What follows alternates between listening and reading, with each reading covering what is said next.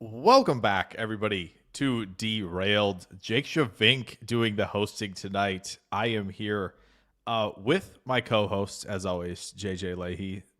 It is Oladapo season for him.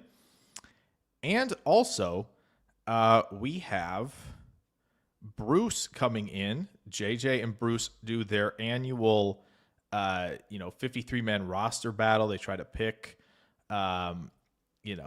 who's making the team, who isn't, right? And who gets the most right, gets the bragging rights.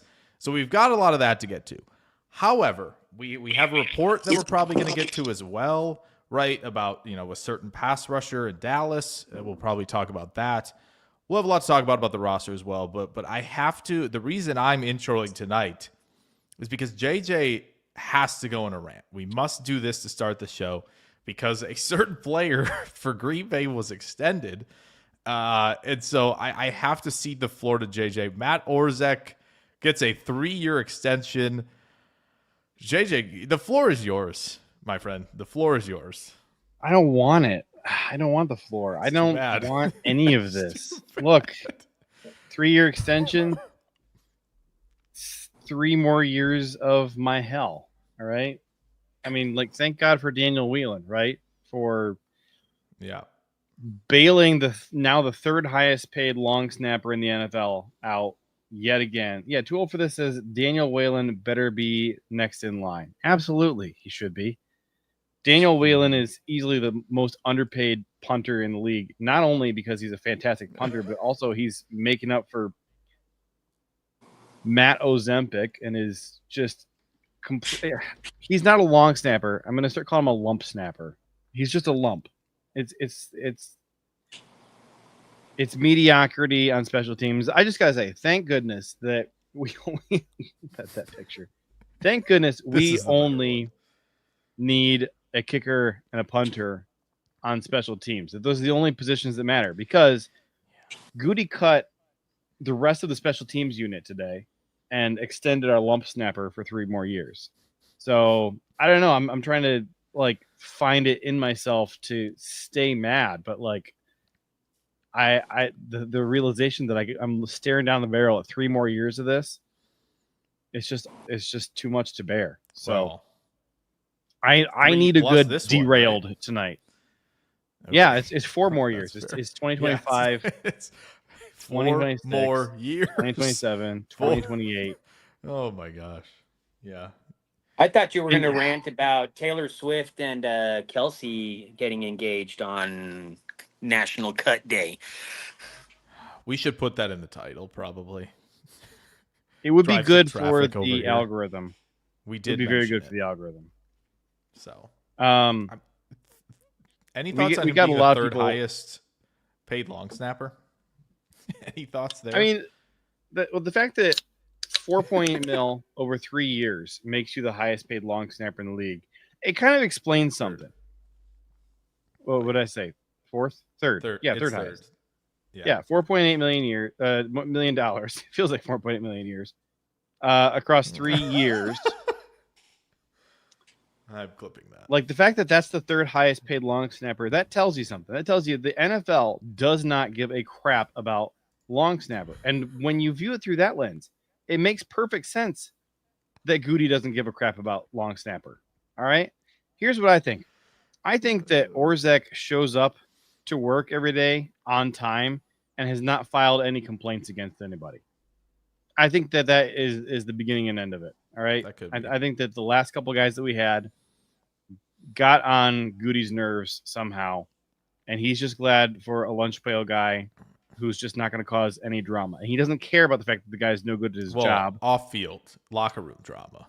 There's some on-field drama, I would say. Okay, but again, Goody closes his eyes. Anywhere else. Well, when special teams goes out there, Goody turns and starts talking to the guy next to him. He's like, "Can I play devil's advocate for that was you a really good. quick? That was a really good drive. Yes. Let's talk about." And Bruce, welcome in, of course. Yeah, let me. Thank you guys for having me. It's nice. I always enjoy you guys quite a bit. To play a little bit of devil's advocate, we are talking about Whelan, and we're talking about Carlson and them being so clutch. a lot of it has to do with the dynamic between them, right? I mean, obviously there's some sort of chemistry well enough that you don't want to mess with, because if on the back end of the long snapper, regardless of what's happening in front, the execution on the back end, we're not seeing botched, anything on the back end. So that must be enough to where Carlson and Whelan probably not necessarily had say, but at least came into the decision of this is why we're keeping him, because it's a smooth operation, at least in that sense. I mean, Carlson's been, or Carlson, Jesus, man, that I was gonna say Totally. you got Carlson He was- on the brain. He was saying that when he came in too. Like he said, he was multitasking, putting Carlson on there. it's been just nonstop Carlson. But so McManus and Whelan, and how much of that played into that decision? I agree with you. There's probably better options out there, but again, team chemistry is more than likely the reason why he just said, let's just not mess with this thing.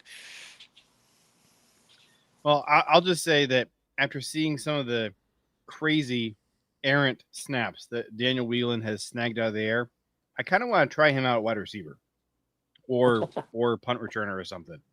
Like that dude has some hands. I am really impressed with some of the crazy errant snaps that he has just snagged that absolutely should not have happened. So all I can say is I hope that we have a nice juicy extension lined up for Daniel Whelan, the Irish leg, because the Irish hammer, because he deserves it, every penny of it.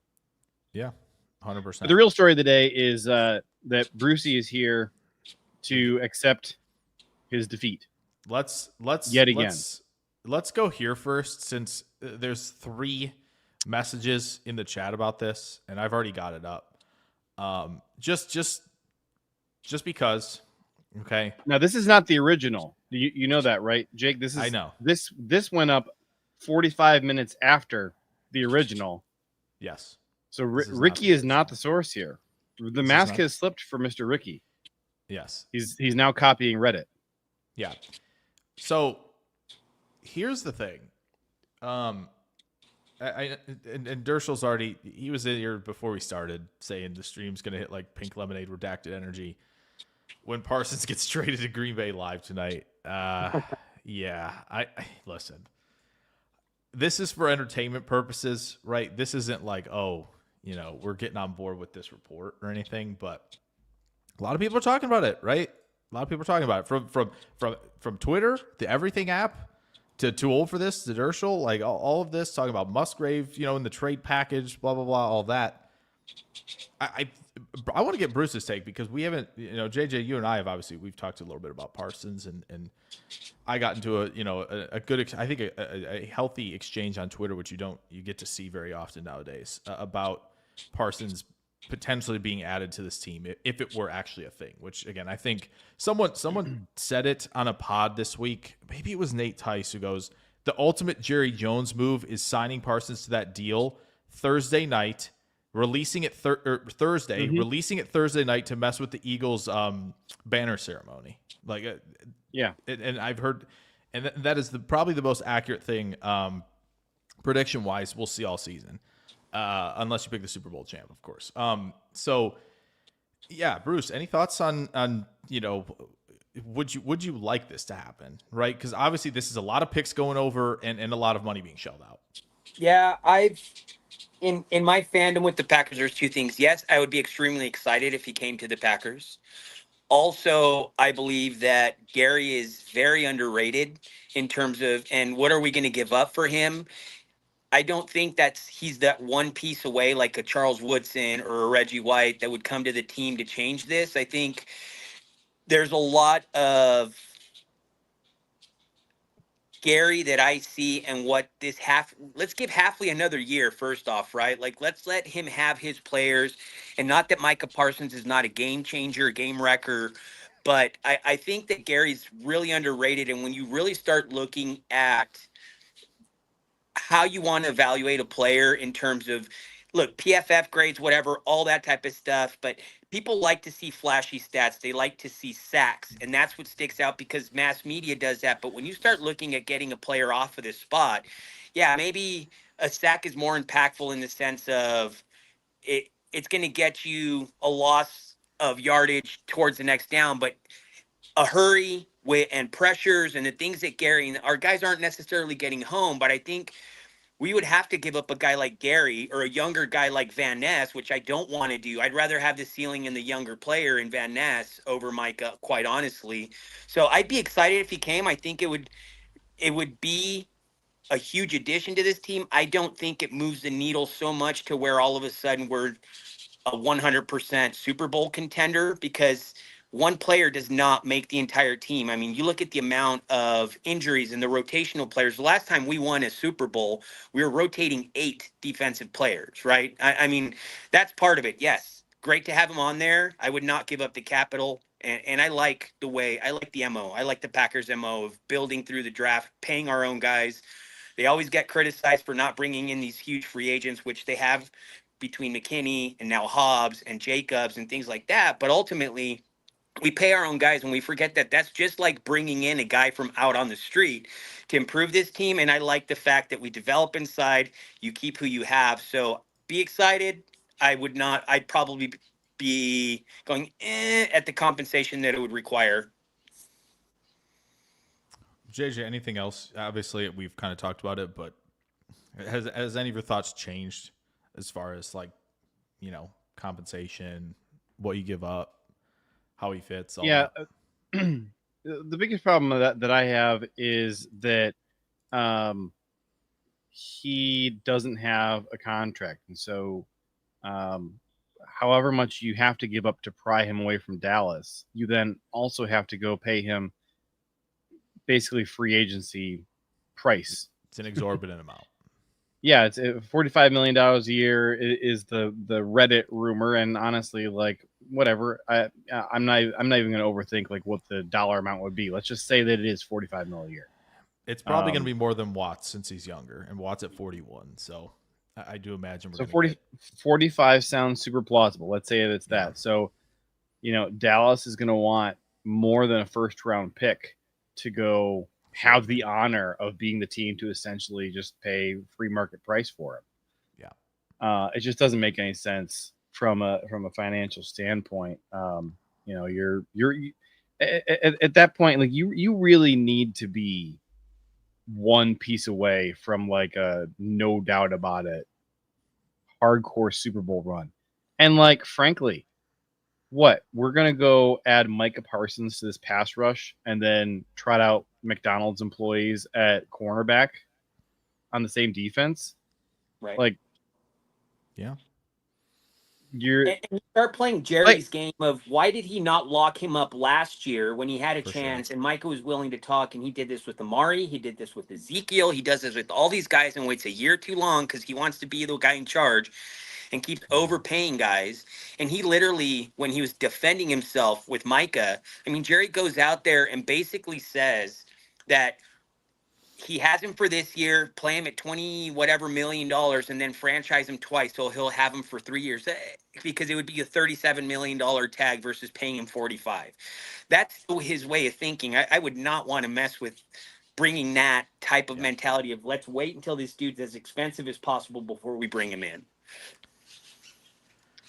Yeah, the other thing too is, when we're talking about Micah Parsons or we were talking about Trey Hendrickson for a long time. Okay, the Bengals are keeping Trey Hendrickson. So do you think that the Bengals are winning the Super Bowl? If the Cowboys come to terms with Micah Parsons, you think the Cowboys are winning the Super Bowl this year? You have to have an elite roster all over the place. Yeah. And, Dallas doesn't quite have that. Cincy certainly doesn't have that. I would say we don't have that. There's certainly a path for us to be a dominant team and make a Super Bowl push for sure. Mm-hmm. But we're not the kind of roster where, I think if you look at, maybe the Detroit Lions or the San Francisco or the Rams, these are teams that probably are maybe just like a Micah Parsons or a Trey Hendrickson away from feeling like the NFC favorite to represent the conference in the Super Bowl. Add Micah to Green Bay. Do you think it makes us that? Or does it just kind of put us on the same sort of tier as where the Eagles and the Rams and the Lions are right now? Yeah, I think that's a fascinating discussion because I think I do think it highlights one, as you mentioned, JJ, right? Green Bay's trotting out a less than ideal corner room right now. I think there are questions still on the interior of the offensive line. Why are they going to get Kennard? You know, what's up with Banks? What are we doing? Like, there's a lot with this right now of like, it just doesn't. And again, I don't want to, pour cold water on the season before it's even begun, right? But it just does kind of feel like Green Bay kind of lacks that like extra punch or two at certain spots that are going to get them where everybody wants to go.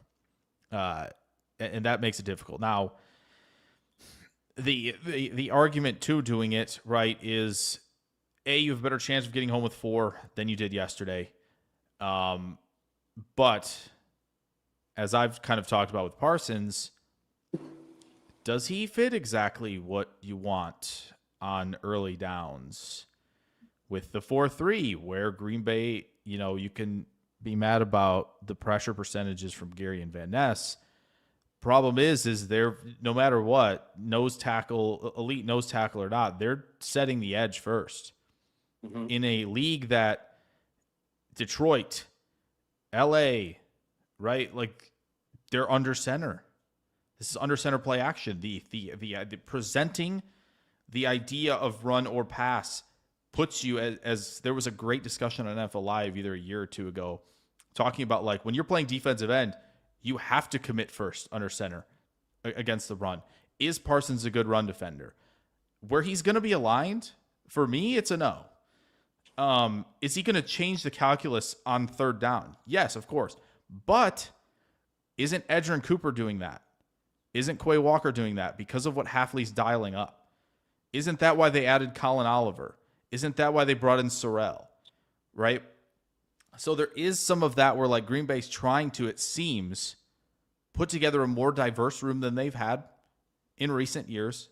Heavier in some respects, but also even lighter. If Colin Oliver's like, which I think we're going to get to because we're going to talk about the linebackers, but like if Colin Oliver's playing pass rusher, like this is the lightest guy they've drafted since Clay. In forever. Yeah. Perhaps. Like, I got to go back and remember, but it's been a while. So, yeah, there could be a lot of calculus changed here with how Hafley said, no, I want these type of guys in the room. We've got our guys for early downs. We know Gary's a force. We know Van Ness can defend the run, right? We hope he takes a step. And we'll see what this ragtag group, especially with Cooper as a blitzer, especially what Walker can do coming downhill, like all of this stuff to really wreak havoc. Can they rebuild him in the aggregate? What you're going to get from a Parsons?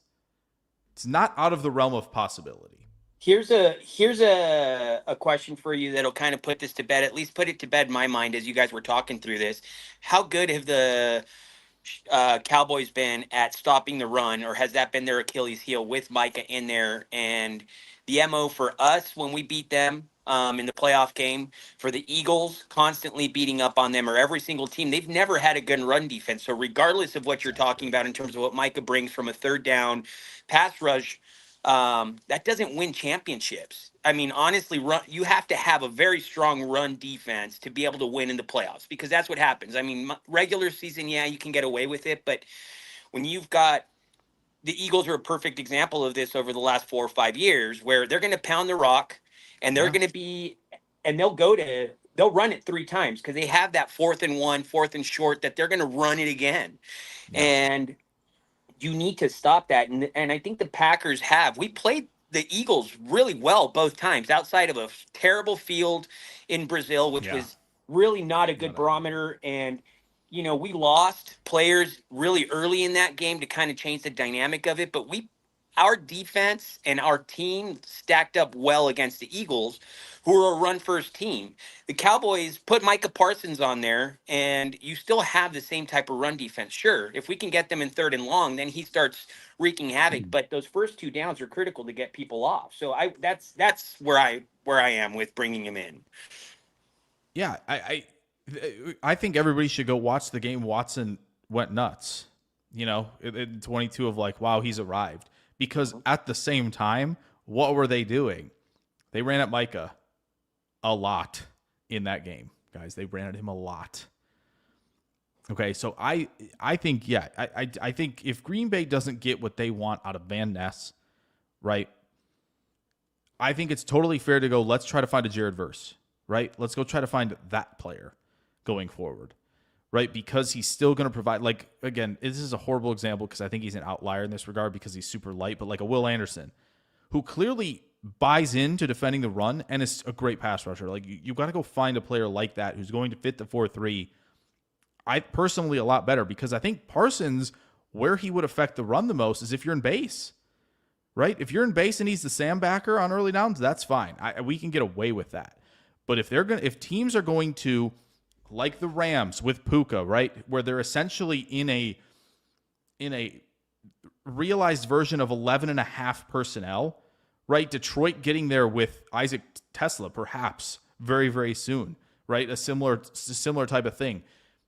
If teams are going to get into that, right, now it gets really interesting of how, we can spread you out here, we can bring guys in, do all this stuff to kind of defeat what you have out there in base.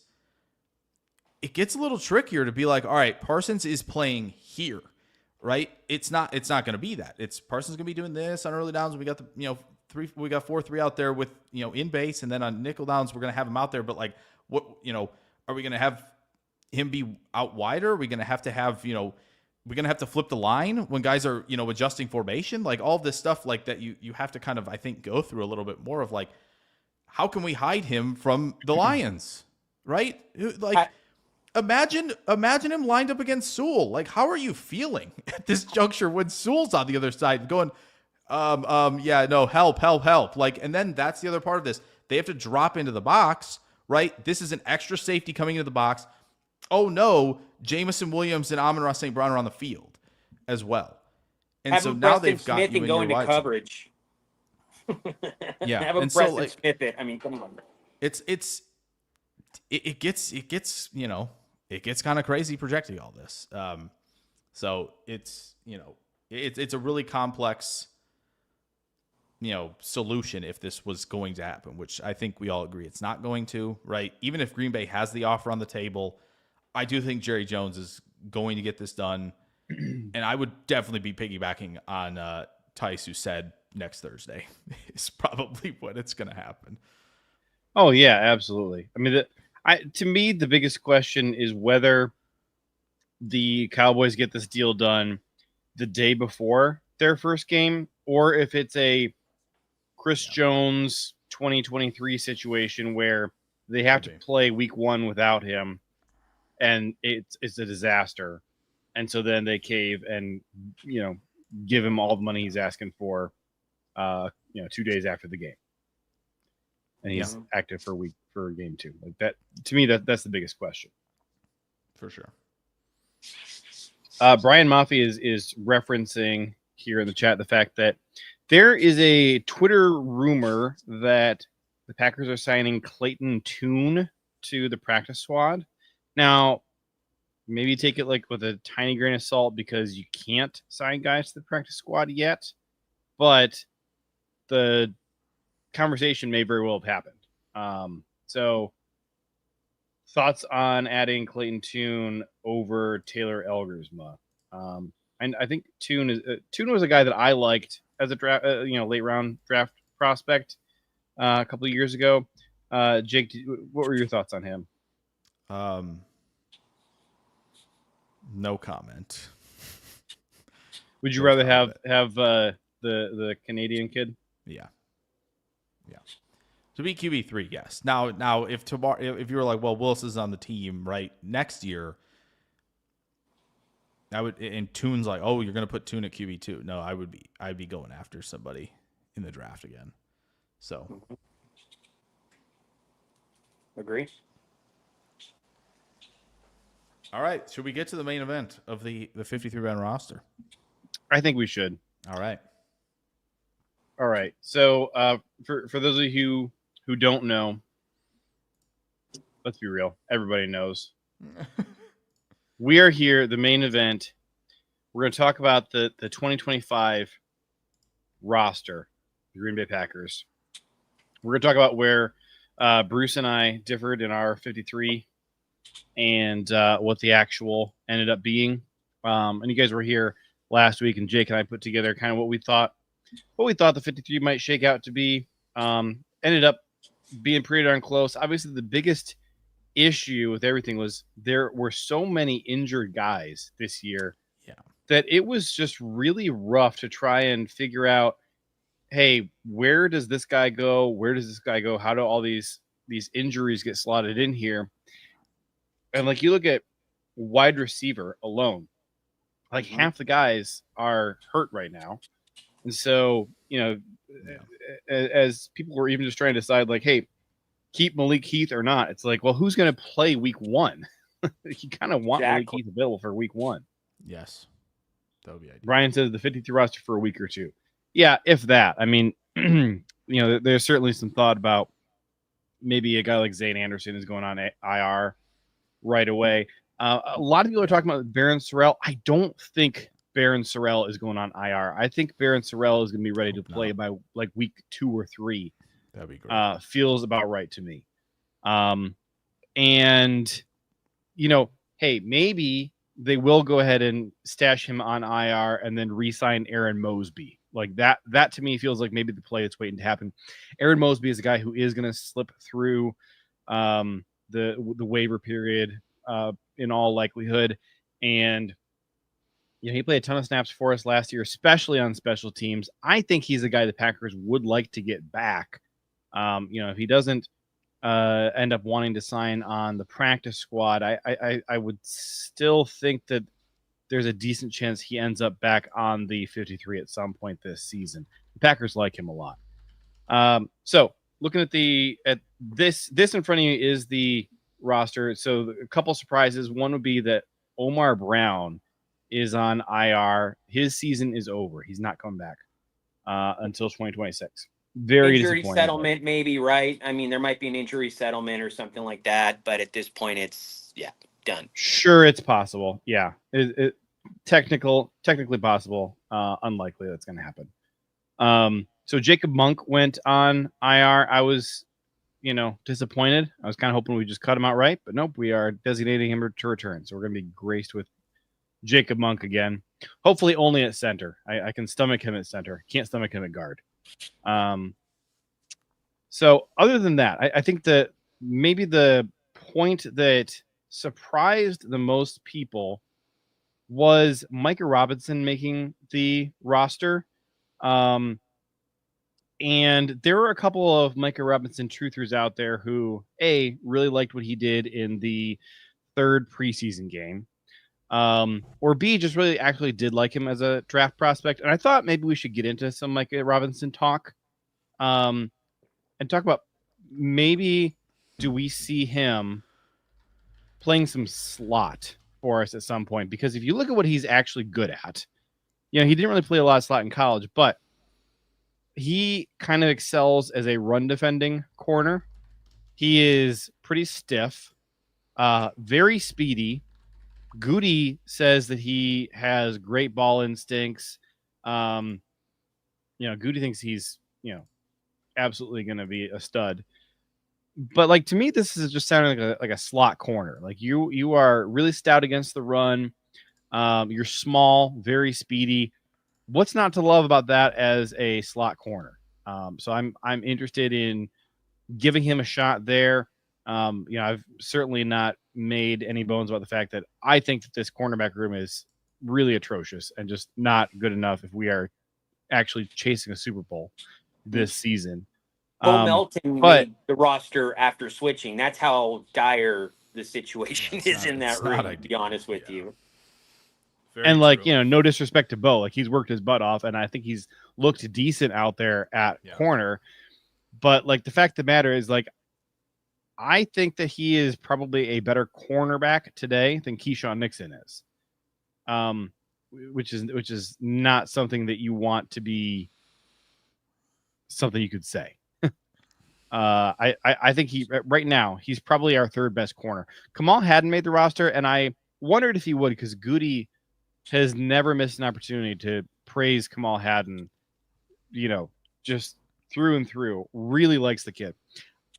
I thought he looked terrible in the preseason, but that's neither here nor there. Like, we're not here to say, hey, based on how you play in the preseason, that tells us whether you're going to be good in the NFL or not. Like, we know that's not true. So I'm choosing to not overreact too much to what we saw in those preseason games. They tend not to be predictive. The coaches can get some answers about you by putting you in some certain situations and seeing how you respond to them, but they are not predictive. So, Jake, any thoughts from you about Micah or the cornerback room, or just roster surprises here? Yeah, I was gonna say one thing. Yeah, that Wide Left on Substack did an awesome thing about preseason being predictive or not, right? And it's all over the place. There are, for every Victor Cruz, right, there's a Kenny Pickett, right, who dominates in the preseason and goes, and you see it, right, where it's just like, they don't have it. And there's a theory out there that once guys get onto the practice field and they start going through training camp, like, teams can kind of see it a little bit, where like the non-projects, right, like the Van Ness thing, I think is a little different than, 23, 24-year-old rookies coming in, right? Or guys that have been perceived stars coming in, where it's kind of like, oh, like you don't have it right now, versus like, oh yeah, he's got it. Like, I don't want to, I want to get ahead of ourselves, but it feels like Golden is one of those guys at the moment where it's like, oh no, he's got at least something, right? Where it doesn't mean he's going to be, I'm not saying he's going to put up like BTJ numbers or Puka numbers in year one or anything like that. But like, I think it's very clearly like you can kind of see like, okay, he has already kind of lifted sort of either the floor and also the competition in the receiver room, and kind of put everybody on notice a little bit. So can I super fan on that comment real quick? Yeah. Because I've been trying to kind of temper expectations, but with the injuries to the rest of the room, which we've mentioned earlier, who else? I mean, Reed, okay, probably going to be available, right? Maybe with or this, not. so Like all of it, it's just it's going to be Wicks, Heath, Dobbs probably, but he's got a back thing going. I don't.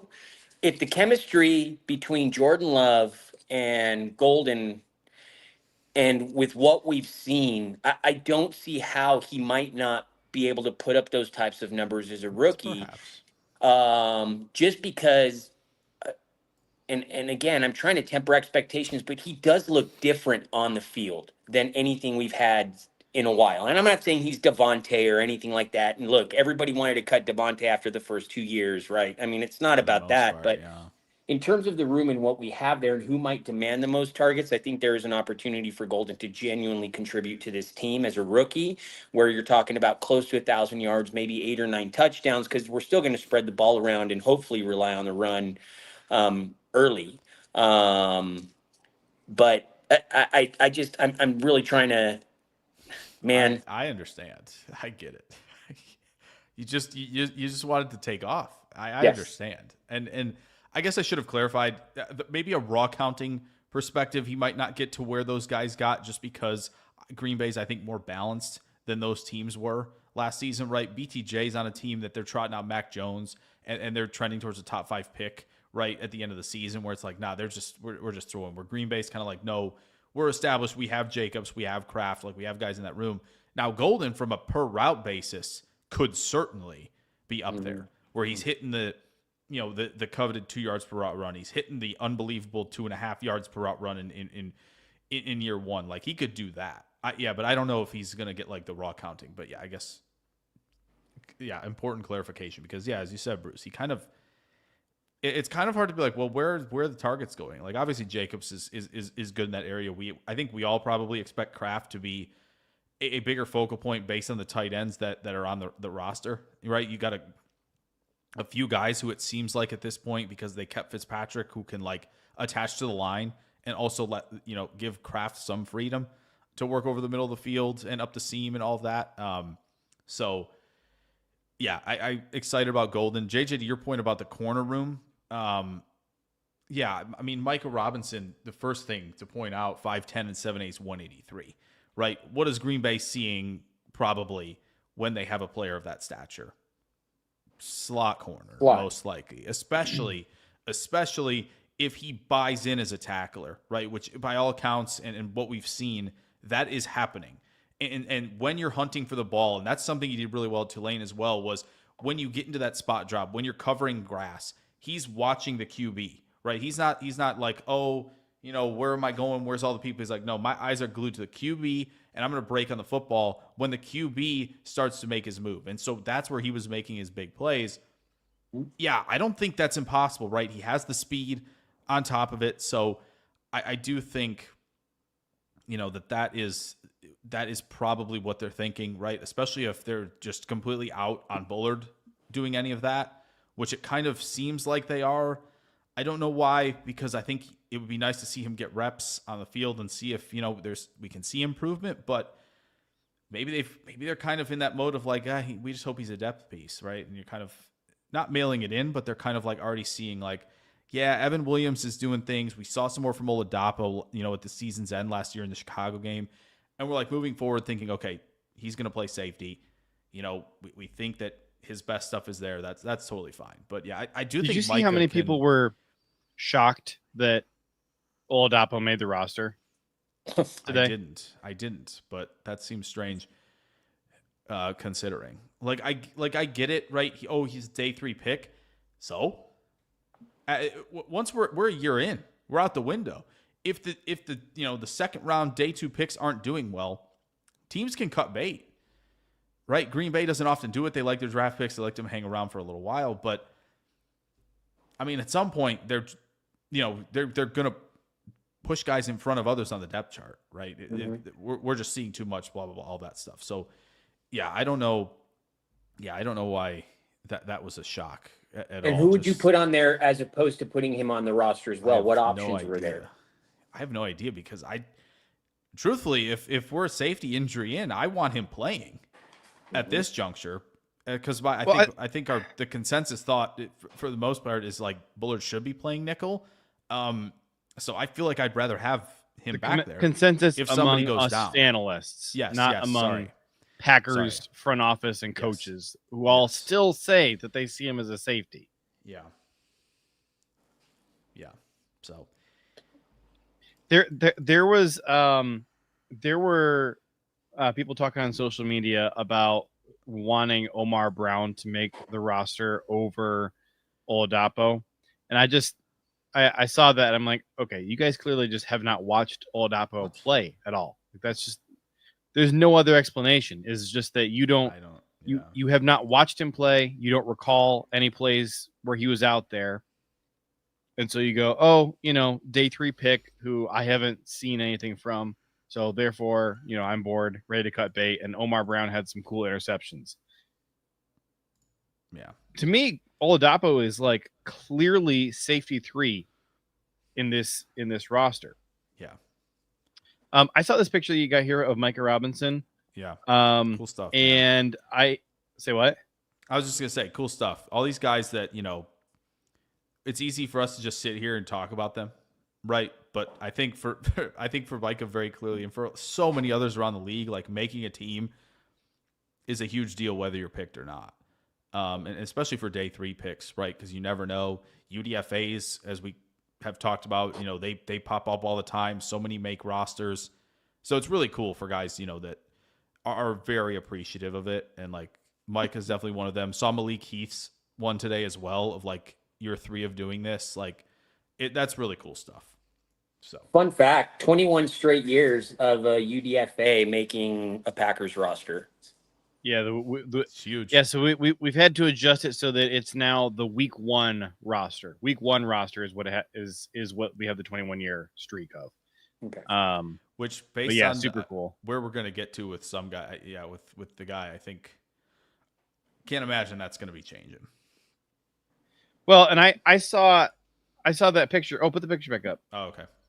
So I saw this picture and it's cool, but I'm not really down with the controversy. He's got the God's child and the cross thing on his face. Like, that's Emmanuel Wilson's whole thing.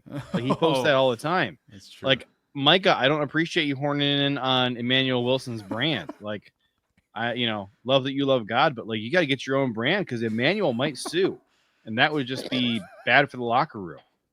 All right, you gotta find your own original way. To express yourself. Maybe he converted him, JJ. Maybe he converted him. Oh, is he an Emmanuel Wilson Maybe. like disciple? Maybe. We He might don't be an know. Emmanuel We'll Wilson have disciple. We'll have to ask him. This is very interesting. You know, you know what? I appreciate Many guys are being calling out there, Emmanuel you know? Wilson the new Paul.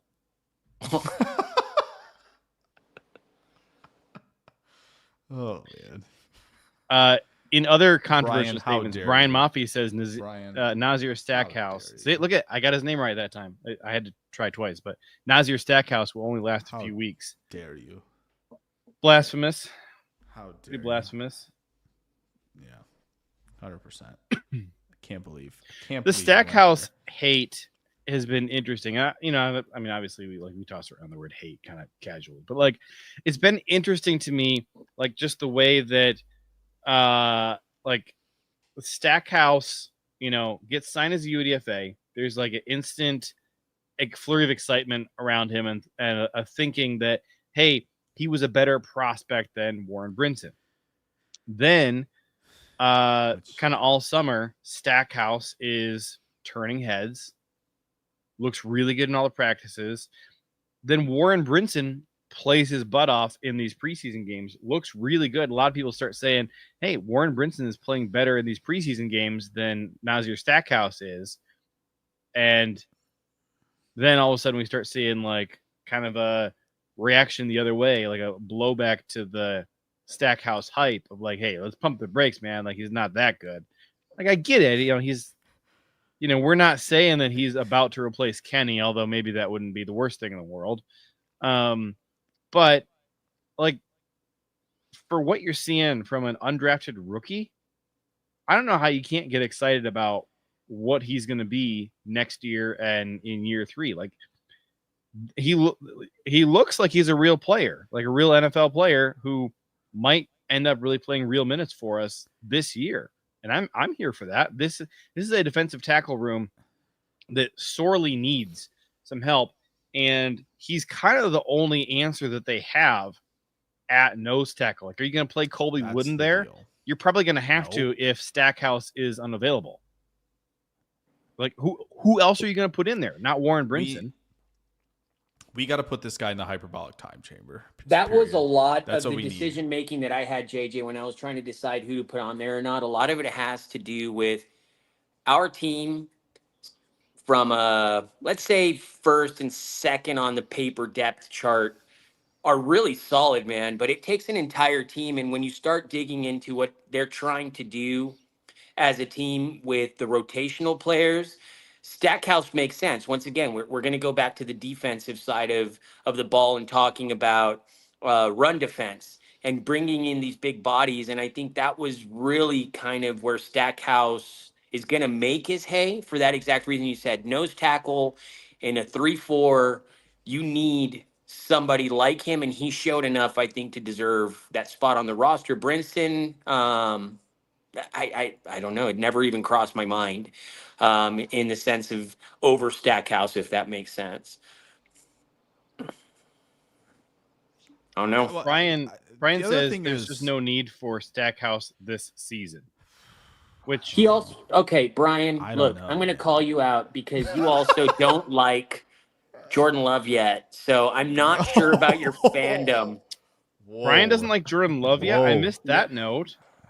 Whoa. Which is interesting because I feel like I listen to Brian all the time. I love Now we this. have to give him Wow. a little. Brian Maffey confirmed Jordan Love hater, which might be a good Is Brian name. with the Sean Clifford bros? easily. It's possible. easily. But confirmed Jordan Love hater might be a great name for Bruce to have to change his social media profile to for the next month. No. I don't Yeah. think you can do that. You know what? Jake, do whatever did you you hear want. about this? No, pick a less. I get to pick. No, I get you to should pick Jake's display Hold name on. for Bruce's display name for the next month. hold on. I think you got to go with your brand. You got a player in your description. You know, that's what I'm saying. Old Oppo That's season. what I'm saying. But But do a play on words, like be That's- creative, at least like me. Well, here's the ones that Where they believe here's it. the ideas I've had so oh far. my gosh, Love is not the answer. he did it.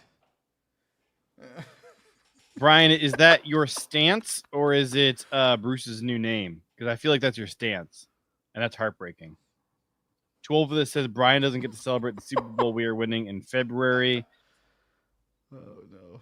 Here, Jake, I'm gonna run my names past you that I've come up with for Bruce so far, and I want you to weigh in. So hold on. Cheers. Really quick Okay, before go ahead, you do that, JJ. on the Brinson Stackhouse thing, I feel like because everybody's going back and forth, we're so starved for football that we can't help but react to like every little thing that's going on. Totally understand that. We're having a great time talking about guys like Torrey Horton and others, in the preseason, which love that. Travion Henderson, my goodness. But like, I think even if he's a good, not great run defender, we could use that. I promise you. I promise we could use that, especially if a certain player is potentially coming over here, because now I'm seeing it all over the timeline right now. So that's, that whatever. Well, here things we are got, happening over here that anyway, it would certainly be helpful. Now, Andy Herman has also said that now, so there's a lot going on in terms of the Parsons front. But either way, the way this needs to be set up with in theory, 4 guys, with the hand in the dirt, 5 on the line, when you're in base, you want to stop the run, right? And Bruce brought it up about like the Philly being able to go on 4 downs. Jayden Daniels, don't forget about the Bills and Ravens, 2 teams you could be playing in February if you get that far. Like they will be all in on doing everything possible if they so desire, especially those other 2, right? They say, you know what, like Derrick Henry, we'll give it to him 30 times. We're not scared, right? Type of thing. And Josh Allen and company, like Joe Brady came in and he said, no, we're going to run. And like James Cook pops off. Ray Davis is in the backfield as well. And Allen can run himself. So I think they have to have as much as they can in that room. Nothing against Colby Wooden.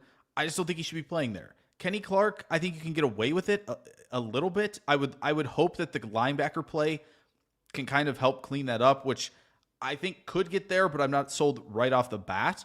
So I think that gives you a guy like Brooks, who I think we would agree does a nice job one-on-ones. Are you asking him to take doubles? I don't think so, personally. We know why it's the pass rusher. That's why, again, Brinson, I think probably better off lining up at the 3 tech, right? In terms of this scheme. And so you have one guy right now. And I would like to have him on this roster. And I think that's where it's like, who's better, Brinson or Stackhouse? Like, well, they kind of don't play the same position. They don't play the same position. It's kind of like, all right, is if you're going to ask the question, be like, well, is Brinson a better pass rusher than Stackhouse as a run defender? Which, again, even then, it does. I'm not as concerned about the answer, because it's like, as Bruce brought up earlier, we were talking about the Parsons stuff. It's like you need a good room that can rotate in, get meaningful snaps, and do the job that they're supposed to. And I think Stackhouse making this roster is kind of proof of like, hey, yeah, we had Slayton, and I know he wasn't everyone's favorite guy, but he did clean up some of that dirty work, right? Playing nose tackle. And it's like, you kind of need that with where we're at right now.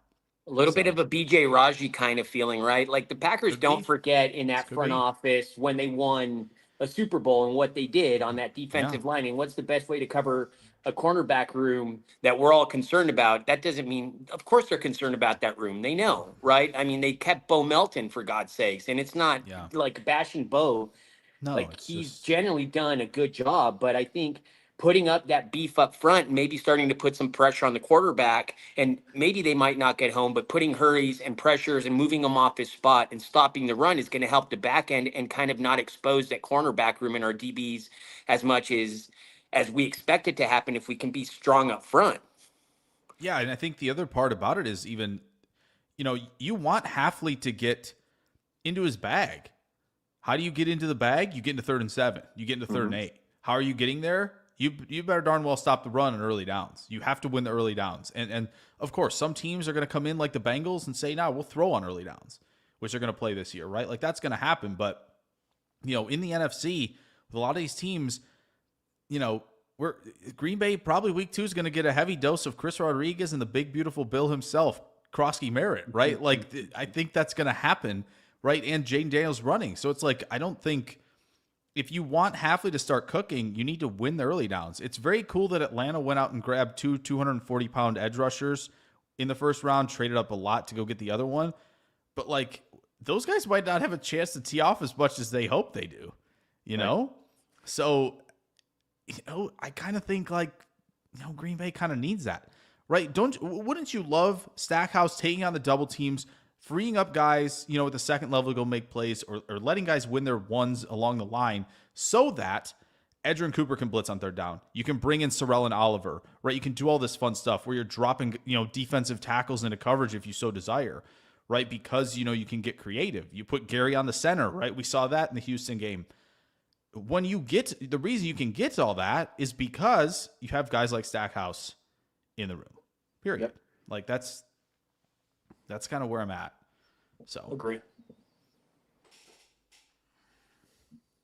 We got tweets flying in about this Parsons thing. Dude, Goodness come on, man. Come on. It's almost like clockwork for like the NFL Network talking about Caleb throwing for 4,000 yards. Whatever. Jerry is loving this right now. Everybody's talking about Parsons. As Jerry Jones has said a million times, any publicity is good publicity. I think I think it's so dumb, but he said it. So, what can we do sitting here, with the owner of, one of the most valuable franchises on planet Earth. So, Well, I mean, I still he think bought that, them for what, $1.2 billion, and now they're worth $12 billion. I don't even know if I don't know if he paid $1 billion even.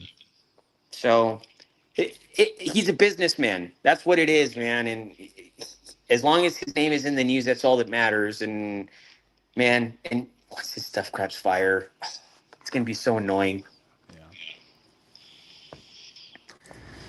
All right, JJ. I still think that the most likely scenario here is that I'm not sure which side, Micah's side or Jerry's side. Somebody asked the Packers, "Hey, can we use your name to help support our narrative?" And the Packers said, "You know what?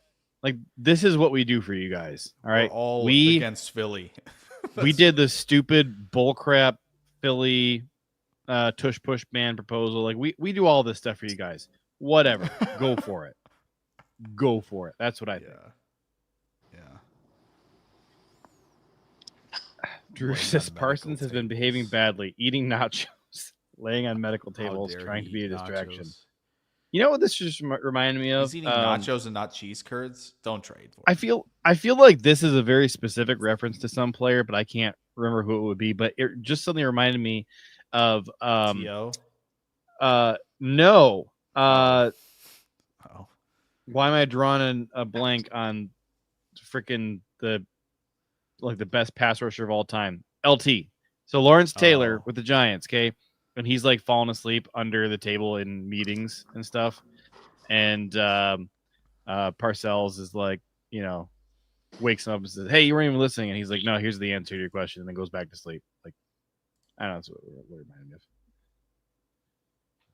Dershel says Ed policy era already hits like redacted. I had I got a lot of podcast feedback from listeners this week, which is funny. And I had 2 different people reach out to me and say, "Hey, every time you say redacted, I know what you're talking about, and it makes me feel special that I feel like I'm in the know." And I'm like, "Well, I'm glad that you feel in the know because you are." I also had a bunch of people ask me, like, why the heck do you guys go 2 and 3 hours long per episode? And I'm like, I don't know. First of all, like I've seen this week and last week, I've seen other podcasters out there kind of rant about the fact that, like, oh, if you go more than an hour, that's not the sign of, having great content. It's a sign that you're a crappy podcast host. And I'm like, you know what? Then maybe we're not a podcast. Maybe we're just an experience. We're a YouTube experience. That's all right. That's it. JJ, you know what? We go this long because the chat is having a blast. Dude, what, Bruce? Just tell them all to F off, man. Whatever. You guys are doing a good job, man. Don't We have so much fun. Oh gosh, we're not Freaking- doing this. This is we're this not is doing the Kay this. Adams version This of is- the we're not- eyeballs emoji. We can't do this. We can't do this right now. We Aye. can't. I'm losing my mind over here looking at the Twitter timeline right now. I'm losing my mind. Okay. Do you guys want this to happen? Bruce, No. you want it to happen, right? You don't? No, I Do don't. you Like, wa- I'd do be you happy want if it this to happened, but I happen? don't want it to happen. I mean, that's because ultimately, again, you look at what he was on the Cowboys. The Cowboys have a terrible run defense. The only way you're ever going to win a championship or even stop anybody in the playoffs, which is why the Cowboys cannot win a playoff game in 30 years because they've never focused on that. You bring that guy in, that's great. He'll be great on third down, but you need to win him first and second down. And yes, great, flashy guy. Let's get all the headlines, which we don't care about. I'd rather have somebody that can stop the run. So, no, I'd be happy just because I'm going to get excited because he's going to be a Packer, but I do not want it to happen. The compensation's not going to be where I would be comfortable. Yeah. Jake, thumbs up or thumbs down? Like you don't know what the compensation is, but just let's say that Goody pays what he thinks is fair Can we trade and for in the best Jared interest of the Verse team. instead? I would love to trade for Jared Verse. Dude, I was so Amen. mad. Okay. I was so mad that we didn't get a chance to draft him. I know. I was devastated. Listen, there were a lot Absolutely of players. There were a devastated. lot of players in that draft that would have been really exciting. So Most of them tough are to gone think by the about. time we were on the clock. It's true, Frankly, but some not all of weren't. them, but most of them. Some weren't. That was my Yeah. least favorite Packers draft experience of my lifetime. I was at the draft in Yeah, that's Detroit, tough. watching all my favorite draft prospects go to teams that I didn't want them to go to, and then I'm watching Goody work his magic and take the players that he took. And I'm hanging out there with all the Lions fans who, by the way, whenever the Packers picks were being announced, Lions fans booed so loudly. I could not hear Goodell say the name. I had to wait for the name to come up on screen so I knew who the heck we just drafted. And they also were doing F Green Bay chants too. So that was fun. That was great. Anyways, yeah, I've seen a lot of people talking about how Micah Parsons and Jordan Love share the same agent. This is That what is Jerry completely wants. meaningless. Jerry That's completely wants meaningless. this. We're feeding Like, into what it. So, like, is the logic here that Micah's agent just is a talking bunch to of Jordan, suckers. and then Jordan goes and talks to the Packers? I think we're just a bunch of suckers out here because we have one Dude, week left. dude until the season represents starts. half the league at this point. Just saying. Yeah. No, So, anyways, please no. The owners, front offices are just laughing about how crazy, how berserk we're going right now for no reason. I don't feel like the three of us are going berserk. I feel like the three of us I think are we're trying being not to. pretty circumspect here. I mean, We're putting the Like, tweets up though. we're So- skeptical. We're We're skeptical. putting the tweets up though. Here, I get it. I'll put something up here. You want to put the roster back up? Yeah. Yeah, thank goodness. here's the roster. Okay. So, Right. So Darian better. Kennard is now a Packer. He was not the last time that we had an episode here. So let's talk about him. True. Well, the only thing that I really found interesting about him is that he is the second player in NFL history to win 3 consecutive Super Bowls as a player. And so, of course, that makes everybody want him to go 4 in a row, right?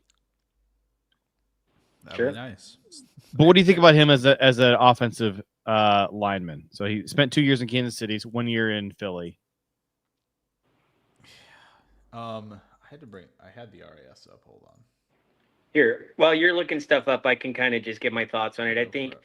from a 53-man standpoint, JJ, I had trouble. Like, we usually carry 9, right? And it's a pretty easy 9, and we're thinking 10. This year it was like solid 7. What are we doing? There's injuries, all of this going on, and I think that's part of the reason why they brought him in, because of the Well, injuries. it's he had this sort of offseason, right? when you say that we keep I think 9 so. usually, that's sort of true. The last 3 years, 22 we kept 10, 23 we kept 11, and 24 we kept 10. So in the last 3 years, the number has actually been a little north of 10. So this is actually right in line. Now, it's been 9 if you go back further than that, for the first 4 years of Brian Gutekunst's tenure. So what? Yeah, the Goot tenure is where as far back as I'm going. Yeah. Yeah, he kept 9 his first 4 years in a row, and then we went 10, 11, 10. So this is 10 again. To me, I was a little surprised that we kept Dontayvion Jennings, because I just assumed once we had the other 9 guys in here, I thought that was going to kind of be the end of it. Little light at guard, unless you do think that Jordan Morgan and Darian Kennard are in the mix at guard, which I think they both are. Probably. So then the fact that they kept Dontayvion Jennings, that was exciting to me, because that to me didn't say depth. That said, this is a guy we believe in and want to keep developing. That you don't think it had something to do with Banks and his injury history? Possible. I mean, it probably had something to do with Jacob Monk being hurt too. But frankly, I would much rather continue to keep developing Dontayvion Jennings over Jacob Monk. It would be nice to see more of Monk at center. We just haven't seen him much at center. I'm 100% out on ever seeing him play guard ever again. The Packers have him listed as center/guard. Just get rid of the slash entirely. Yeah, he is a pure center. He's just not strong enough to play guard at the NFL level. That he's just not it. I feel like sometimes he looks like he's still a center when he's playing guard. He's a little slower off the ball because he thinks he's snapping it. I don't know. It's very weird. It's just so the vibes are not great. With him on IR, designated for return, essentially our second best center is our best tackle right now. That's tough. That does not make me sleep. Because we've seen Sean Ryan at center, and I think we've seen enough of that. I think so, yeah.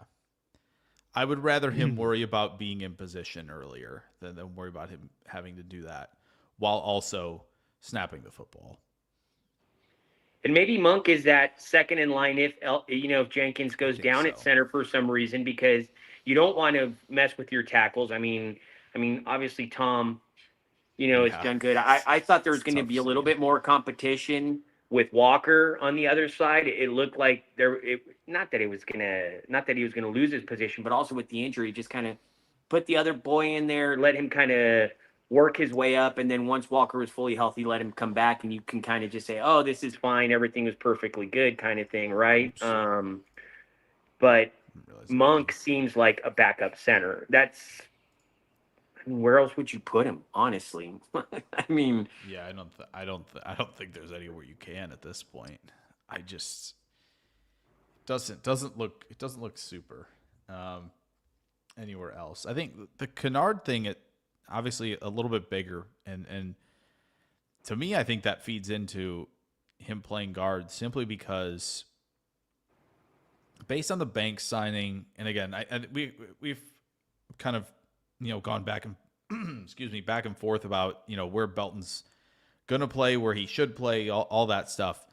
Well, I think that Banks and Belton are worth relitigating again, because the last time we talked about them was before any of the preseason games and before most of the open practices. So, it was all still very much conjecture the last time we really had a serious conversation about those two guys. I think now is a perfectly fine time to revisit. Okay. Works for me.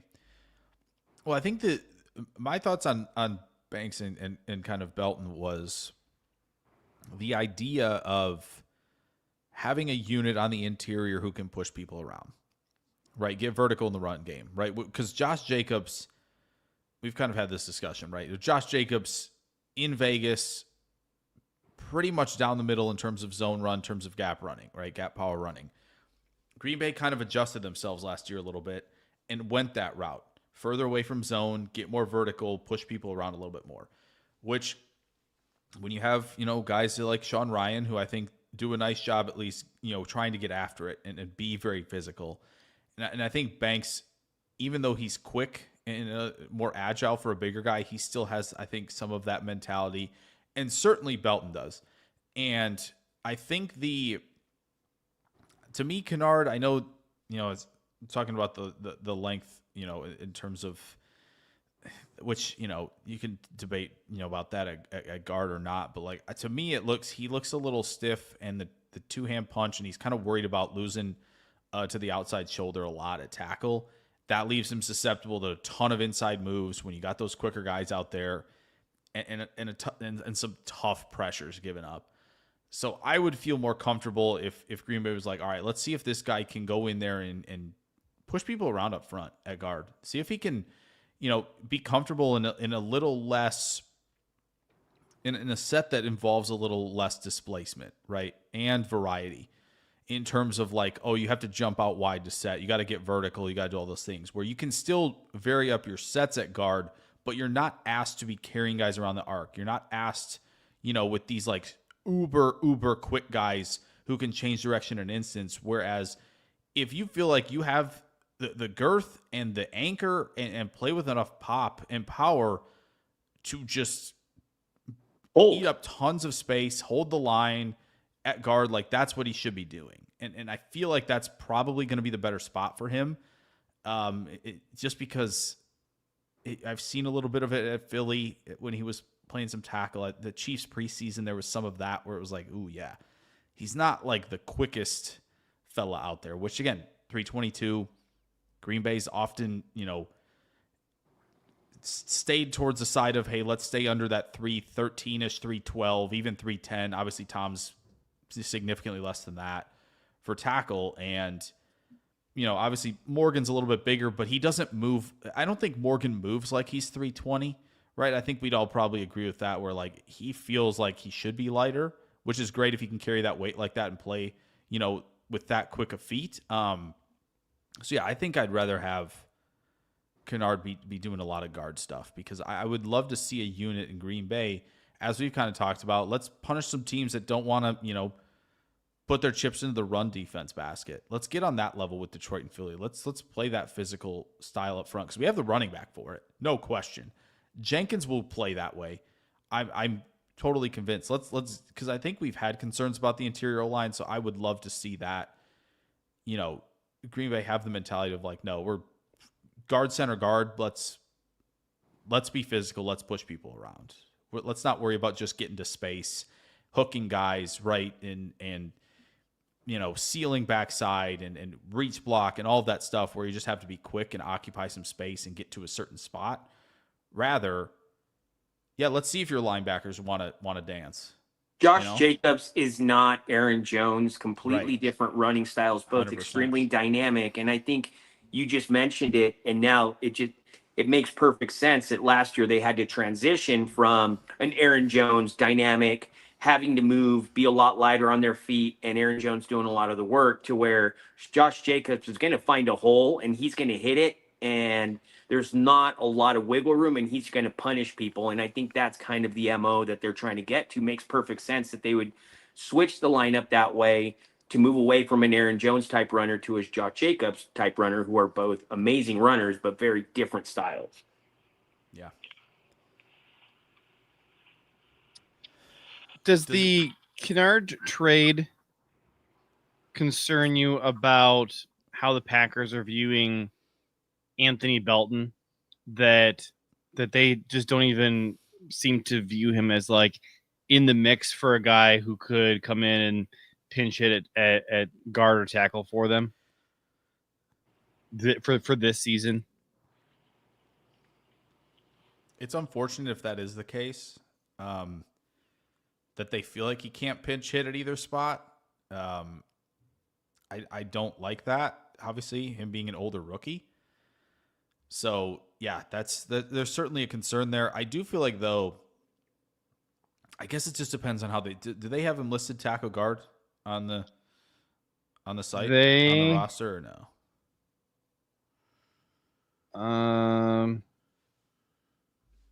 Let me check here, because I can't remember if that was something that I edited or not. Because he probably was listed at that with. They have him listed just as tackle only. Really? Yeah, which is odd to me, because I still like the idea of him playing right guard or right tackle. Yeah.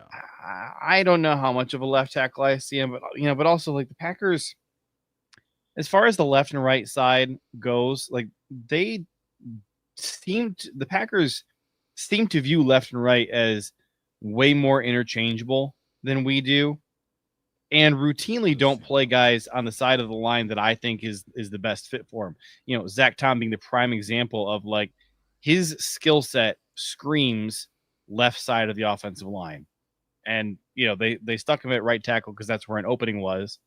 And he's locked that down. And now they don't want to move him from there, which, I'm not criticizing the decision to keep him at right tackle. And I'm glad that he was able to lock that down. But just, left and right doesn't seem to matter to the Packers the same way that it does to us when we're trying to evaluate these prospects. We're trying to evaluate these prospects. Yeah. Yeah, it's interesting because I feel like we think we have a handle, right, on kind of what they're doing, and it makes sense, this transition, and then you see Jordan Morgan at left guard, and you go, that's maybe not exactly what we want.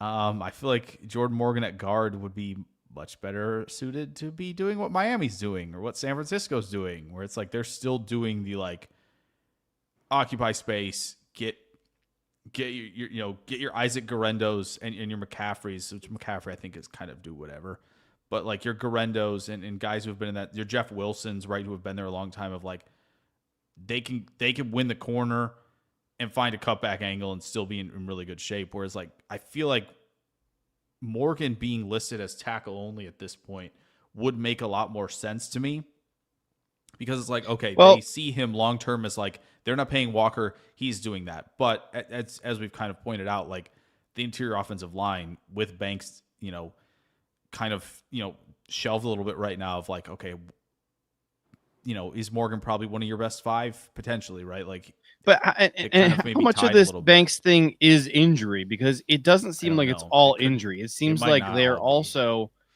not liking what they're seeing. And like, frankly, I haven't liked what I've seen. I didn't like what we saw in San Francisco.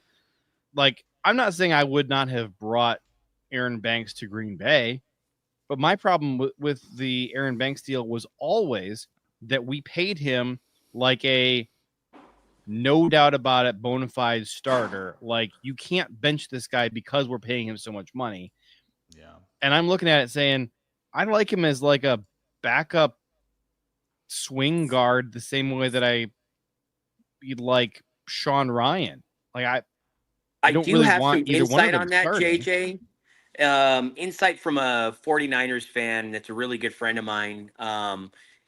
And just asked him about him, right? He said, dude, he's going to frustrate the living heck out of you. But when push comes to shove in a game, he's really steady and great for a run first offense. And he says there's going to be moments and lapses, but as long as he's not injured and fully healthy and on, he said, we loved him in there. Like, you got a good player if he's on the field and you want to run the ball. Like, that's literally what he said. So I was like, okay, that it makes sense, but why do you pay him $77 million, right? Because he's not like a starting caliber guy, but who are we going to put there? Right. To your point, that is something that has been sorely missing on this offensive line, is like, give us a reliable floor at guard. Like the guard and center situation has been bad for a couple straight years now. And we've got that huge pile of guys on the roster who can play tackle. Not a lot of options at center. And at guard, I can't come up with two starting guards that I love the idea of playing in week one. So, if Banks is what you're saying of like, somewhat of a liability in pass pro, makes some mental errors, but is just a reliable bruiser mauler in the run game. Again, would rather have him playing freaking right guard instead of left guard. I don't know why we had to slot him in at left guard. Maybe he just can't play right guard. Was this a better move? Some people have said that he's. Some people have Good. said that he's made comments about not being willing to switch to right guard. And I know for these guys, left and right is a big deal to the player that, hey, I got all this muscle memory and hand placement and my foot movements that I have to make. That's all, burned into my memory that I don't have to overthink it. It's just muscle memory for me. And so I don't want to have to suddenly mirror that and go play right guard. Okay, sure. I get it. But then in that case, again, it just even more makes me annoyed that we're paying you $77 million. Was it more an upgrade of Jenkins over Myers and really not being happy with that center spot and really having to deal with that component of it to bring him in? Absolutely, because center is not one of these plug and play spots where you can just know that you have an option. If unless you are bringing in an established NFL center, you don't know that he's going to work. And the Packers did not, because of the way that they did things. All right. They were not in a situation where they had the luxury of time. And Elgton Jenkins, this is the story. Elgton Jenkins was the one who approached the Packers and said, hey, let me play center next year, or even mid-season last year that he wanted to play center. And so they're in a spot where they're like, we do need a reliable replacement for Elgton so we can move him into center. And I think that they probably felt better about the idea of, hey, we've got our established starter at center here. It gives us another year or 2 or 3, perhaps, depending on how things go, to find our next center of the future. I know that Goody still thinks that Jacob Monk might be the option there. He really liked him a lot in the draft. This is one of the guys he was really in love with. And maybe Jacob Monk does cement himself as the center of the future. I don't have any proof one way or the other that he can or can't play center at a high level in the NFL. The bits and pieces we've seen of him playing center in practice looks good. So, if they decided that the only good option available to them in free agency was Aaron Banks, and this was the asking price to go get Aaron Banks, and they're already looking the way I am at right guard and saying, wow, we don't have options here, or we don't have reliable options, that we already have this spot that's in flux, and we have 3 new starters here across the interior. Let's get some stability. I can see the case. I still, still doesn't make me happy, but it's defensible and makes sense. Let's just run. Drew says we need to draft Jake Slaughter and move Elgton back to guard. I don't know that the Elgton to guard is happening, because again, I don't think he's getting another long-term deal. But Jake Slaughter, some relative of Jake Slaughter, I don't know if it's his dad or his uncle or somebody, they follow wrestler, me. Sergeant Slaughter. No, that's his other uncle. Jake Slaughter's dad or somebody follows me and likes like probably 1 out of every 10 posts that I post on social media. So I think it's funny. I post about Jake a couple times, and so I don't know, just made a fan in this person. I'm down for this. And I'm a huge Jake Slaughter fan, so I would love this. Oh, no, we got to get the Penn State guard. Still got that. Oh, yeah. Okay, so I'm not looking. Fresh on hand. I don't have his name in front of me, so I'm going to try and do this off memory. So I'm trying to remember what it was exactly. His last name is Joanna, right? Yeah. You want to draft him? Nice. I do want to draft him. Nice. Penn State guard. Isn't it? Is it like Olavania? Olavania something? Olavania. If I could find it in front of me. Olavania.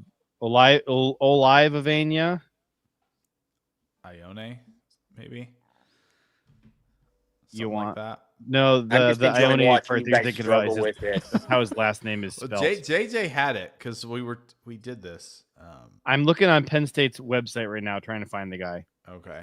Well, while you're doing that, they have 300 players. Want to welcome in Teo Miller from Facebook. don't get a lot of Facebook comments. Most of the comments are from YouTube. So hello and welcome to Derailed.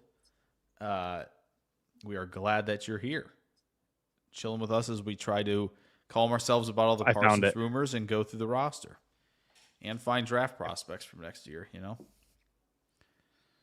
Here's his name. Okay, do it. Here's his name. I'm sharing my screen right now so we can.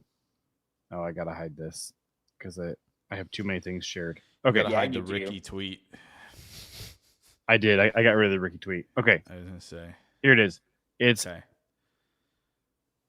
Olai Vavania Ioana. There we go.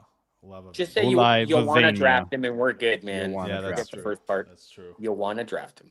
Mm-hmm. Oh, man. Too old for this is dissing our new friend Teo Miller. Is it Teo Miller or Teo Miller? How do you say it? I don't know. I would probably guess Teo.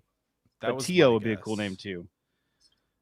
Says, hey, what's up, fellas? Go Pack Go. And then Too Old for This is trying to chase away our Facebook audience, saying Facebook is for old people. Hold on. So maybe you don't know how old Teo is. Maybe Teo is a very hip 70-year-old. Yes. No. Teo is Teo. Tio is Theo, which means uncle. So it's two different things. Well, in Spanish, you don't know what ethnicity Mr. Miller is. Exactly. So I just think that it's bold to assume. Temporary movable obstruction. So I bet you Teo's like a 9 handicap in golf. That'd be nice. Well, hopefully they're enjoying the off season. There's a couple things that I wanted to touch on. Do you want a quick hitter first for fun? Yeah, go ahead. I got a quick hitter. 2023. I want yours. 2023 average age of the initial 53-man roster. 2023, 25 years, 174.75 days. 2024, we're like 90 days older now, aren't we? 25 years, 174.17 in 2024. Any thoughts on what 2025 is? I'm gonna let Bruce guess.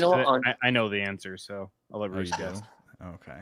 We're probably still going to be the youngest, or one of the. Let's see. We cut. Certainly the latter. We cut. I say 24.1. Wow. Okay.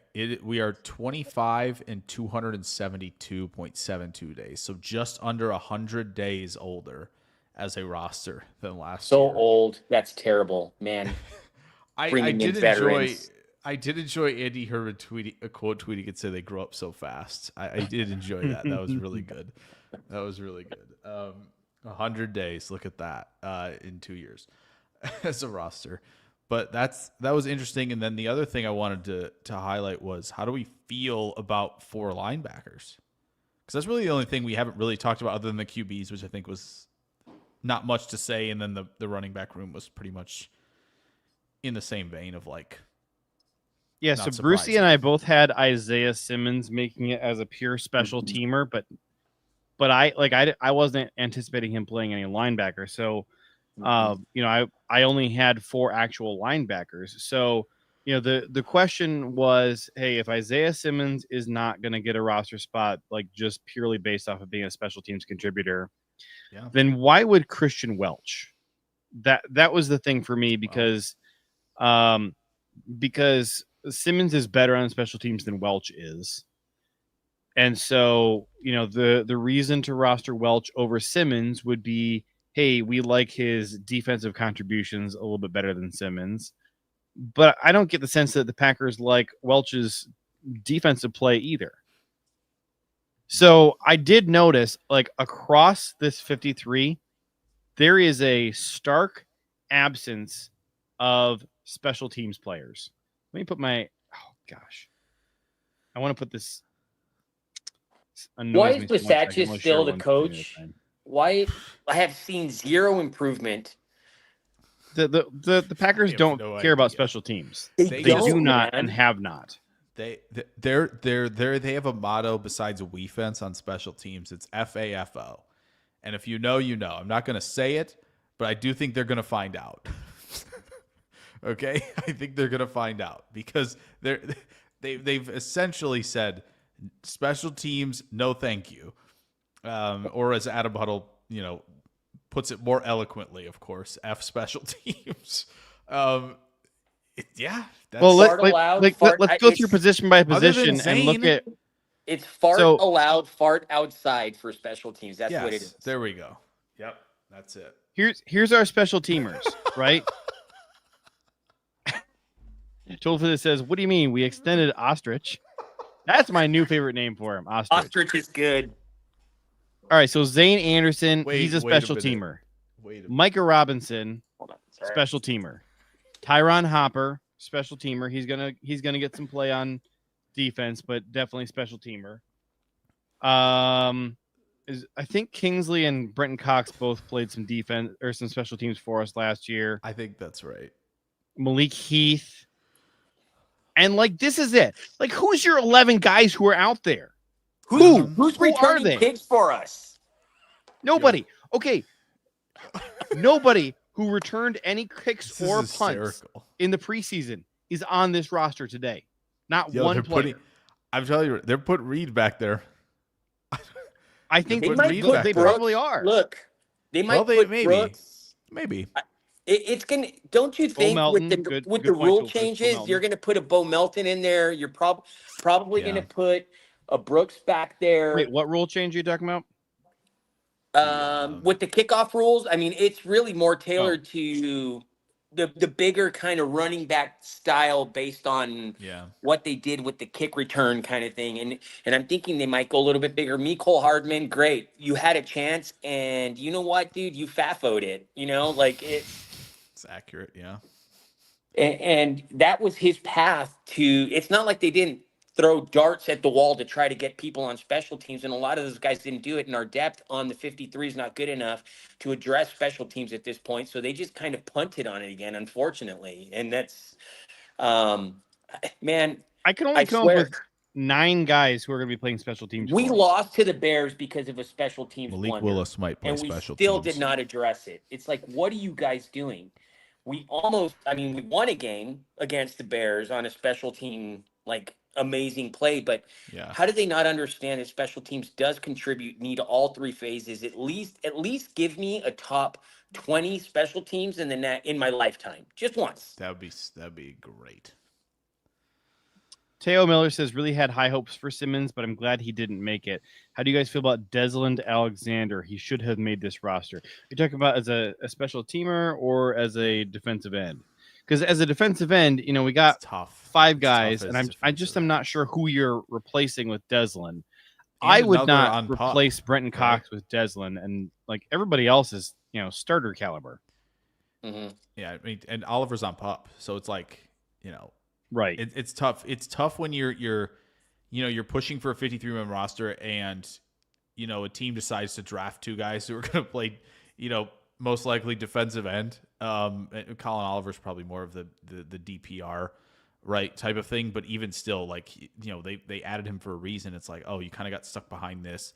With Enagbari still sticking around, Brenton Cox showing enough, it's like, you kind of were unfortunately put into a situation that was going to be an uphill climb from the beginning. Mm-hmm. Just because what we know about draft picks and how Green Bay usually operates from that standard. So that was tough. He just got put in a situation where it just likely wasn't going to happen. All right, here's the other thing I wanted to, I gotta bring this up because he said ostrich. This is all I could think about once he said that. Can you DM me that image, because can't. Am I gonna have to put that as my banner, JJ? Is that too old for this? Too old for this said ostrich. So yeah, Matt Ostrich. We're gonna do this. I might just make Matt Ostrich my my banner photo on X, or maybe Bruce has to do that. So good. All right. What suggestions do you have for me, JJ? You keep beating around the bush. All right. Before we do that, I've been trying to put this on screen for forever. Okay. So Easton Butler, who is a pretty credible tweeter, posted Romeo hasn't been traded by today's roster cut down. Rodgers called yesterday asking about the availability of him.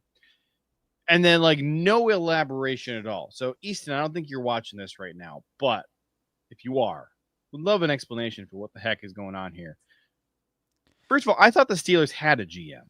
I guess they have two. I mean, I have not felt like Omar Khan has done a great job for the Steelers thus far. And maybe this was some, part of the hang up of like why it took so long to get Rodgers signed was that Rodgers was negotiating his own deal. Yeah, he wanted MVS and he wanted Devontae and he wanted Mercedes Lewis and he wanted MVS.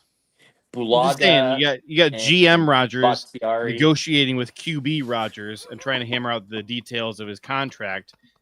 That says, so now Rodgers has cell service. Amazing. Nice. Wolfus, I'm gonna steal that from you. Oh, I can't. I'm stealing this. That was good. Too old for this is on one tonight. It's so good. He brought it tonight. This is A+ work right now. That's crazy.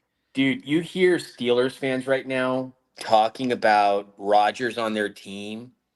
They are so concerned about the destruction of their locker room, which is something that Tomlin has done such a good job. But part of it with the Steelers, similar to the Packers, we're always picking towards the middle, to the back of the end. Like there's never been kind of a tank, even though I would say that when Jordan's first year like prior to Jordan, we pretty much we didn't go tank mode, but it was a rebuild year. We just luckily did really well with the draft picks that we had 3 years ago that kind of hit and kept us going. Tomlin has not done very much, and now you bring in a guy like Rodgers, and Steelers fans are not happy after what Jets fans are saying and that Packers fans said once he left. He's definitely the GM and needs a little bit of control. I will say this might be the best thing though, is like Jets fans were like just blindly in the clouds. They're like, this is gonna work. We've done it, right? Steelers fans did not want this to Joe happen. Namath. They didn't. Steelers fans did not. I know a but lot of Steelers fans. They did not want this to happen. Maybe Pittsburgh fans being head on a swivel is maybe the best thing they could do, because if they win 10 games, they're kind of like, oh wow, like it didn't self-destruct. Right now, are we in position to draft a QB? No, that's a whole other issue. But like maybe this is Pittsburgh has the right, I think, mentality and level of expectation going in, whereas the Jets fans obviously. Delusional. We're sky high in the clouds. Let's take this thing to the moon without building the engine, type of thing. So maybe that level of concern and will be kind of like just them kind of under promising, over delivering with their own expectations. Which credit to them for doing that, because I think other fan bases would certainly not.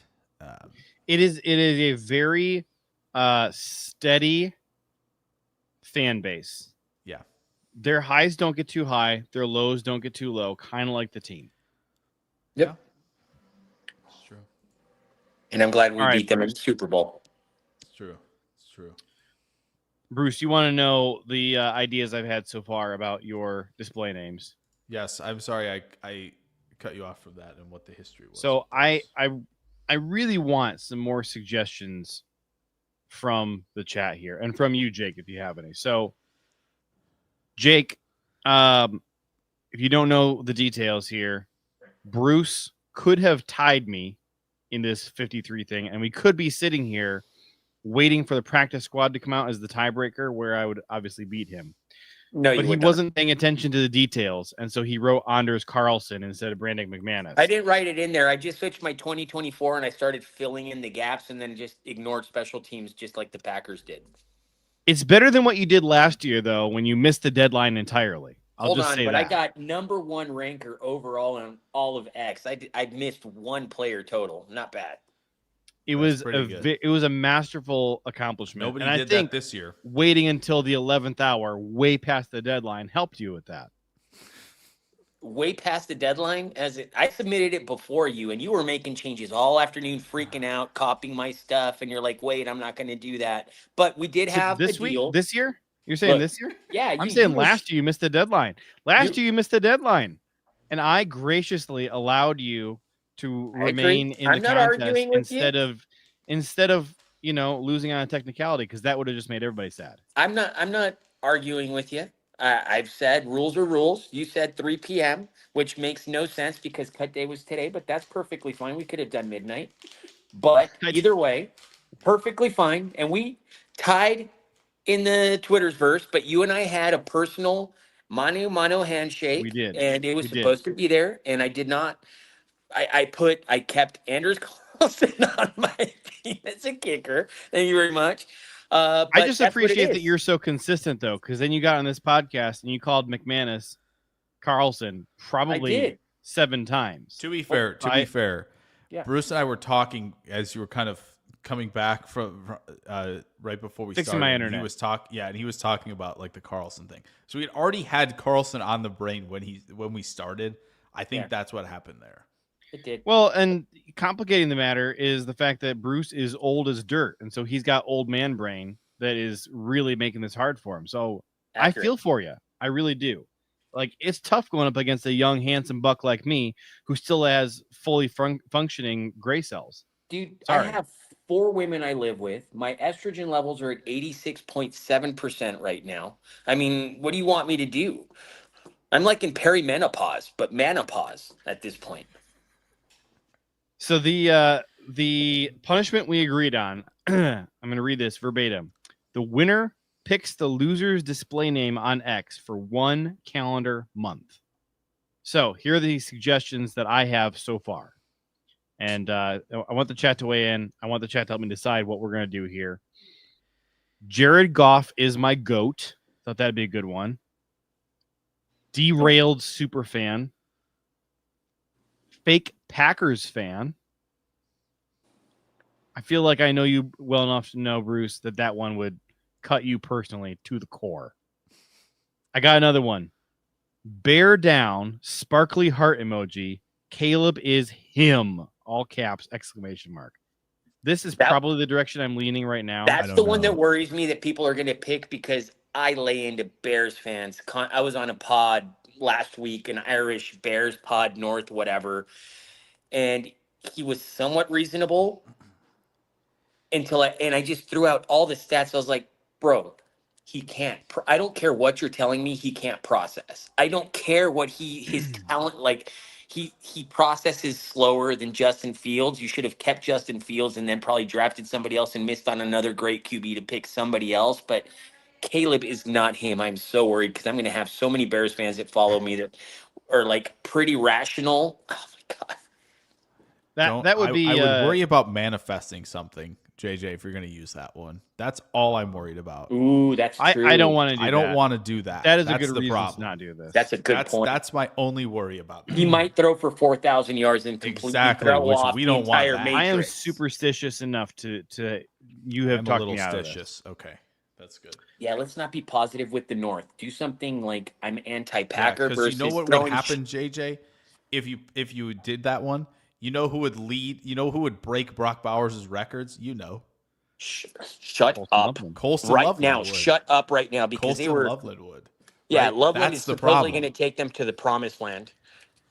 He might. We do have a He couple was other good- he was a good submissions pick. for other people. Yeah, I know. Sorry. Ben Johnson got in there and got an adult in the room, and they made him. Hold on, sorry. Made him pick. I hope you guys are okay with me smoking a cigarette because now I'm nervous. No, you're fine. You're fine. No, we're good. We're good. So Bill Sorensen on X suggested Ostrich. Matt LaFleur's eyebrow stylist. That was not personal stylist. That's not bad. I would actually, if I were to lose, I would want my opponent to pick that for me. To be honest, It's a pretty good one. Yeah, I liked it, so probably not good. You need like the whole. I don't like the Packers. I will be blatantly honest. Like just kind of say I've switched teams or something like that would be terrible. You need me? Tool for this says I snap for Orzek. that's pretty good. Brian Maffey submitted guitar is for babies. Oh, Bruce is distracted. No. So guitars for babies is because I post stuff playing guitar. Guitars are for babies. You post beautiful guitar music. I do. This So is true. And that's not beautiful, but it's good for karaoke. It made me can be cry. beautiful That's in how its own beautiful way. it is. It's good music, at least, right? Like, it's good. It's a good choice of music that I play, at least. I've got a good playlist. Yeah. Oh yeah. So Jake, which I'll way are take it. you leaning right now?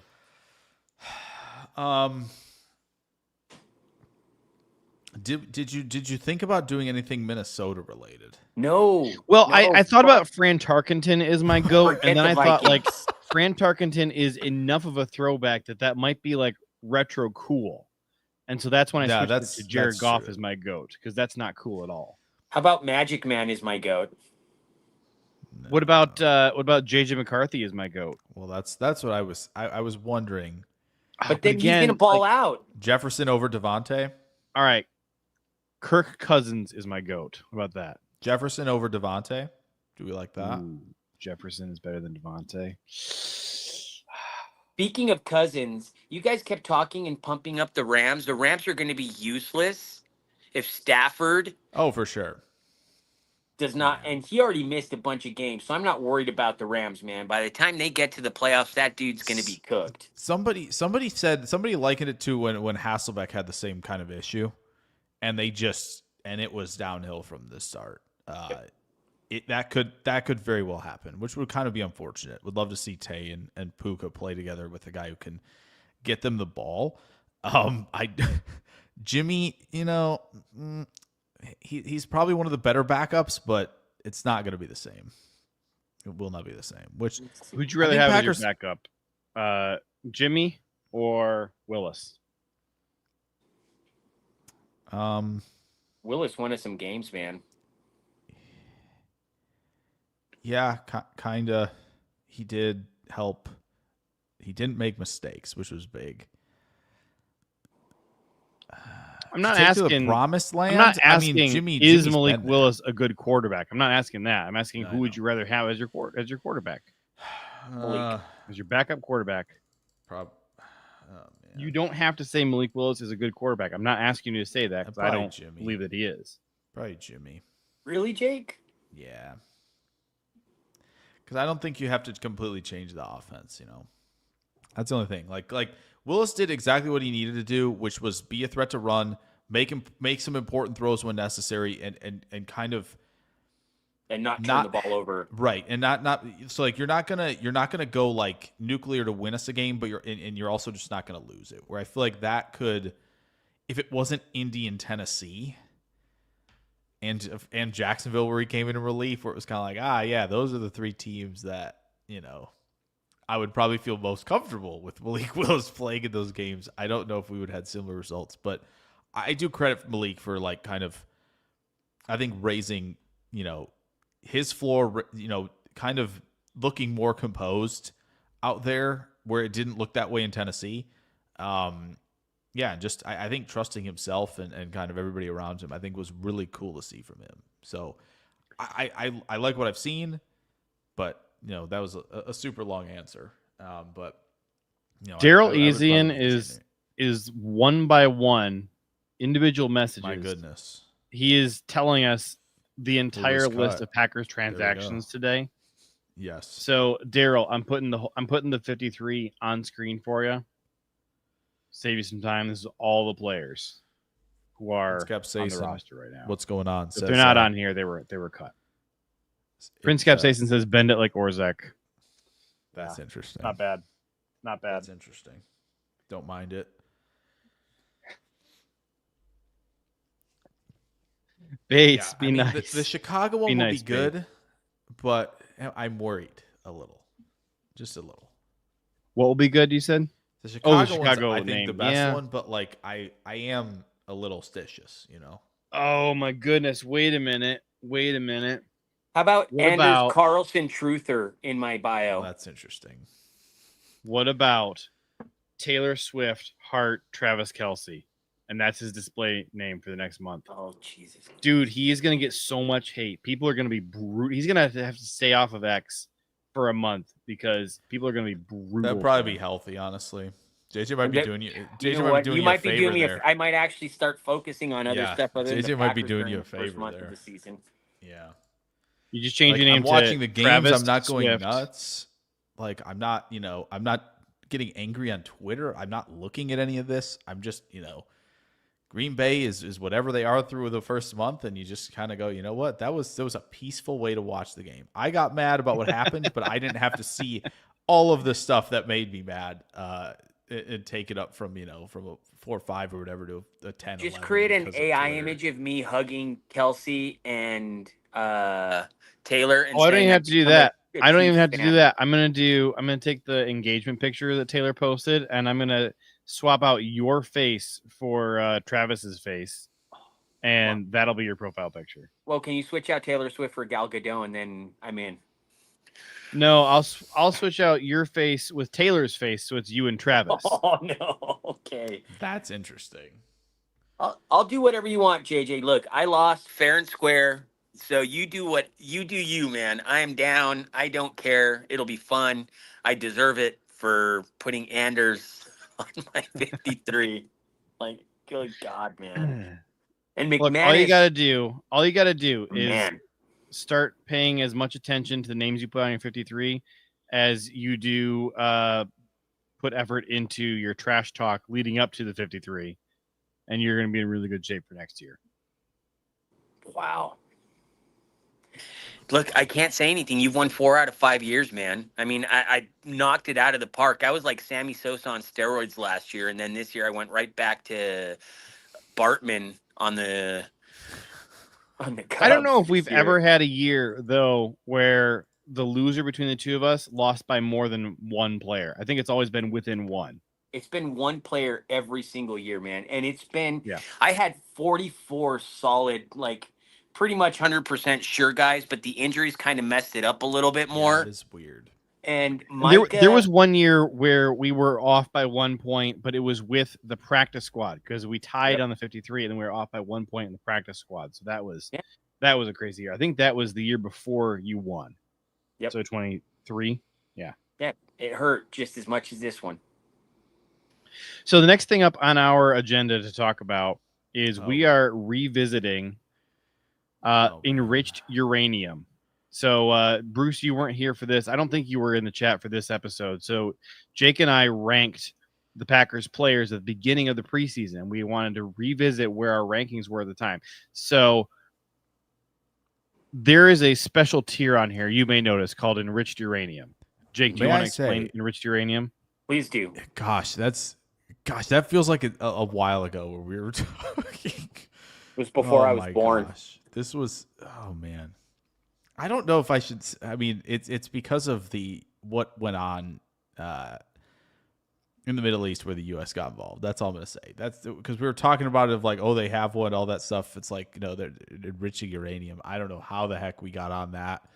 That's what happens on Derailed. All right, I wasn't asking you to explain like how we came up with the name, but like, can you explain the? I think someone will. What does the category mean? Can you explain what does the category mean? Volatile could go pretty much go from anywhere to like rise to elite to fall to like average to below average. Like they could be on a spectrum where we see some of them are on the spectrum for sure. Unbelievable ceiling with this player, but also like what happens if everything comes crumbling down. And to be honest, I know we put one. Yeah, there's one guy but there's 3 that are like, yeah, absolutely, they belong there. Yeah, these first 3 guys, Tay Wicks, Edgerrin Cooper, and Lukas Van Ness, clearly belong in enriched uranium. And I think that am I correct in saying that Katana Oladapo is the guy who we no longer feel like, oh yeah, he's enriched uranium. We just think he's a solid safety option, right? Honestly, I was thinking Cooper should be going to elite, but I'm on board with this as well. How would you bump him from enriched uranium to elite based on no sample size yet? He hasn't played a single game since then. I just feel good. The vibes are excellent. Vibes. I'm in. Yeah, Jake, I agree. Well, and this was interesting because Bruce was asking, and let's let him be a starter first. That's fine. I saw this the other day. Bruce was putting this out of like, how many blue chippers do the Packers have? Because I think it's an interesting perspectives to kind of bring in on this exact thing with how we rank these guys, because I think this all ties in of like, do the Packers have enough blue chippers? We're going to get someone like Parsons, which has been the talk of Twitter for the last hour and a half. Does it make sense? Because are there enough of them, right? That is interesting. Do we want to do that real quick and say how many blue I chippers think we it'd have? be great, because I think it makes interesting. We'll just go what left to right, top to bottom. Yes, but also what defines the blue chipper? What are we saying is the true blue chipper? Are we going top 4, top 5 the position, wherever the elite cutoff is? McKinney Jacobs is probably kind of that type of player, right?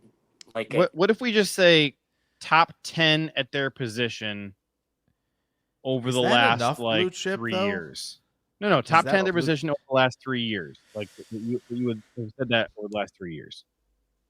Is that a blue chipper where it's like, JJ, even on our list that we kind of put out, is that blue chipper, or is that kind of more great than the true blue chipper? A blue chip is like for me, a blue chip, and the reason I was saying this is, can they change a game? Can you have Josh Jacobs, which was my blue chipper on the team that I kind of opened up to give the idea in terms of, you can put the ball in his hands and he can carry the team if necessary.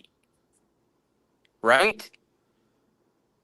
Like a defensive guy like McKinney changed games. That's a blue chipper, man. Like there's a lot. You can have a lot of good to great players, but that blue chipper is that one dude that if Jordan Love is not being consistent, not doing that, you can turn around and hand the ball to Josh Jacobs and we have a chance at winning the game. That's a blue chipper for me. Yeah. So I asked ChatGPT to help us define blue chip player. Because, think about how many are in each draft class when you go back and look. Sure. Like, it's not a very high number. ChatGPT says a blue chip is a term borrowed from investing and business that means a prospect or athlete with the highest possible rating. It generally refers to a top talent or elite prospect in recruiting, a surefire contributor at the NFL level. I don't like who is physically and mentally really outstanding, and also emphasizes scarcity and value. So I asked it for a little more specific to help us kind of nail this down. Okay. And it basically summarizes that this player consistently performs at a Pro Bowl or All-Pro level, basically week in and week out, and has the capacity to tilt games by themselves. They're not just good starters. They are rare elite players that you build your roster or your unit around. Do we agree with that definition? I'm good with that. Good with that. Okay, so Jordan Love, blue chip, yes or no? I would say TBD. No. TBD, no. Right now, TBD. Consistency. Here in time, no. Nope. Josh Jacobs, blue chip. Yes. Okay, so we got 3 yeses for Josh Jacobs. Do we want to talk wide receiver or no? I think we skip wide receiver. Listen. We could get to say some Matthew reckless Golden. stuff if you're going to stick around there. All right. We could get Tucker a little Kraft, reckless. blue chip or no?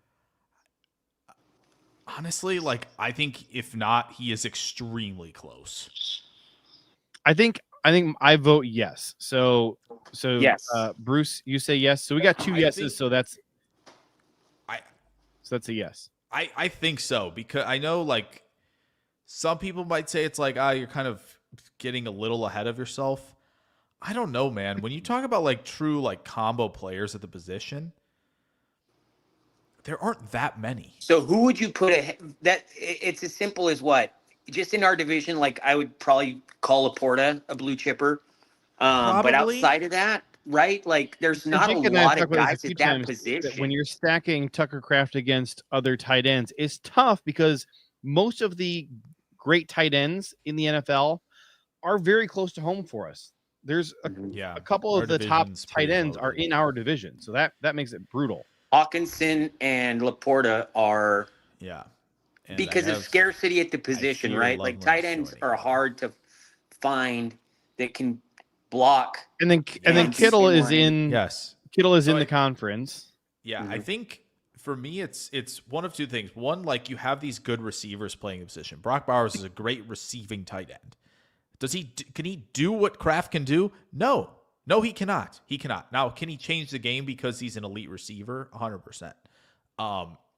Trey McBride's in that realm as well. Laporta's getting better as a blocker. Yep. So I think, like, to me, like, Kittle is the end-all, be-all, top of the line, change the game of the passing game, destroy people in the run game player. I think Kraft and I think healthy Goddard are, like, two of the others that are, like, true combo players. When Goddard's healthy, who he in is the a sixth AFC? lineman. Oh, no. How many good tight ends are in the AFC? Bowers. It's Bowers. It was Mark Andrews, but was again, Kelsey. I don't think Kelsey's quite at that level anymore. So I would say Kraft is in it. I don't think it's crazy to say. I would say Kraft is in it as well, unless he like nosedives off a cliff. But basically, if he is the same player this year that he was last year, I'm not asking him to take a step forward. Just be who you were last year. And my answer is yes, you're a blue chipper. Big plays as a linear athlete after the catch, sixth offensive lineman.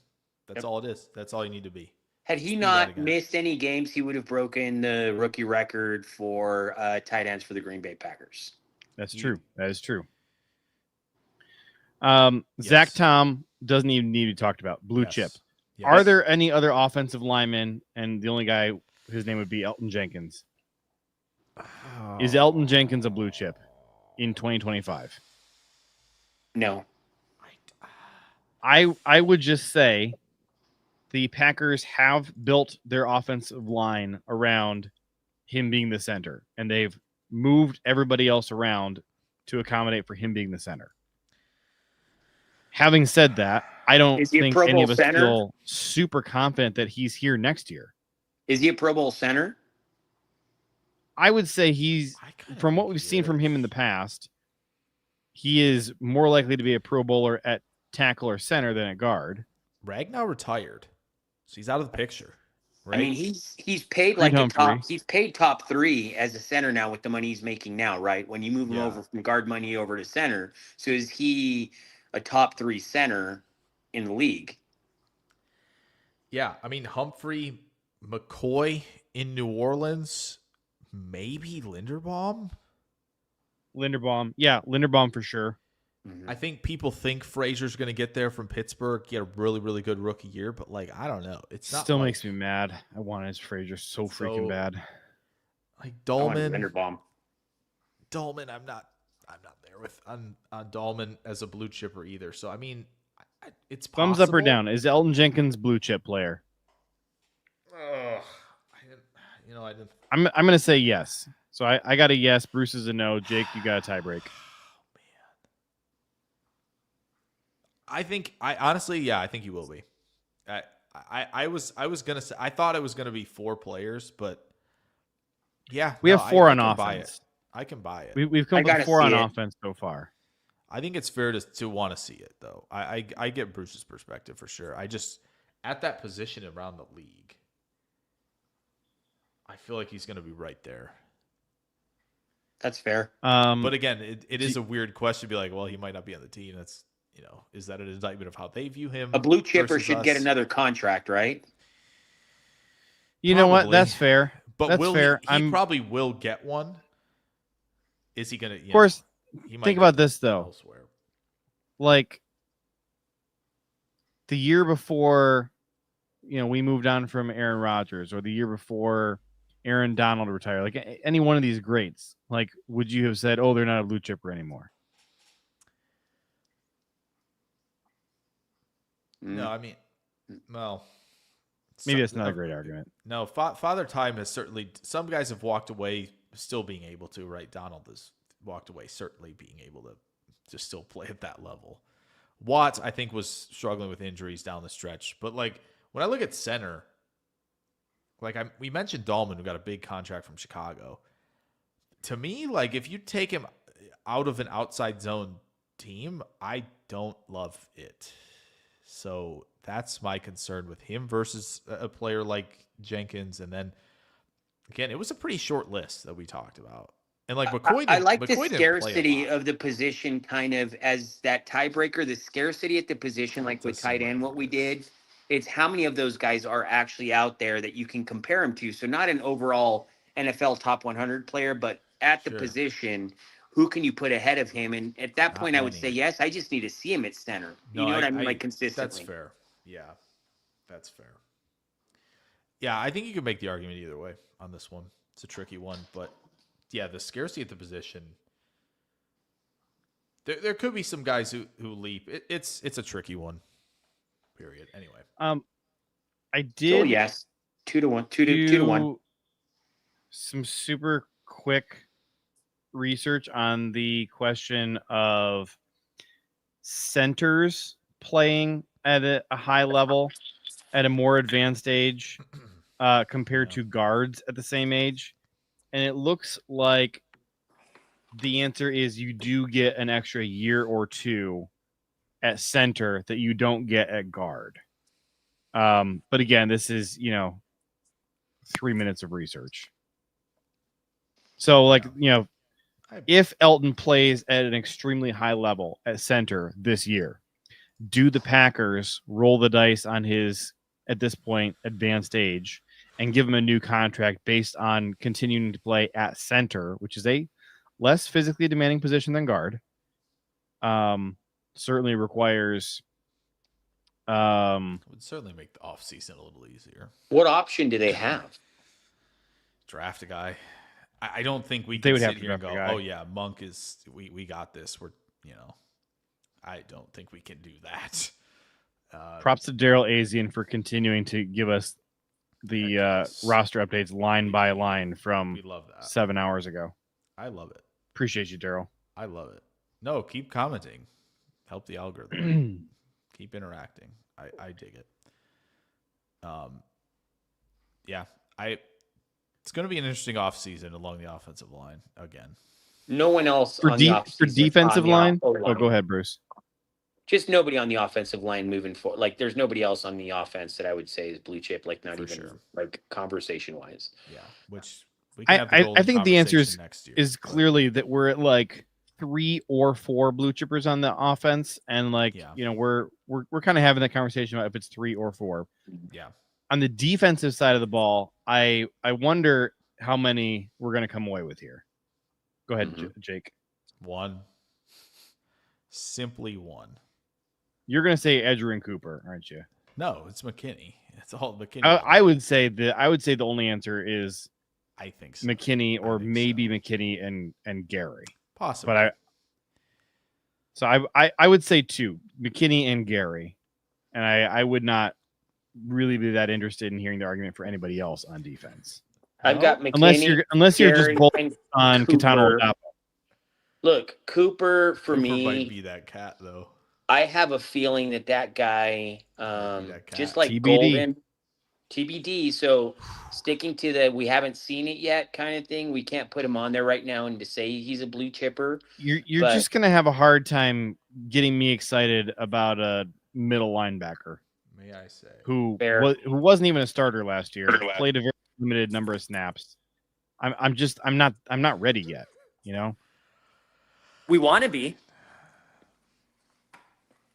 I'll lead the ship into the storm. I'm right there with Attaboy. the Matthew I'll lead Golden it. hype train. I'll lead it I, into the I, storm. I feel like I was early on Matthew Golden. I really liked him at Texas. Was a huge fan. Super excited for everything we saw from him this summer. Like I think he is the real deal. I'm really hoping that he cracks 1,000 yards in his rookie year. That would be freaking exciting to me. Yes. If he cracks 1,000, I don't want to pour the cold water. Okay. It's gonna be hard to be a blue chipper at wide receiver, considering who has entered the league recently and Oh yeah. how good the top of the line is. So like, if we're even having that conversation next year, that is awesome. There has Plus, he's been gotta a compete with transition Tay the wide receivers as rookies making a huge impact on teams coming in, and a lot of it has to do. I remember seeing this last year, or maybe it was 2 years ago when I was still doing the pod. I started looking into kind of that trend, and one of the biggest thing is because of the flag football and the lack of contact at the younger level. There's a lot more of these elite athletes moving towards the wide receiver position. Oh, yeah. So they have a lot more years of experience coming in. So they're more impactful by the time they get to the NFL because of the way that they've kind of shifted the way that the game is being played at a younger age, which is why these guys have so many, I guess, years of experience and reps before they get to the NFL, where they can be a lot more impactful as they come in as rookies versus before, where everybody wanted to be a running back. Everybody wants to be, these kind. All of a sudden, it's like, well, I just want to run around. I want to be really fast. Yeah. And you can kind of teach. You can't teach hands, as we can see with the Packers. Like, you either have hands or you don't have hands. But everything tough. else, in Tough for terms the of Wicks speed troopers. and everything else, has shown that Yeah. guys like Golden should make an impact in their first year. I'm predicting 1,000 yards and 9 TDs for him, and I don't see that as an unreasonable ask. No, I agree. I think as you said, the more experience they have, the shock of NFL speed versus college speed doesn't deter the really good ones for very long. Mm-hmm. You really saw guys like St. Brown catch fire down the stretch his rookie year, right? Ladd and BTJ last year started just absolutely dominating down the stretch.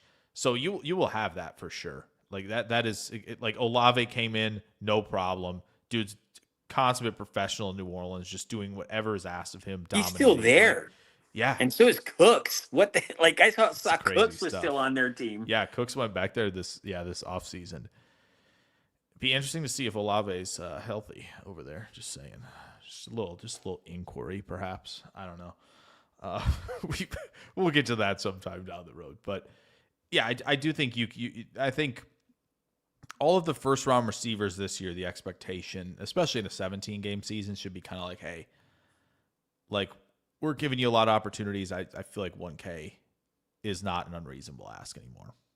McMillan for these guys is another one. Like, what other wide receivers in this class? The sad thing, though, is it would be super rare for it to happen with the Packers. I mean, our guys are posting 300, 400, 500, 600-yard receiving seasons right now. Like 1,000 yards receiving shouldn't be an impressive milestone, but guys just aren't hitting it.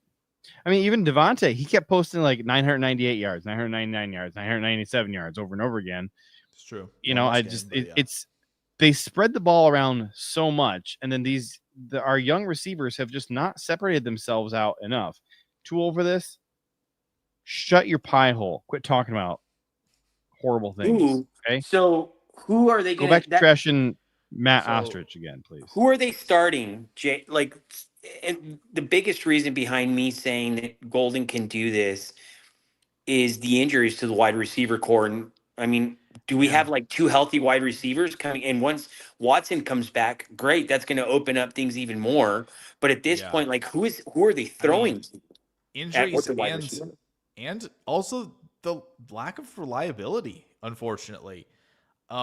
It's really unfortunate that the guy who is like not just like hurt, but like injured and down and not playing for sure right now is the guy who was actually the most reliable of the core 4 last year, which really stinks. So yeah, the fact that Watson dropped 1 pass last year relative to guys, Doubs was either 6 or 7, Wicks and Reed were up there too. Like it's tough right now. Like I expect Doubs to me feels like the James Jones of this group right now of like, my goodness, some of the plays in the Seattle game that he's making right on Sunday night and like just kind of like, oh wow, he dropped that. Unfortunately started right off the bat in preseason. That was tough to see. So like, yeah, I mean, he should be taking this over. You know what I'm hoping they do is they run 12 maybe that's why they kept 4 tight ends, right? Which is a mistake that I made. You run 12 down people's throats until these guys get healthy. Yes. Well, and I honestly, I love the idea of that's why we need Ben personnel. Sims. Yeah, Ben Sims, Fitzpatrick. Should have thought about that.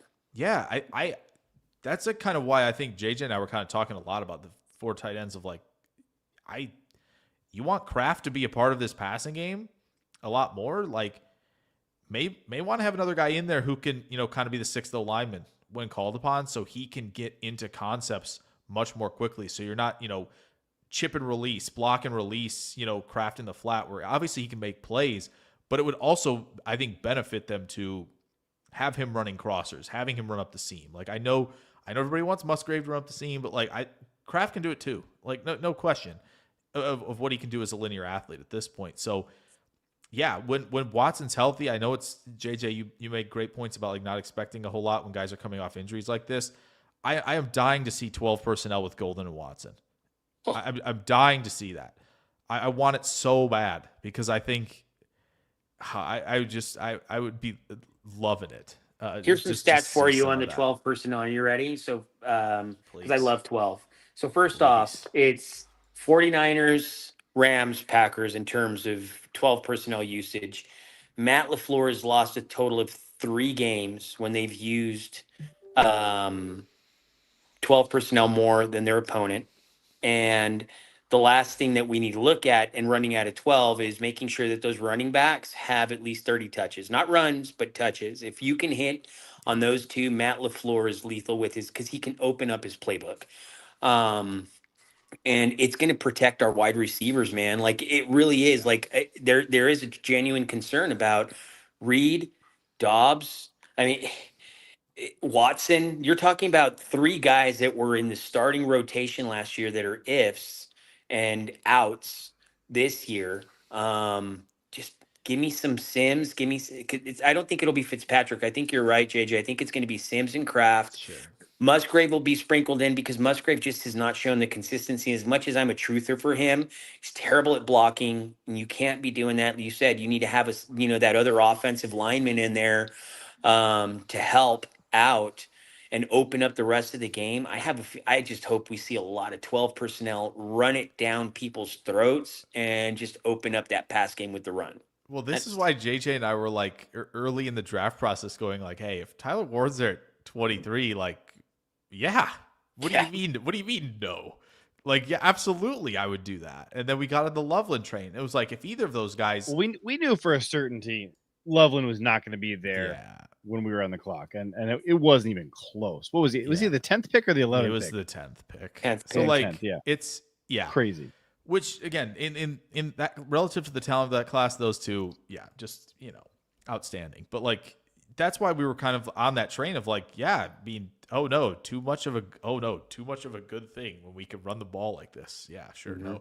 So that's I think if they want to be in 12 a lot, I'm so down. Chris the casual end says he Goot missed the paid. start of the I noticed show. I noticed you changed your display name back to the thing that makes me sound bad when I read it. I liked your other name. Goot paid Orzek. Goot paid Ozempic Ostrich $4.8 million. Ostrich. Someone please hurt me. Orzek will hurt you. I promise. Ostrich, our guy. Matt Ostrich. Our guy. Stop. Oh my God. Our guy. So funny. Anyway. Oh, you didn't DM me that picture yet. I need to post it. Oh, man. yeah. Come on. You're right. I got to get you to Gentlemen. do this while we're live on the stream because All as right. soon as the stream opens or ends, you turn your phone off right away. This is true. Tool for this says, "Are you not hurt enough by that contract?" It's true. It's true. Yes. Gentlemen, I have to hop off because I need to go take my daughter to go buy some Hoco asking somebody out stuff. Oh, nice. So no. Nice. Yes. I like Hoco in my house, but it's short for hot cocoa. So Yes. There it That's is. I wish I was still at Mm. that phase of my life. Nice. I am not. Well, no, But- my daughter's 3, so that's definitely what Hoco means in our house. So your estrogen level is officially at 3 times that. So you're at 9% estrogen levels. That's good. You're a good girl dad, man. You're gonna do solid, man. there we go. We do hot cocoa all year long. Like it's 95 degrees out, and she's like, "Dad, I'm cold. We need hot cocoa." And I'm Yeah. like, Down. "Would you like cold cocoa?" How does that sound good too? Just use the word mocha. There we go. Ooh, Yes. ooh, That's this what is I'm not a talking bad about. idea. Not a bad Say, idea. hey, at all. try a cold mocha. Bruce, Thank you, guys. Bruce, thanks for hopping on here. Bruce, Appreciate your thank you so time. much. Look forward to beating you again next year. You're a good guy. Appreciate having you on here. We're gonna have to have you back on here again soon. Yes, definitely. I appreciate you guys very go. much. Thank you for having me on. Go Pack Go, and I'll be waiting for my tag that I will be posting on my profile for losing to you. I can't wait. Makes me so happy. Y'all, thank you guys so much. Take care. You as well. What a good guy. What a swell fella. Gosh, it's a lot of fun. I will say the hours go quickly on this show, but it was very fun. Bruce coming in and we're at 2:16 in, and it doesn't feel like we're that far in. So big. Well, it's the listenership is tremendous tonight. You see how many people are tuned in across the 3 platforms? It's crazy. I do. So thank you guys for also tuning in, being the big part of this this show. The chat is off the rails. We're gonna let them stay derailed over there in chat. But dude, the chat is off the chain today. Yes. And listen, we came in hot. We were talking about Orzek, Parsons, Ostrich, Parsons, and then plenty. And I feel like it was nice to have another perspective come in, because I think you guys have heard us kind of stay pretty rigid. We haven't changed too many of our takes, honestly. I feel like we've been pretty steady with most of it. Maybe there's a little more bullish fever on the Golden stuff with the other injuries, but like overall, it was nice to have another perspective come in, and hopefully we'll be able to do that a lot more, I think, during the season. So there's a new Micah Parsons tweet right now. The betting markets in the last hour.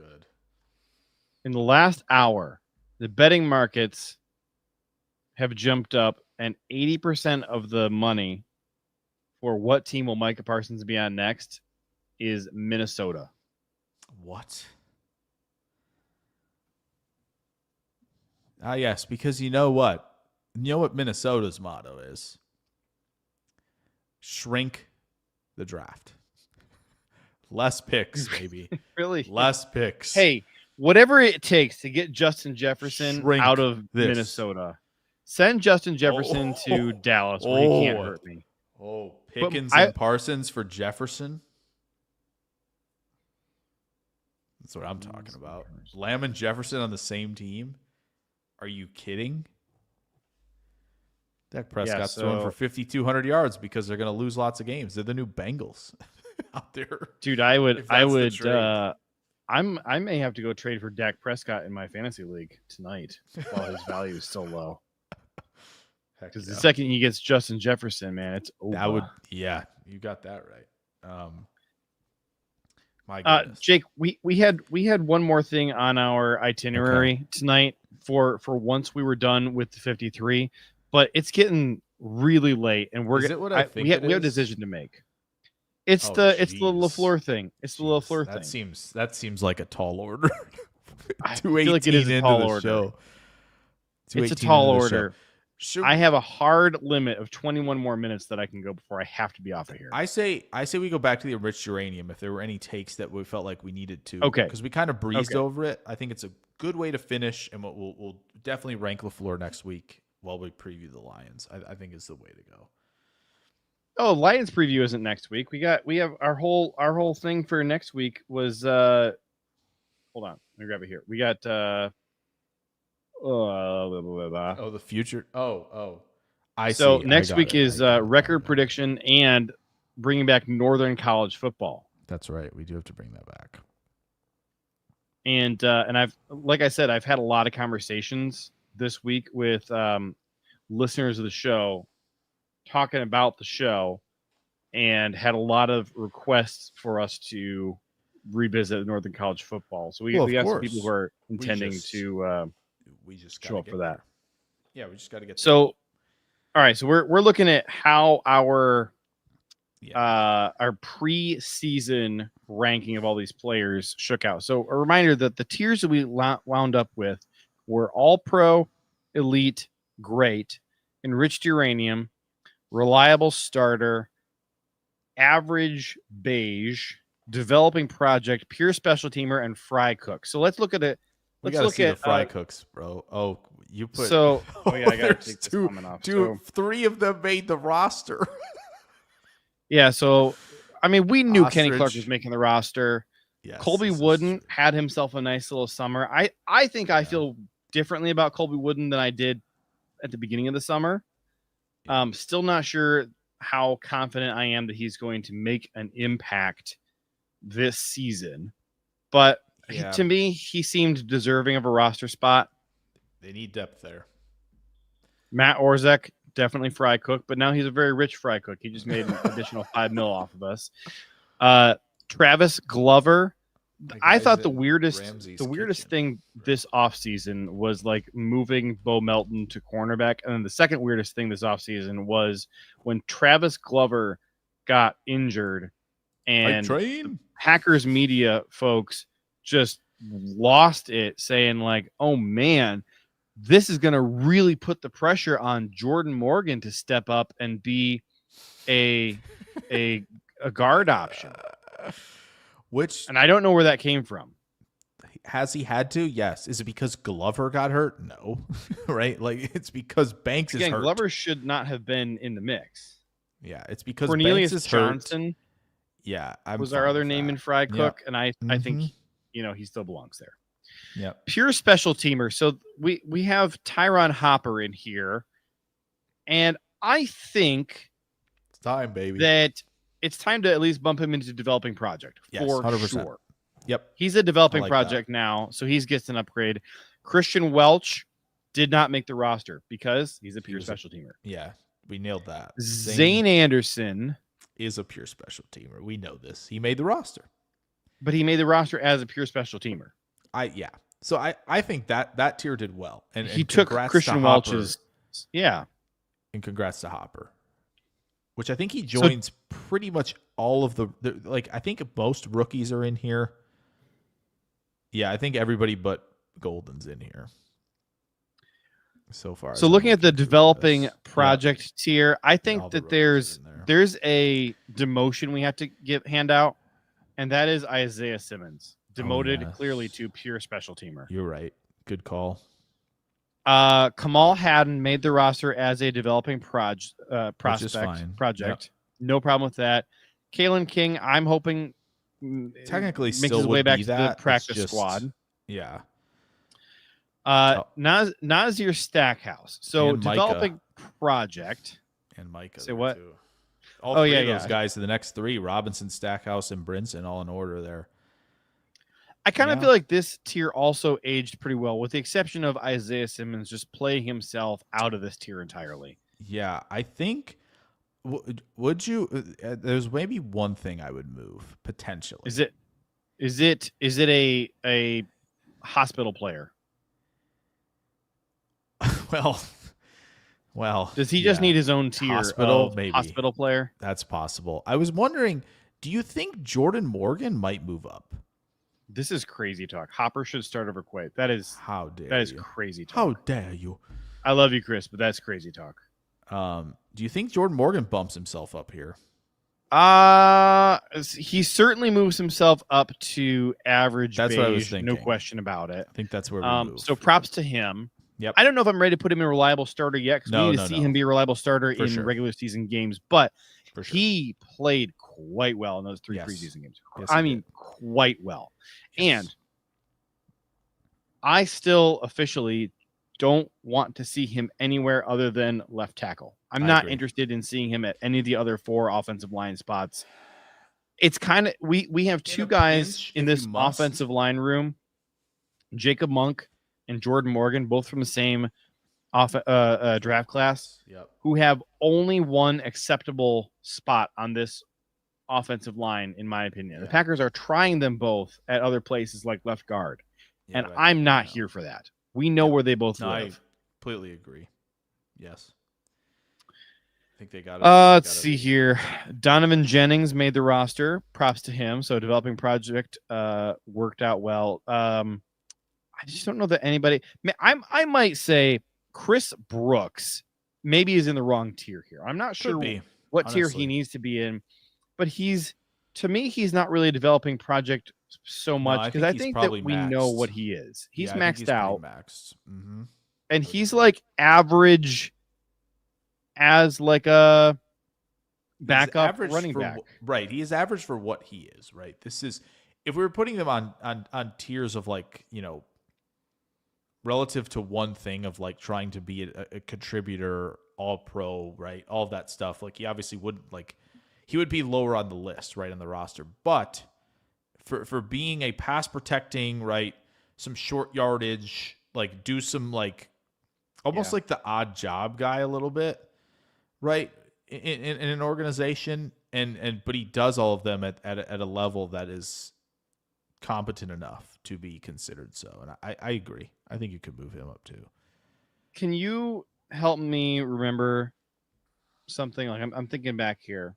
Yeah. I know that I was really upset a bunch of different times about the fact that LaFleur kept putting Patrick Taylor out there in like crucial third or fourth gotta have it situations, that Patrick Taylor was like not only on the field, but that he was who the ball was going to. Like, hey, we're going to throw the ball to him on 4th and 11 and he's not going to make the catch, right? That Patrick Taylor was in a bunch of those situations. He was Chris Brooks also in that same exact category? And was I also frustrated about that? Or am I just getting him and Patrick Taylor mixed up? No, I think he was in some of the third and mediums, especially where it was like, we have more options here, and he was doing pass protection stuff, and he was getting some short yardage looks, and I think you were maybe a little frustrated, not as though as Patrick Taylor, which I think rightfully so.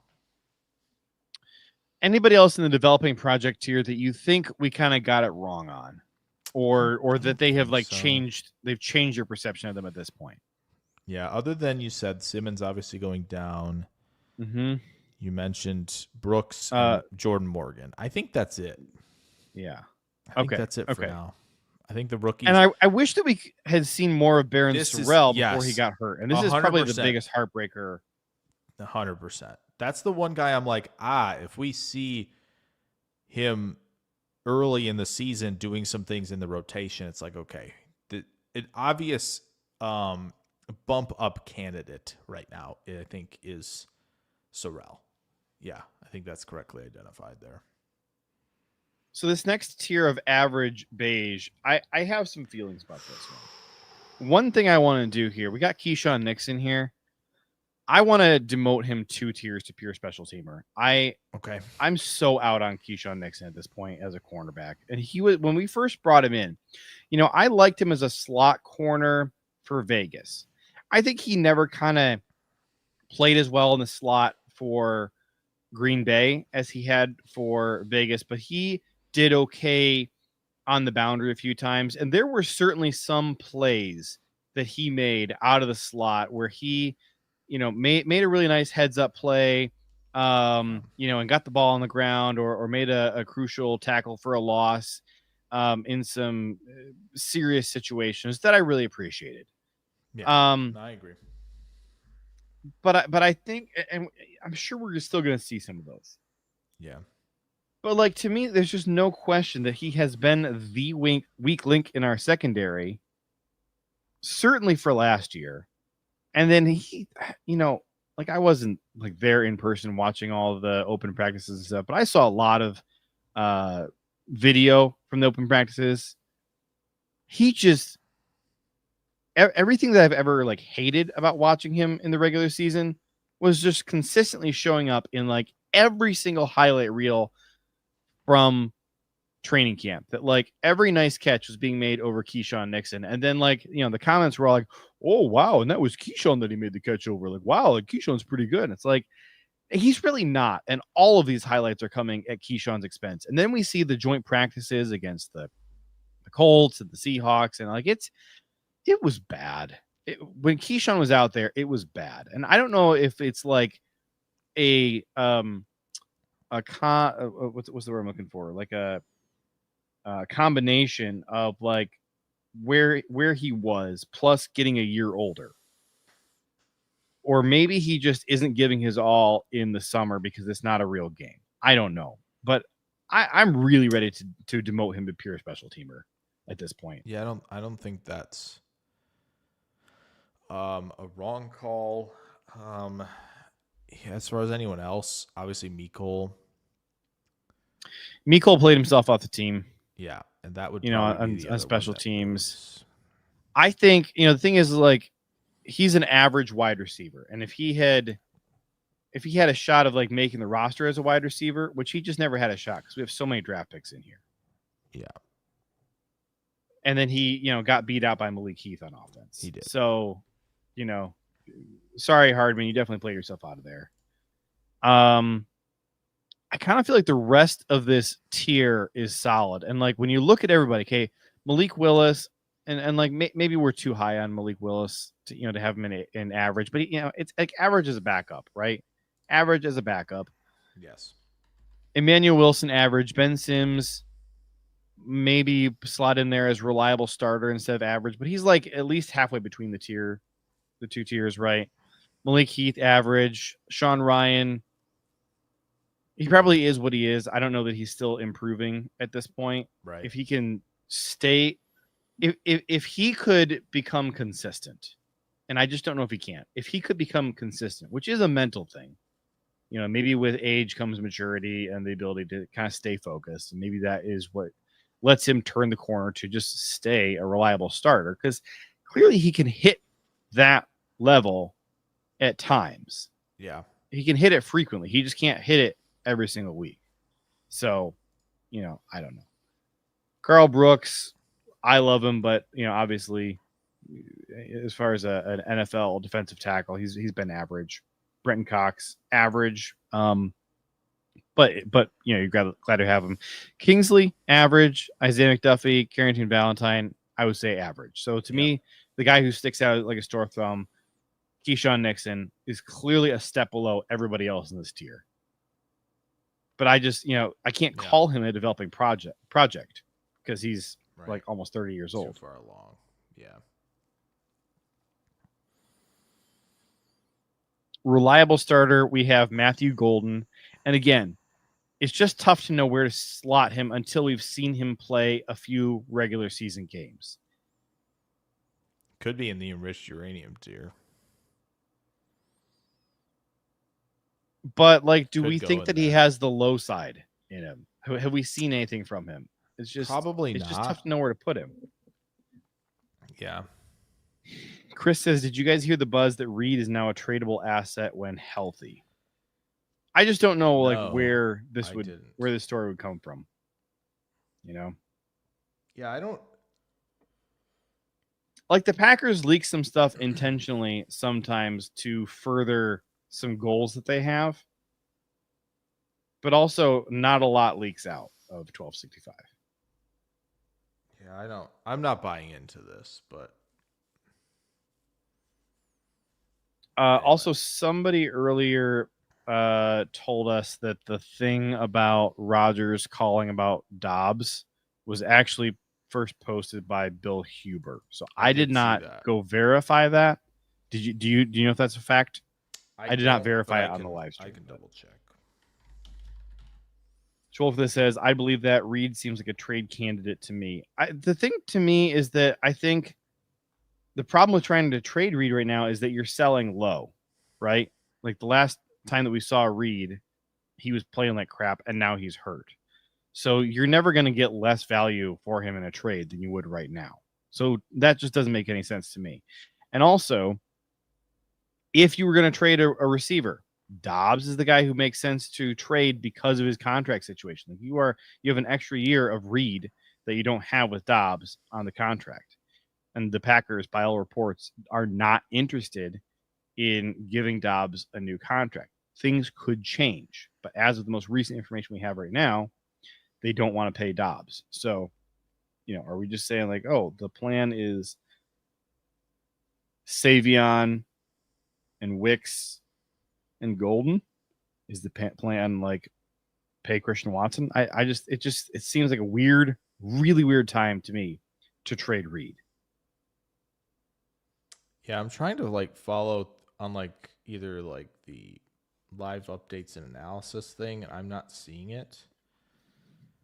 And I didn't see him says when tweet you're it, but when your room has drop issues, you don't trade one guy with good hands. So a friend of the program, Packernet Podcast, was doing a breakdown on how the Packers wide receiver drops compare to the rest of the league. And it's bad. Like, whatever you think it is, just in your head, it is so much worse when you actually break down the numbers. So I think it's Reed and Doubs are the two guys who have had the best hands during their time in Green Bay. Or maybe Malik Heath because of the smaller sample size. But like, it's bad. Like, Reed, his rookie season, I think, was the best year by drop rate that any of the current Packers wide receivers have ever had. And it was still worse than average across the league. Yeah. And then you look at like what Dobbs' career drop rate is. It's like 3 times what the average drop rate is in the NFL. It's bad. And then Wicks, last year he had like a 17 or 18% drop rate. And like the average is approximately like 4 to 4.5%. Yeah. And that's not like 4 and 4.5% for wide receiver ones. It's just like for wide receivers in the NFL. So it's bad. Yeah. Air says, is that McDuffie I see in average? I see him as pure special team or depth piece. Much rather have Welch over him too. Yeah, I mean, there's a lot of hate for McDuffie as a defensive player. And I get that he is a lot stiffer than a lot of the other guys in that room. I just don't think Welch is really a defensive player. And like, McDuffie is a thumper as a tackler, and that's something that I value. But again, we're quibbling about a guy who's really not a starter. Maybe he is our linebacker 3. I would think at this point it's probably maybe like a McDuffie Hopper rotation is kind of my expectation, but we'll see. Yeah. The rest of the reliable starter tier. Go ahead. You worried about Aaron Banks at all? Yeah, super worried. I thought he looked terrible in the bits that we did see him. And again, I didn't like him in San Francisco. So I am nervous. I would hope that he can be a reliable starter for us, but I don't know about that. Him, yeah. And the fact that the Packers seem to be trying to replace him already, which is crazy because they cannot get out of this contract. They have to pay it. Like, they are stuck with this contract. But the fact that they seem to already be trying to find a different option for left guard is mega concerning. Yeah, no, it is. So we'll monitor the situation. All right, we've already talked about enriched uranium. In great, we have Rasheed Walker, Devontae Wyatt, Brandon McManus, Rashan Garrett. Did you have something, Sharon? I can't do this anymore. I can't do this anymore. I can't. I agree. We must stop this right now. For the listeners, John Kuhn is tweeting Micah freaking Parsons, which I think is just like probably just a blanket statement of like, is he a good football player type of thing, right? But man, are we done tonight? Are we a good JJ, are you okay? I'm stunned. You okay? Because Kuhn works for the team. I know. What's going on? I'm stunned. What's going on here, man? All right, look, this changes things. This is interesting. Kay can, and again, I think Kay does awesome stuff, and I think she's like takes it so seriously and not seriously at the same time, which is like perfectly walking the line, which is Adams. exactly what you should do to have fun. But like this is, as JJ said, he works. He's on the broadcast for the preseason. Now, tool for this says John Kuhn wouldn't tweet that if it was real.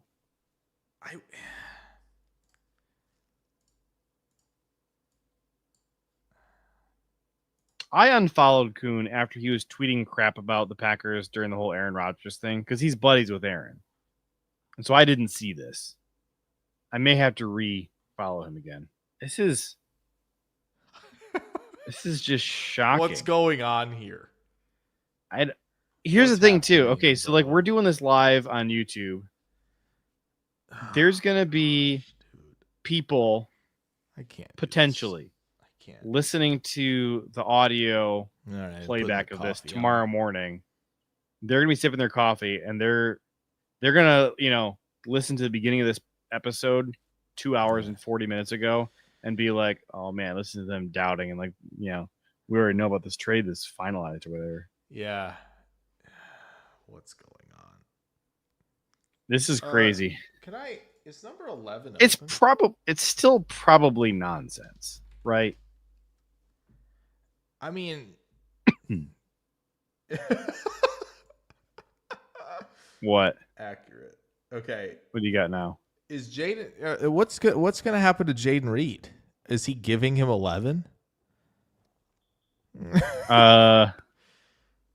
Jayden Reed going to give away 11? I mean, if Parsons is getting paid $45 million a year, he probably will just pay Jayden Reed for 11. I don't know what Jayden Reed's going Could this create a trickle down effect where a bunch of guys start swapping numbers who really need to swap numbers? Like, for example, whoa. No, hold on. I'm sorry, but I don't give a crap that Malik Willis is wearing number 2. Give it to Matthew Golden, our first round pick. I don't care about our backup quarterback. I purchased a Matthew Golden number 22 t-shirt though recently. Yeah, and the Packers can reimburse you for it. They got plenty of money. It's not from the Packers site, but it could be a good novelty item now. But yes, I agree. Him wearing 2 is the way. 22 is a stupid number for a receiver, and you can't convince me that it's not. I don't know. Chris says Kuhn just got himself fired. I did see a bunch of people tweeting about like, oh, the Cowboys have not given permission to Micah Parsons to seek a trade, blah, blah, blah. What's going on here? That's nothing. Like, we don't know that it's Micah and the Packers talking. It would probably be the if there's a trade, then it's the Packers and the Cowboys talking. Chris says Carrington Valentine should have stayed 37. He should have, because I can't remember what his new number is. 24. I never can remember it. Okay. I believe. You know what? 24 is him in my head. 24 is a good number, so but like right now 37 was 37. Cool. Nobody has that was it a badass name. Nobody has 37 now. No, he changed because he wanted to change. He changed because he wanted a new number. Honestly, it was his idea. Honestly, I feel like Kamal Hadden, stock up if you go to 37, my dog, from 36. Simply because you're a corner. 36 to me will always be a safety number for this team, right? What will? 36. To me, it's always a safety number, right? If he goes to 37, that's a bad corner number. If he goes to 37, I'm leaning forward in the chair. Okay. There's a lot of guys who need to change numbers. Yeah, 100%. For sure. Yes. For sure. There's some bad numbers on this team. Really bad numbers. I don't know, man. I don't know. This is Dershel just hopped back in the chat. He said, okay, I'm back. Kuhn changes the whole conversation with Parsons. It does. Like, are we up? You can't discount a guy who works for the team suddenly tweet, and not just like tweeting like eyeballs or anything, but like being very specific. I'll just say I'm going to be really annoyed if his tweet is, if he later comes out, he's like, oh, you guys are reading too much into it. I'm just saying, like, he's the man. Like that is going to tick me off. That would be really annoying if that's what he's doing. I fear that it's probably what it is, but like, Yeah, see, 100% on this, by the way. Yeah. I think somebody's got to do it. Oh, Haddon 37. Would Hobbs doing it change it for you? Hobbs. Do we feel real good about that? Or do you like 21? I feel like 21's good, but, 21 has kind of been a curse, honestly. Like, nobody's been good in 21. Like, Haha was good for a minute, and then he wasn't. I don't think so. Are we staying live until news breaks? No, I have to get off of here because Mrs. Lahey has to go to bed. But will I be on my phone until the news breaks? You betcha. I'm grabbing one of my redacted energies. I'll be up. I'm putting together Edge Cooper video tomorrow anyway, so I'll be up. Here's what is probably going to happen: is that we're going to end the live stream so Mrs. Lahey can go to bed. And I'm going to move out to the living room, and Jake and I are going to stay on the phone for the next 4 hours watching all the because the next person that we're going to see is going to be like Wes Hawkowitz or no, Larry McCarron. Is he on Twitter? I don't know. That's a on X. Question. Larry McCarron is the answer.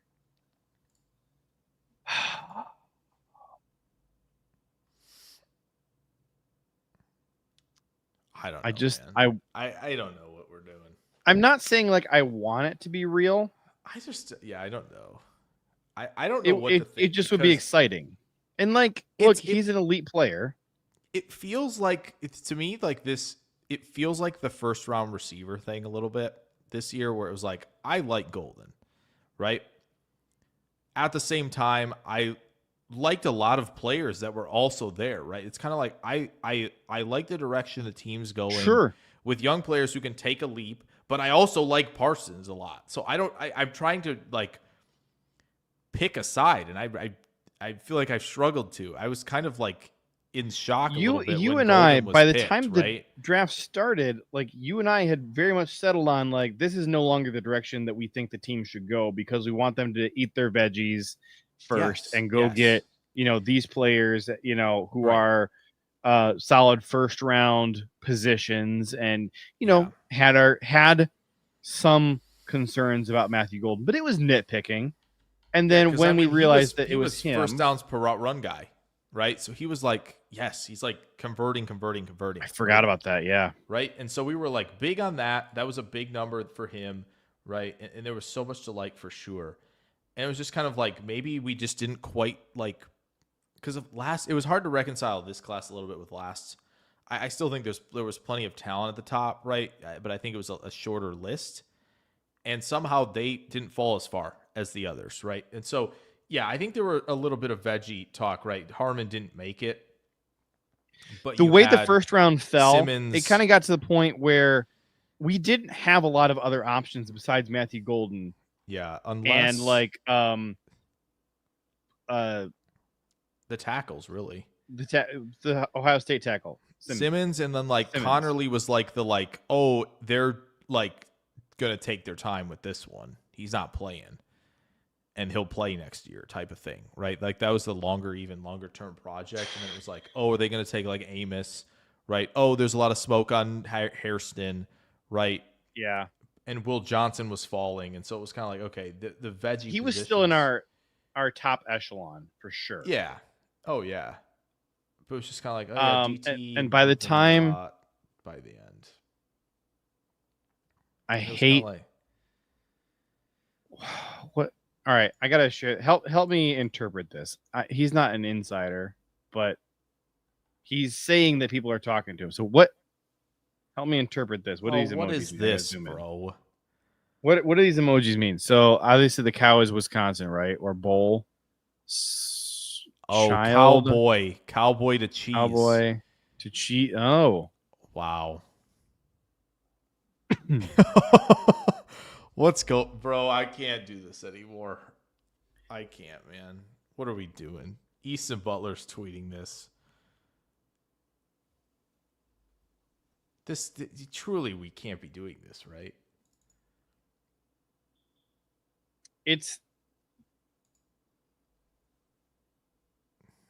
Oh wow, big transaction. The Bills are signing Sam Franklin. Huge, bro. Huge. Somebody quote tweets that. Because Aaron Wilson has all the. Oh my gosh. I just feel like it's a. JJ, I'm just still very worried. It's just say like, hey, can you help us out? Micah's team, help us out, get this price up. Like we can't be doing this. But then why is Kuhn falling for it? I don't know, man. I don't know. Kuhn is the only reason I'm taking this at all. I know seriously. that's. I was biggest not one. until Kuhn. I really was, and that's not a slight on Easton, right? Who obviously is picking up, guys that are meeting right in all this. Like, yeah, Kuhn doing it. So Bungie Cheddarbug in the chat said it's got to be BS. What would the trade even? I mean, be? do you want? I don't know if you want to know. It's gonna be. It's got to be 2 1s for sure. That's the starting point, and it's probably more. Yeah, but it's not 2 1s for Micah. It's 2 1s for 1 year of Micah and the honor contract of paying him. Yeah, it's market rate. Yes, correct. It's paying 2 1s to get ahead of everybody else in the bidding line. Like you have an extra year to be the sole team negotiating with them, right? Or really, it's because you're going to get your extension signed like ASAP. Like you're not going to complete the trade until Micah and his agent agree to the new deal, right? Tool for this says as long as it includes Musgrave, I'm good. Yeah, no, as you said earlier, a 1 and Musgrave is worth slightly less than just a 1 by itself. Eddie Machado on X the says, chat is who knows something we don't. Of course he does. He works for the team. He knows a lot. Our numbers are going up, by the way. We're over 500 total across the platforms right now. Because I think it's tough. I have to get off here. I can't. I know. We have to. I could migrate to the other room, but that would require me to go off stream for a minute. Jake, do you want to keep going or do you want to end this? Here's the thing, guys. Here's I know what's gonna happen. Okay. I guarantee you if we stay on here and we keep going, the trade is not going to happen. So really it's, do you want this trade to happen? Because the second we go off the air, there's going to be something. Either, oh, I'm just trolling, ha ha ha, or no, here it is, breaking. Adam Schefter. Here we go, type of thing. So it's a real question if you want, the resolution or, the speculation type of thing. Is this another Odell situation? Hold on, before you answer that, I don't know. Should I go off stream for a second and migrate to the other room, or do we need to end this? If we want to stay on for like another 10, that's totally fine. And if people are going to flood in and say hello, and then we're getting some folks. I mean, we got 17 on YouTube. I think that's probably. I mean, we're over 500 total. Like it seems like we have 500 on X alone. Yes. Yeah, I mean, I'm fine. I'm fine with sticking. Marquez Valdez-Scantling is going to either the 49ers or the Steelers. Oh, Steelers. That's a lot of speed on the field for Pittsburgh. All right. I'm going to go offline for like 2 or 3 minutes and get set up in the other room. And then I'm going to come back on here and we'll go a little bit longer. So yeah, that's fine. Let's do that. And hey, maybe to kill the time while we're watching these come in, maybe you guys want to sponsor a mock draft. I don't know. There you go. Now we're just talking. Saying. Jake, see if you can collect some donos for a mock draft. I will. I'm gone. I will give a little spiel here for sure. Okay. JJ's going to reset. So really quick for those who are watching on Twitter, if you want to hop over to Derailed Football on YouTube, Derailed Football Podcast, you can look for that on YouTube. You can hop in over here, throw a like and hit sub. That would be awesome. For those watching on Twitter, and there are some of you, Eddie, right, is asking some questions. Andy Gilbert was asking, is Micah going to be a Packer? So yeah, if y'all want to hop in over there from X and you want to hit that sub button, throw a little like down there, that'd be sick. But if you want to hang on Twitter, that's totally fine. We're over 500 on Twitter. That's awesome stuff. For those on YouTube, right? hit that like button, please. Hit that sub button. Helps us out a ton. But yeah, we'll chill. If you want to sponsor something, you want to hit a dono, because we haven't really gotten the numbers to set that up through YouTube. You can always go to the Venmo here at the top right, and you can send that to us. We will do a mock draft. We can go back in time for a mock draft if that's something you would want to be interested in. I know we're close to the season, so that's maybe not top of mind, but if that's something you'd like to see, we can make that happen. If not, that's okay. Just chill. We're going to be on for maybe a little while longer. And yeah, we'll see what happens. I imagine we're not going to hear anything tonight, but you never know. I got some Bears fans that I follow that are panicking. And so that's always interesting, right? So, bunch of cheddar bug, y'all are staying on all night. I simply don't think we can. Because if y'all want more content, I got to get off and do some of that on top of it. But United Bates saying, I'll be excited if it happens, but not all disappointed if it doesn't. I feel like I'm on both of that as well. I feel like I can sit on the fence and be like, if it doesn't happen, that's totally fine. We're not there yet. And then I'll just be all in, right? If it does. Tool for the saying, Adam Schefter loves to break news at 3 a.m. Milto, what's going on? Maybe we didn't say hello to you, but welcome in. We've seen you, throwing some comments down there. Appreciate you checking us out. Yeah, we have seen the Packers have a trade on the table for Parsons, $45 million per year. Obviously, draft picks. Cowboys getting a player back. That would probably happen in this scenario. Trying to think who it would be. Maybe it's Van Ness, right? If it's Van Ness, I think Dallas has him and the Western Michigan guy. The Western Michigan guy who I can't think of right now, but I did a video on him, so I'll find him shortly. Which guy was it? It is MarShawn Nealand. That's what I was thinking of. So those two guys, that's a more heavy-handed duo on the edge. Maybe it makes sense if they're trying to do that philosophically. So that's maybe possible. Probably Gary. That's interesting that Dallas would take on a bigger contract for that, but whatever that would be interesting. You would think they would want a younger player going back, but Tool for the saying Venmo for the mock Micah trade. That would be interesting. We could probably make that happen pretty easily on PFF's simulator. Eddie asking, any chance we get Simmons back? I don't think so. Unless it's like super dire for special teams, maybe he comes back on the practice squad, but I'm sure he's going to be looking for other opportunities first. So we'll see on that front. I don't think it's zero. I would think though it's more likely than not we don't see him, because especially if Welch sticks around for practice squad stuff, who's done some special teams work as well. So I would think they would go that direction instead of Simmons, but no, you never know. But I would lean no over yes. Could do a trade similar to what the Bears gave up for Mac. That's possible. We could definitely do that. 12 is just along for the ride no matter what happens.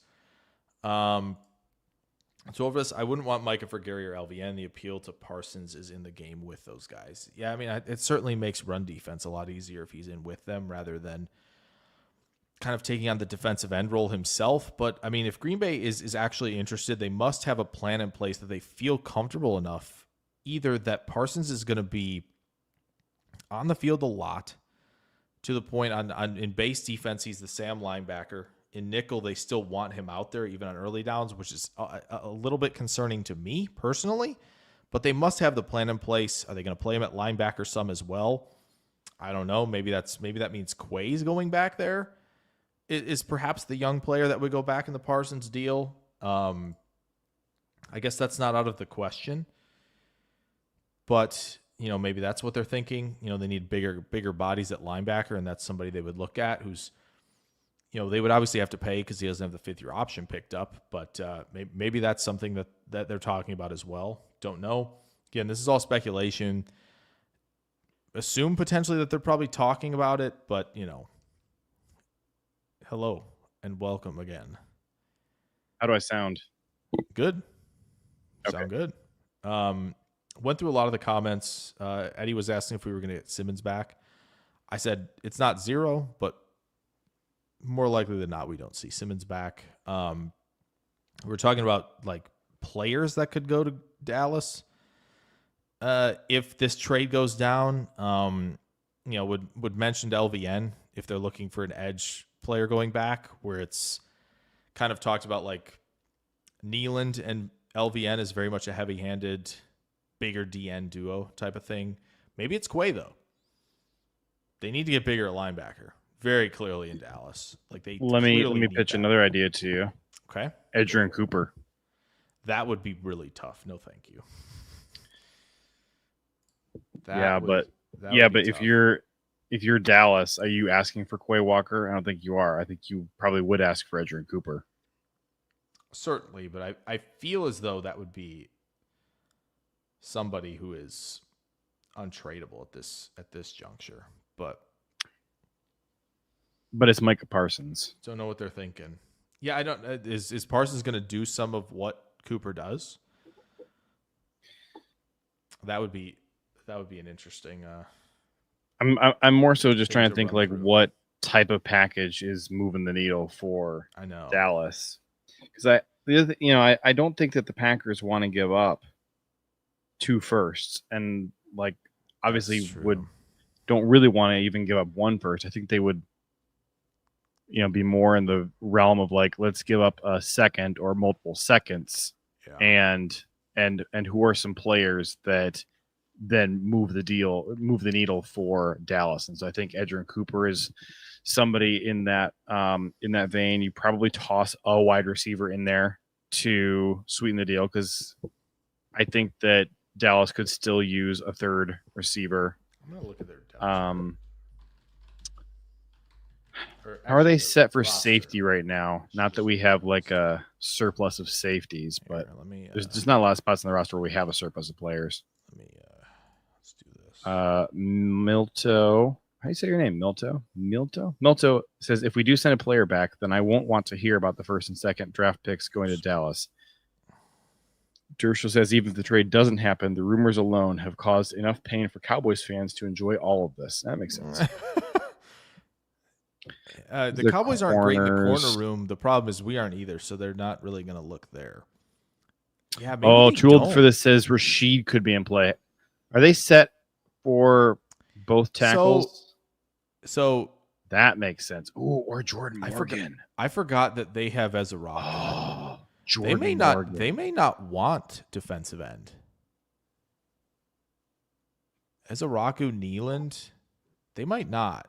I tend to think we are not moving on from Gary or LVN. I would think not, actually. Okay, here's where the linebackers I think come into play, right? Damone Clark, 4th year, not much to say. Shamar James is a rookie. He's undersized. Look at 222. We still going to try that nonsense?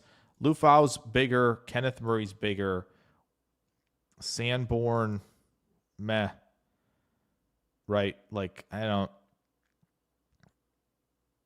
Do they not? Is this not updated? Oh, it is, but it's just like, oh gosh. Okay, hold on. Let's go by numbers here. Just because it's going to get really confusing.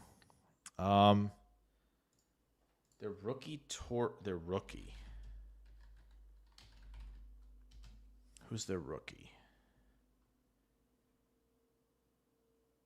Oh, their 2nd year guy. Yeah, Tyler Guyton did tear the ACL. Yes, their 2nd year player. Yes, that is true. So he'll be on IR. He won't even be on here. BB at center. Guyton obviously was the guy who tore the ACL, right? He's in his 2nd year. Johnny Cornelius, Terrence Steele. And you obviously have Tyler Smith, who's an anchor player for them at this juncture. Yeah. Rashid's in a contract year, and that's probably the needle mover, I would think. Wow. 591 on Twitter. My goodness. I'm thinking we're over Rashid, 600 now. I'm thinking Rashid or Jordan Morgan and that's probably true.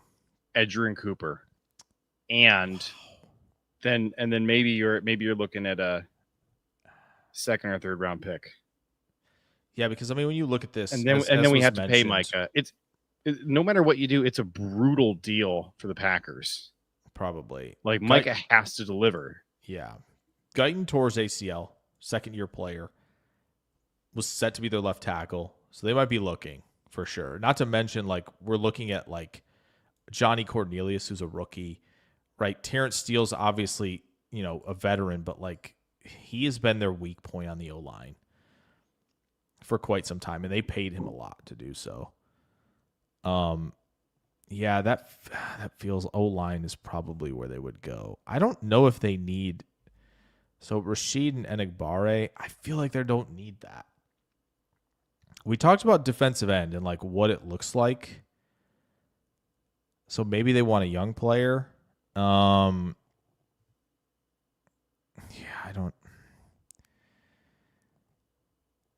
I mean, we could definitely do a little. You want to drop a Benmo up there? You want a Benmo? Is that massive? It's humongous. I didn't want it that big. Wait, where are you? In the derailed banners. Yeah, I put it right. I didn't want to do the. All right, try it again. There we go. Oh yeah, that's because this is size Bubble. Wise. It's better. Bubble is huge. Minimal does a really good job. Okay. All right, we're staying. This is going to end up being our longest live stream ever. Probably. We are staying up late to keep talking on this with you guys and doing questions. We will do a mock draft if you guys want to keep. I'm gonna eat this to pass the time. Bruce says, "Please no Micah." So Bruce, did you hear? He said y'all are still going. I went to Walmart and Walgreens, but seriously, thank you. It was a lot of fun. It was a lot of fun. Did he see it? Chris says 45 mil is just too much for a non-QB, no matter who it is. And Milto says, I would not come off of Cooper. Yeah, so Bruce, the reason we're still on is because John Kuhn tweeted Micah freaking Parsons. And of course, John Kuhn works for the team. And so this changes things for us. I don't know what he's doing. My man's wilding. Did he have a 4 Loco?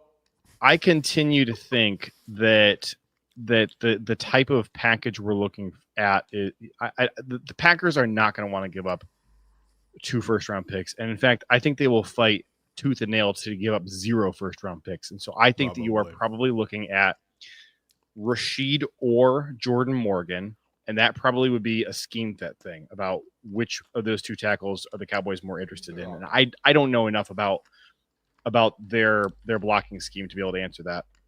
Plus, right I think somebody like Edgerrin Cooper probably is in that conversation. I don't think that a defensive end is what they're looking for. So like I think we would have Rashan and Elgton and Micah on the same roster. And then you're probably throwing in a wide receiver into the mix as well. And yeah, Bruce says it's going to be Walker. But again, like I think that who the players are is going to have a lot more to do with what Dallas is insisting on as compensation. Because I think that the line the Packers are going to draw on the sand is, no, we're not doing 2 first-round picks, or we're not doing any first-round picks. And so at that point, you are giving up all of your leverage. We just got a super chat, by the way, from Michael. Appreciate you. He said overtime pay, go Pack go. And he sent us $12.65. So $12.65. Appreciate you, Michael. Love that. Appreciate you. I just again, and before the John Kuhn tweet, I didn't think this was real. Right. I really didn't. So I haven't found anything yet. I'm still looking around. I'm sure I'll find the run scheme here eventually. But I will say, Schottenheimer has talked about pre-snap motion, getting Kevontae Turpin involved, which they don't have a lot at the running back position either. But I think they're going to explore other avenues, right? They could Breece Hall, Travis Etienne, right? Guys like that. I don't think they're coming for either of our guys behind Josh Jacobs. That seems unlikely. But they're obviously going to pass the ball a lot, MarShawn Lloyd has right? no value right now. Yeah. If we could move off of him, I'd be thrilled. But Yeah, they said so they're going to pass the ball a lot. That's not going to be a secret, right? They have Pickens, they have Lamb, Ferguson's a decent option, right? So I do think they're going to value pass protection. That kind of leaves both on the table. And obviously one of those two has years left on the contract. I just realized Michael is United Bates. That's right. I was not going That's to. right. I was not going to say his last name, but then I realized that he goes by his last name on here, so it says Michael Bates. So that's United Bates. Right. In my head, I was just thinking of him as United, and so that's why this didn't click for me right away.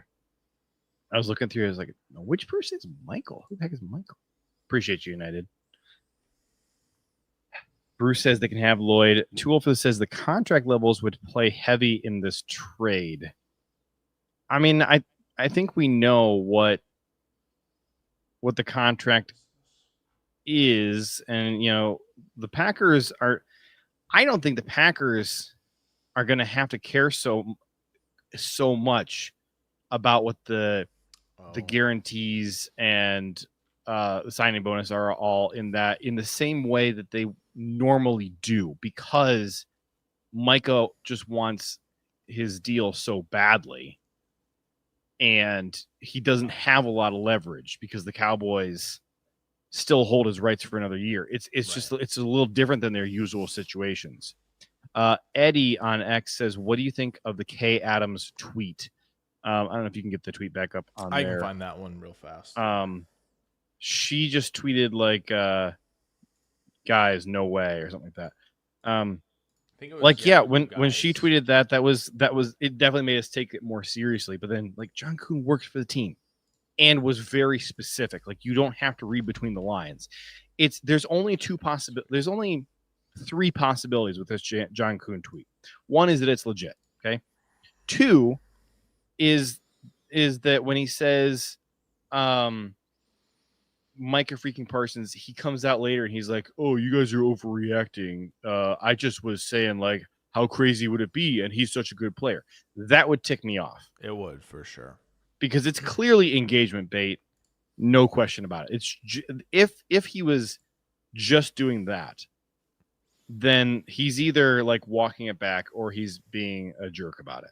And then the third possibility, again, is that the sick if we Packers could get just off our hands, being used as leverage, like they almost always are. And in that case, it's still possible that news of this leaked its way to John Kuhn through his many friends and connections. Very possible. And so that's out there. That could be a thing. Yeah. Chris, I did not like that comment. No, we're not putting that. Remove that there. one. Delete that comment. Oh, I can't delete it for some reason. That's okay. Let's see. Bruce says lots of signing bonus to ease the 45 multi-year. Probably again, he does. We don't know exactly what the breakdown in negotiations has been between Micah and the Cowboys, but it seems more like they're disagreeing about the per year. It seems like they never even got to the per year, right? Yeah. That they never even really began negotiations. That is kind of how Micah has presented his side of the story. That they never even had the negotiations, and that he's just been frustrated this entire time because Jerry is out there talking crap about him day after day after day. I mean, it has been extraordinarily disrespectful the way that Jerry has talked about him. He did the interview earlier this week with Stephen A. Smith, where he's comparing himself and Micah and Micah's agent, and making this weird analogy. And in this analogy, the Jerry Jones figure is the mama and the Micah Parsons character is the little boy. It's been bizarre from beginning to end, the way that he has played this. And the only explanation, aside from that Jerry is just an old, out of touch goofball with way too much money and way too much ego, is that he really didn't want to pay Micah and did want to get some other assets out of him. But like, still, I don't think you'd need to pursue that route to make that happen. Tom said, do you think this trade gets done tomorrow, or do you think it's all just news and rumors started from rubbish? So I'll let Jake answer this in a second, but I would say I still lean toward, I'm like 60-40 with 60% being it's still nothing. But I'm still, I would say I'm 40% of the way there to it is real, and that's mostly John Kuhn and a little bit Kay Adams. Yeah, the John Kuhn tweet. I think like, you know, again, no disrespect to Easton or Kay. They, you know, I think I would still say it's I would still put out like maybe 20-25% that this is gonna happen. This is a good point here. As of right now, Ian Rappaport and Adam Schefter haven't said anything about it. That's valid. Yes. That's valid.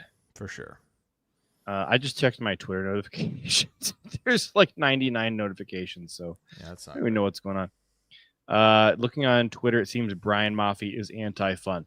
Brian Maffey is anti-normal people fun, and there are some things that make Brian Maffey extremely happy that he considers fun that are very Brian Maffey-centric. Okay, I want to rewind here. So we got a new person in the chat here on X, Stinky Boy. He said, what are we going to give up? And then Tom replied to him and said, 2 firsts and a second. Stinky is asking I don't if they think give so. up Lukas too. Looking at their room now, I don't think so. I think it's more likely they're asking for Morgan or Walker, like you mentioned, JJ. Edgerrin Cooper has probably been talked about. Potentially Quay, but I feel like it would be more attractive for Quay if Green Bay had picked up the option. Right? Now that I think about did they pick up the option? Sorry, whose option? They did not pick up Quay's option. They did not pick up Quay's. They picked up they picked up Wyatt's. So yeah, it would be more attractive, I think, if they picked up the 5th-year option there to be like, okay, yeah, you're not going to pay him like massive value. You get him for 2 years, you can see, and maybe like a decent deal down the line or something. But I would think O-line, linebacker. I just don't think. I think Ezeraku, Nealand is probably where they want to go, and they have other guys in the room. Maybe they'd ask for one of the rooks, perhaps. But yeah, I'm not sure. I don't think. I know Gary was mentioned a little earlier about possibly being that guy. I don't think so. Right. Like I just realized why. I feel like it would be Van Ness over Gary, first of all. So. Yeah. But. I just realized the reason that my notifications have exploded is because Cowboys fans found me quote tweeting that Kuhn works for the team, and they are livid. Good. So that's that. But I'm being accused of engagement farming. All I said is that he works for the team. What? How am I engagement farming the fact that he works for the team? Blatant engagement farming. Engagement farming for sure. You guys. Yeah. Again, you guys. You think he doesn't work for the team or what? I don't know. 700 people. Literally just they have to like hover over his name to find out what he does. It's not even hard. Like you don't even sideline have to, analyst for Packers Network. You don't have to search him. It's crazy. Wait, why is his email kevingold@longsnap.com? What is longsnap.com? Is this where they found Matt Ostrich? Maybe. It's not okay. possible. Longsnap.com is a blog. Kevin Gold's blog. I need to share my screen here. You need to see this. This is amazing. Why does I think John Kuhn have this in his bio? Okay. I don't know. All right, you see this? I think they're going to try to limit picks, by the way, Tom. I don't think they're going to try to give that much. This is longsnap.com. FBS long snappers, NFL long snappers. Like John Kuhn is not a long snapper. I'm so confused. Maybe What he's is just this? team long snapper. I don't know.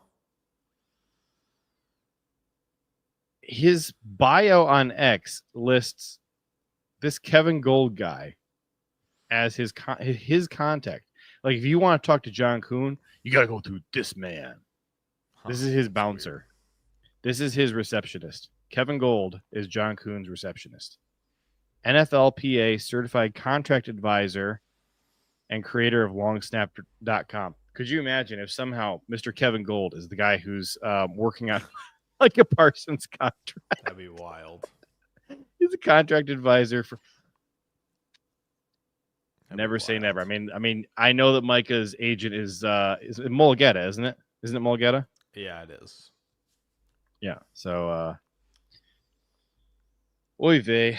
Ooh, that's a fun name. Christijan Kirstev. Now That's a we're fun doing the name. good stuff. Here we go. There's a flight that leaves tomorrow morning at 8 from Green Bay to Dallas. There's the flight number. Too old for this. Wow, I is- do feel is like Musgrave if going to there's be on nothing it? here.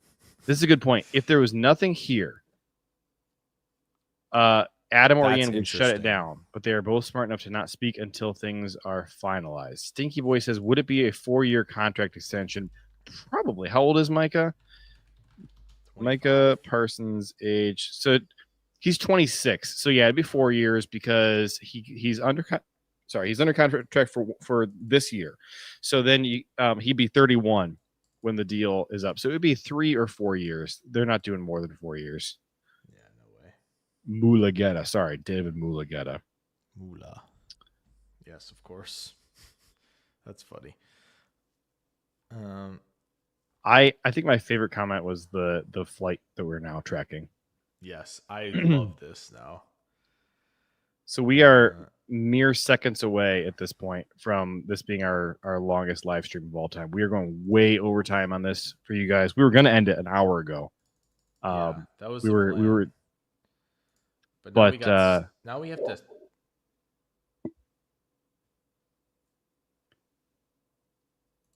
Chris N says that's 150 million guaranteed. Why is that 150 million guaranteed? Where do you get that? How do you get guaranteed? They're not going to guarantee his whole contract.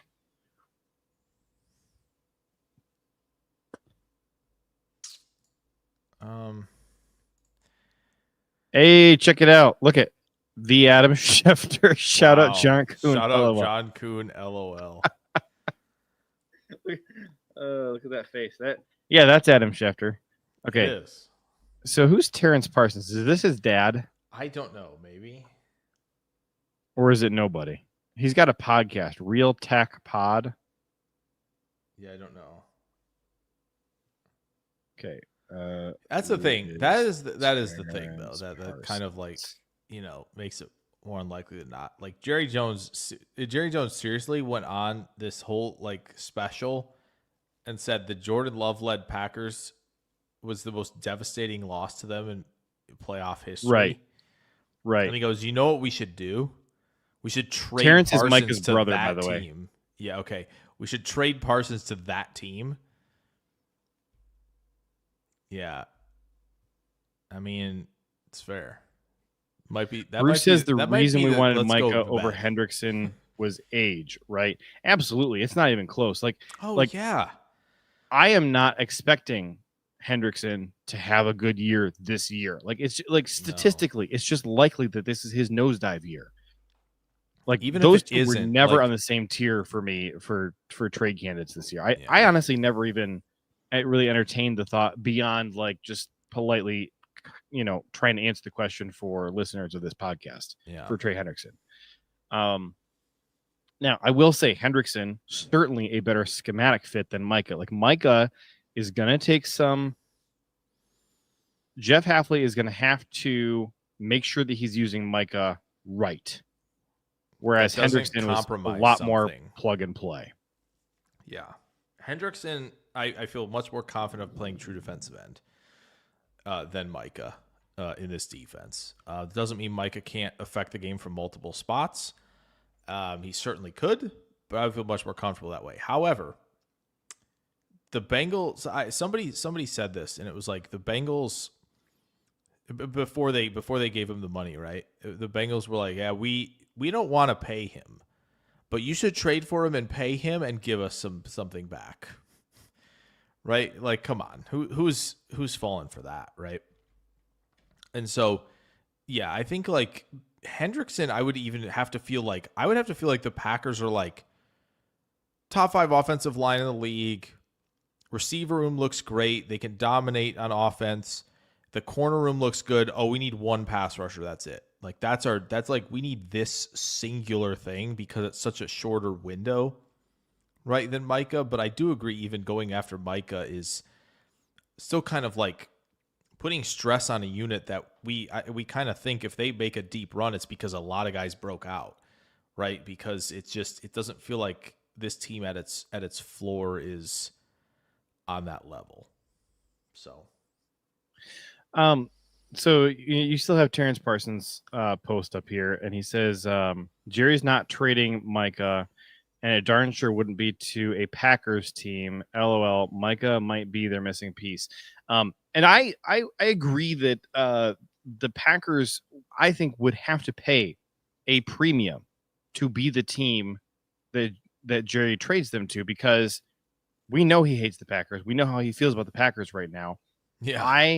I feel confident that this is the order of the teams that Jerry would be least willing to trade Micah or any player to. Number 1, Philly. I think that's obvious. Yeah. I think based on the comments that Jerry has made over the years, I think Washington is the second least likely. Okay.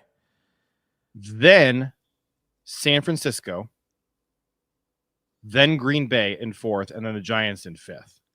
Yeah, that's right. Do you think that I'm, right or close there?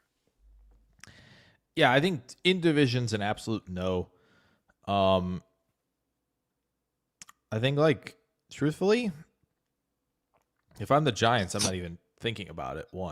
Right? Stinky Boy says, "Do we think Parsons wears number 0?" I'm gonna go with, hey, I know the Packers drafted a 1st-round wide receiver this year. I know we're talking about them making a big name splashy trade right now, but it's still the Packers. They still don't want somebody wearing the block O because they are still just that old-fashioned and fuddy-duddy. They're still gonna say no. Could Reed go to 2 and Micah take 11 and Willis find a different number? Why would Reed go? Well, if Micah takes 11, right? I know. No, Matthew Golden wants 2. Why are we moving Reed to 2? Because again, if 2 becomes available, Matthew Golden wants it. So then he's a 1st-round pick. We were just talking 5 minutes ago about Reed being a bubble guy. I know. I'm just saying, like, if Golden sticks, I still don't understand why the team lets the players have so much say over like the numbers, where they're like, oh, sorry, this depth guy, our 3rd string whatever has this number, and so our 1st-round pick can't have it. I don't know. Like that makes no sense to me. Like it's like, sorry, dude, you are not a 1st-round pick. Mm-hmm. Sorry. Chris says Reed always wanted 1.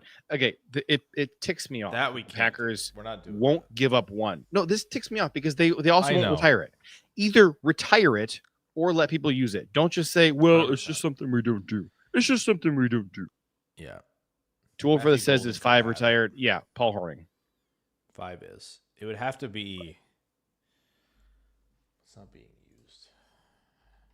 So Adam Schefter, not the real Adam Schefter. No, it is the real Adam Schefter, of course. Says, I think there's too many people saying stuff about it to be a joke. I'm just gonna say, I'm not gonna buy into the whole where there's smoke, there's fire thing, because there's not a lot of stuff out there that is like its own unique source. There's a lot of like piggybacking and stuff. So like, for example, the Ricky Scoops thing, unless Ricky happens to be the exact same person who posted the Reddit post, I don't care what Ricky posted, because he posted the same information like 45 minutes after the Reddit one did. And all of us saw the Reddit post making its way through screenshots on Twitter before Ricky posted his things. He was clearly copying the Reddit post. So unless he's also the same person who runs the Reddit account, I just don't care what he said. Yeah.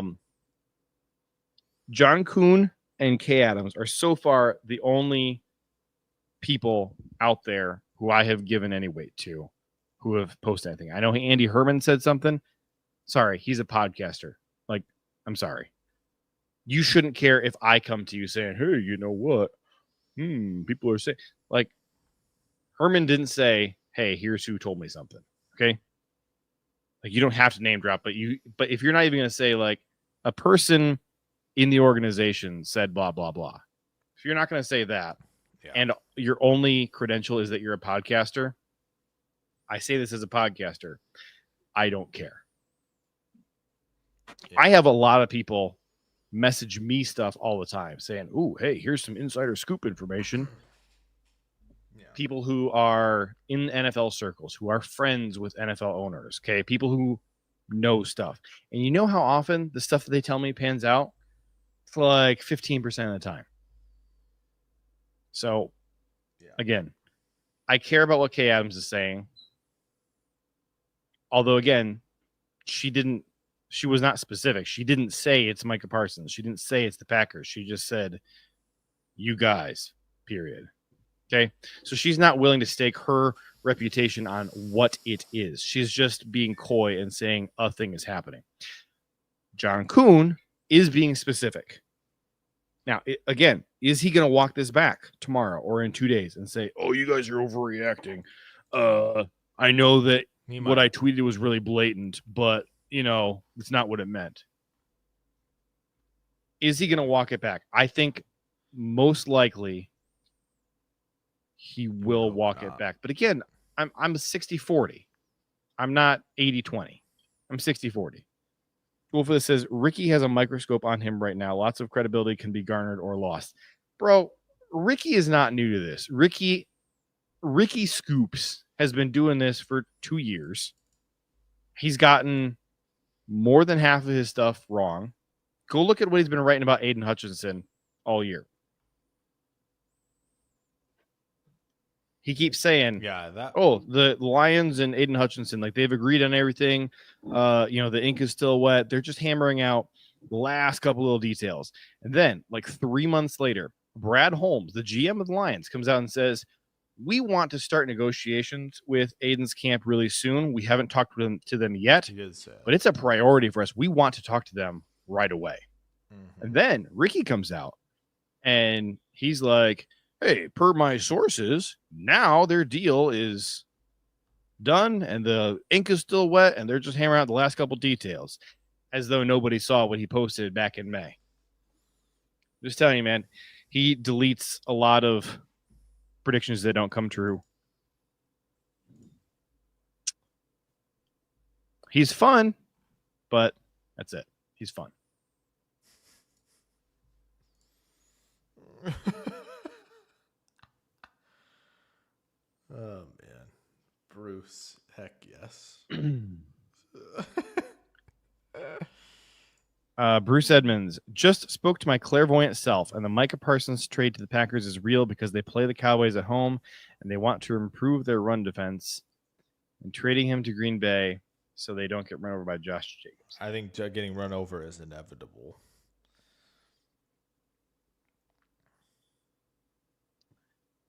Basaraski tweeted, my dog told me Micah is coming, guys. I like that much better. I like it better. It does seem like Jerry Jones doesn't want Parsons to have an agent and just negotiate with him directly, which whatever. Jerry's weird. So do we need to go on much longer? I know we're up almost at 800. It feels like a crazy thing to stop right now, but I'm having a blast, man. I really am. Man, I need some redacted energy. Yeah. Well, United Baits sent us enough dono that you can afford a redacted. All right. Do we have to do a mock draft? If people donate, No, he said overtime, and we definitely went overtime. If people want to sponsor a mock draft, I would definitely do it. I can muster up the energy to stay on and do it if. Okay. I'll be back in 15 seconds with my redacted energy. I'm super tempted to go get myself another redacted energy. The problem is I have a whole bunch of them in my pantry, and I only ever put one in the fridge at a time because I want to like slow my roll. And so so I would have to drink a warm one. I don't know if I want to do that. Stinky Boy said, isn't there rumors right now of Rodgers wanting Romeo? So regarding that, we talked about that earlier. So Easton Butler posted that Rodgers called the Packers and inquired. And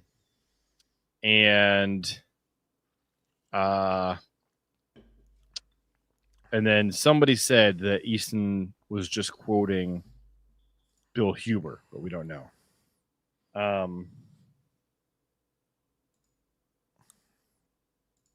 So I just texted somebody. Drew, get some sleep. Get some sleep. I have only one. Oh, I love you so much. Thank you. Thanks oh for my staying up, gosh, Drew. this is a lot of options to look at. My wife just brought me just an absolute stack of caffeinated drinks. I think I'm going with. Oh, this sounds good. Do you want cherry slush or? You don't want to say hi to the people, do you? But you're so pretty. Okay, I'm going to do this one. I can't tell you what it is because they're not sponsoring our show, but they make tasty drinks. That's true. Yes. So also, good luck to Drew, by the way. Drew, you should definitely get some rest. So, we'll. If something happens, we'll probably have to go again this week in some capacity. So you probably won't miss out on anything. I can't imagine this is going to be done at midnight. We just got a dono from Chris. Okay. K Adams 2026 mock draft 7 round. Okay. So I appreciate it. So it's that mock draft. You know what that is? $6.99. You know what that is? That's a mock draft for you guys. For who guys? What are you talking about? What do you mean? It's a mock draft for you guys. Oh, for you guys. It's a you guys. So I just got a message from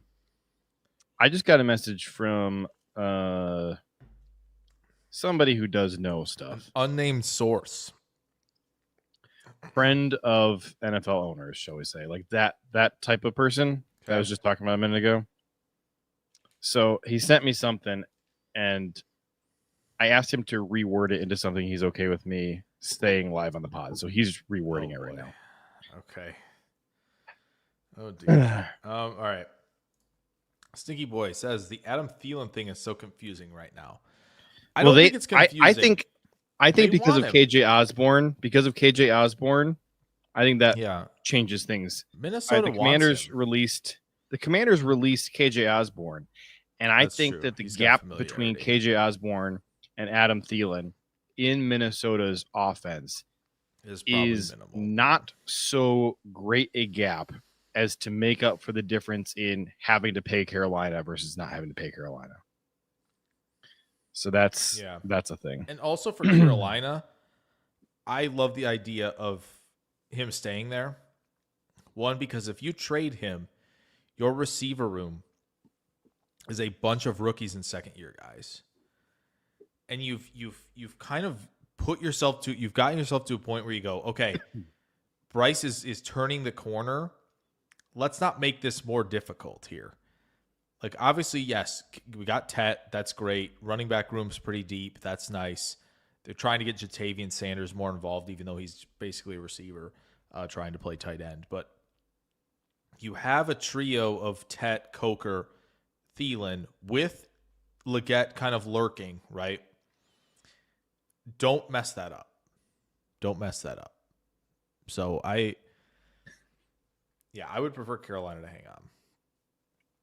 to him as well. Did you talk about the college games we had? Not really. He said Iowa State O-line looked pretty good. Their tight ends look solid. I think the O-line for Iowa State got better as the game went on. Their 2 tackles struggled early, though. But I do like Brahmer and I don't think it's Buckle, but it's something like that. Let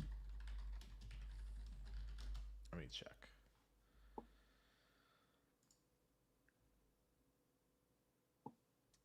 It's Burkle. Gabe Burkle. Yeah, Burkle and Brahmer looks pretty good at tight end, I will say, for Iowa State. So, Stinky Boy, we did see that Myers was requesting a trade. Yes, he probably wants more money. He's realizing he's not getting a lot relative to what some of these guys are making at 15, 17 million a year. So, all right. So my friend, who knows a lot of people, okay, and is a trustworthy source, he says, I would say that the thing that Ricky Scoops posted isn't wrong. The two sides are and have been talking on and off the record. And then he also said it's more than fire at this point. I think he meant it's more than smoke at this point. So it's more than smoke at this point. Only one person could put it out, and his ego is the only thing that would stop it.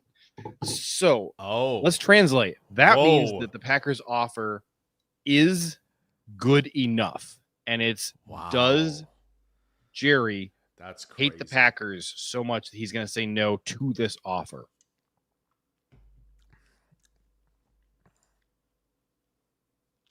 Possibly, Eddie.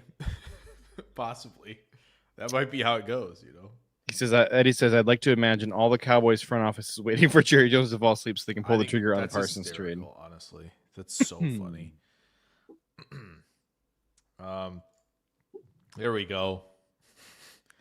He's taking one. Too old for this. Is going to bed. I'll take one for the team and go to bed now. So this trade can happen the moment I leave. Peace up, A down. What is A down? Peace up, A down.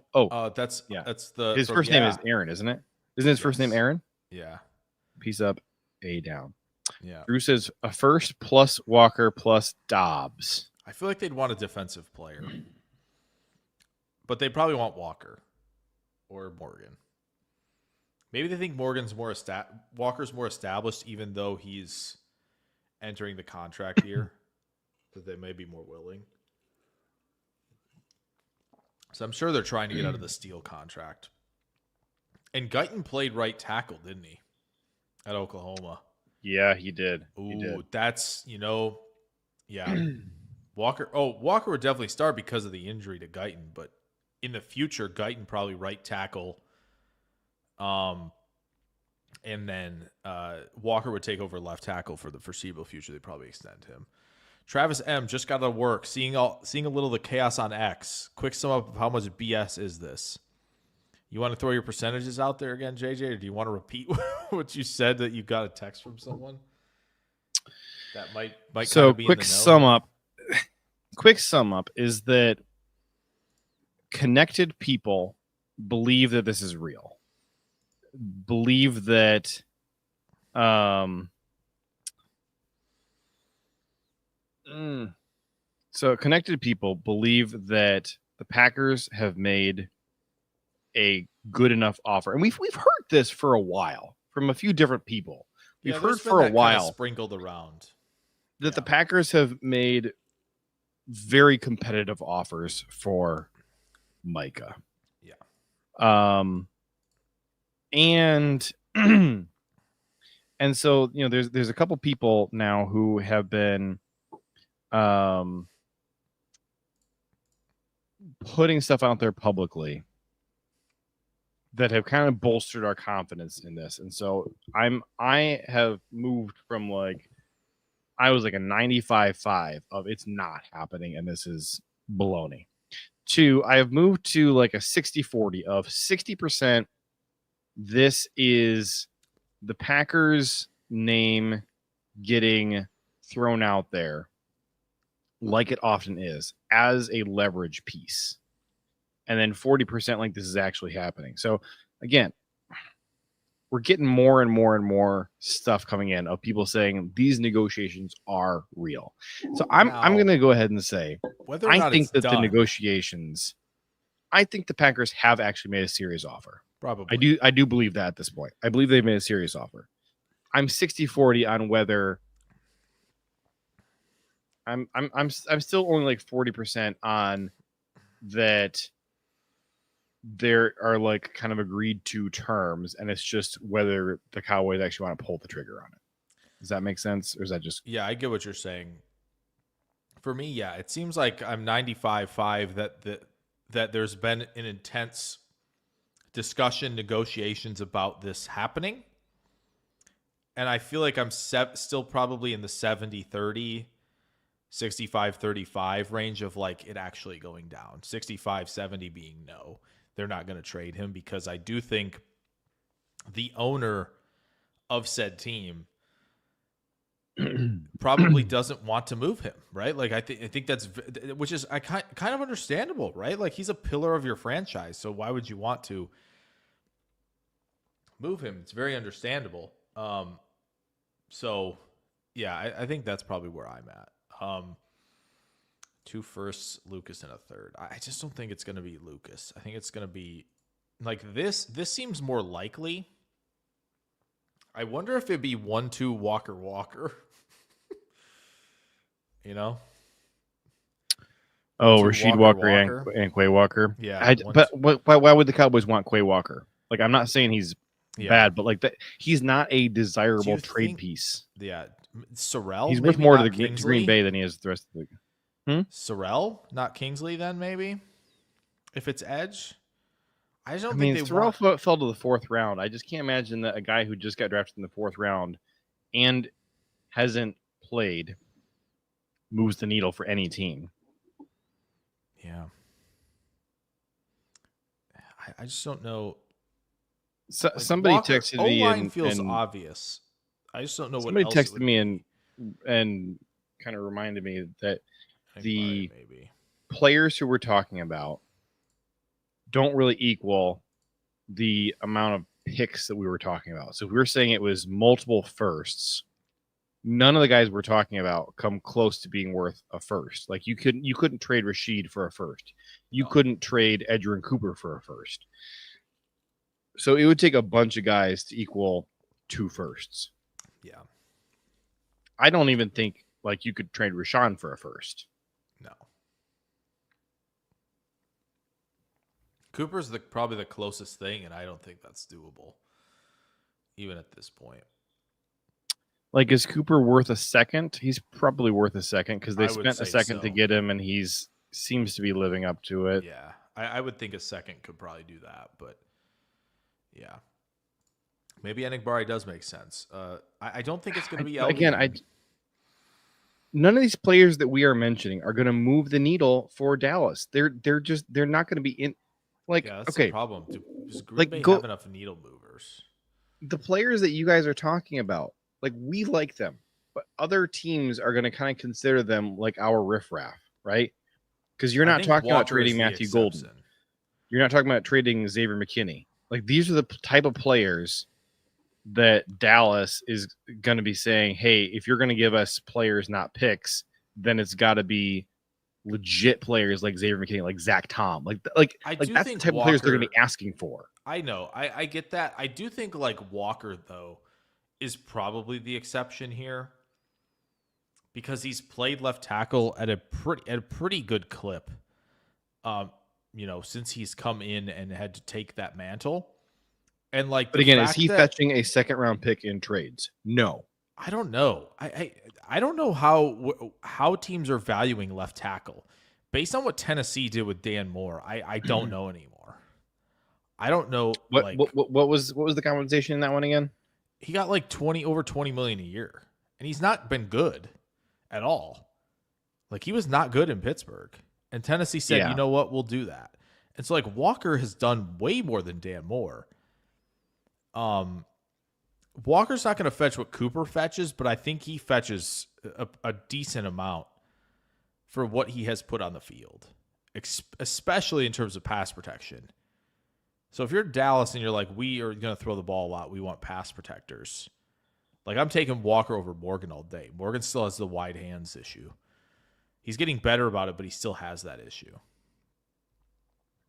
Yeah, this would be sick. Yeah, I'm with you, Adam. I don't think this gets done.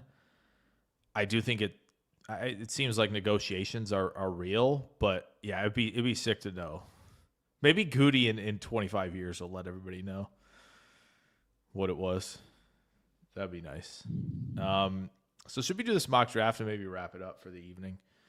Yeah, let's do that. I know there's so many people I'm having multiple on. people messaging me with like what they are hearing the compensation package is, and it's not something I want to pay. It's 5 times what I want to pay. Oh no. It's Listen, easily 5 times what we've been talking about. I 5, can't 6, give up 7 times what we've been talking about. I cannot give up a 27 first going to get Jeremiah Smith, Cam Coleman, or Ryan Williams. I simply can't. I simply am not there. You think we're going to be having I simply am not picks there. in the top 3? Come on, man. No, remember Raiola, Minnie Mahomes, who's a really weird fella. He's going high, I've heard, in the 2027 draft. No, but like Colin Dylan Simmons. Raiola is going to turn himself into such a high draft pick that he pushes Ryan Williams or Jeremiah Smith down. I will say Ryan Williams has some work to do. I will say there are some things he has some work to do. I dare you to say the same thing about Jeremiah Smith. No. Ryan Williams does though. No, Jeremiah Smith's cash, straight cash home. So this mock draft that we're about to do here is sponsored by Chris. Appreciate you, Chris. If anybody else would like to hop in with Eddie says, what about Kenny Clark? Bro, I would love them to take a pick to get them to take Kenny Clark. I think so. That feels like an Osweiler thing of like, hey, we'll give you a pick to shed this contract type of thing. I don't think Dallas is going to be jazzed up about Kenny Clark. Truthfully, it's going to happen. I'm out, peeps. At 11:11. There you go. Make a wish. 11:11 your time. Yes, make a wish, everybody. It's not going quite what Khalil Mack went for seems crazy to me. 2 firsts, a third, and a sixth. That is so. What Adam just said is pick wise what I heard. Okay. But what I heard also has players as That well makes sense. on top of that. Yeah, makes sense. Yep, 100%, Chris. The sponsor of the mock draft. I agree with your assessment. Yeah, so that's a good one to bookmark. Keep Adam's comment in there in case we need it for future reference. But here we go. We can only go 5. I can't go 7. This is really annoying. PFF, they just don't have enough players. We're just running out of players. Maybe we'll have to go to the other guy that crashes sometimes. But here we go. We're off. We roll here. Seeing what we're going to get in a 5-round mock draft here. 21. We've kind of gone down the same road a lot here. JJ, do we want to? I don't think I want to twist it too much. Like, don't want to shake it up. Zane Durant, corners. Do you have any interest in denying Dennis Sutton in Green Bay? Like, he's a little bit of a weird schematic fit. I mean, he can do it, right? I don't know what this apostrophe 0 quotes is. I'm pretty sure he's 6'6", though. I think it can work, but yeah, do you think he's a little wiry, a little too like thin? I definitely think that he's on the small side. He's definitely on the small side to me. Like if we were a 3-4, I'd be more interested. Sure. My thing he's with still on the big Dennis side Sutton, for a 3-4 guy.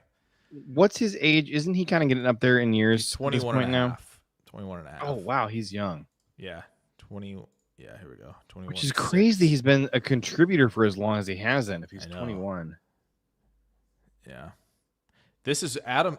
This was his guy last fall coming into the season. I remember him commenting on a video. So maybe it was my early mock last year. Yeah, That just is right interesting. for now, which I think is fair. It's not small, but I will say when you look at him, you wonder how he's carrying 265. It does look a little thin for the position. Tyreek Sapp, I think, is bigger. This we can do. We can work with that. 6'2", 274. I think we get the corner now. What do you say? You want to ask Muhammad to put I think weight at this on? point we need to take multiple corners. Honestly, is the problem. You want Muhammad to put the put the weight on? Well, See, I was right. a year He from is now, he flipped. probably will have put the weight on. So All right, I'm comfortable. I don't know that I'm that nervous about You him comfortable? at this point. Yeah. Okay. Yeah. Let's go Muhammad, and then Come on. Give me who I want. who else is who else is still available at corner though? Because I think that Oh, you we're want going to double to down? go in multiple corners in this draft. I feel that's likely. Wait, Delane is. Delane might be, That but we've might taken be- him before, so let's get. Yeah. Oh, we haven't talked about Nwampa at all. Go back to No, Nwampa. we haven't. We haven't. That's interesting. Is he really listed at corner?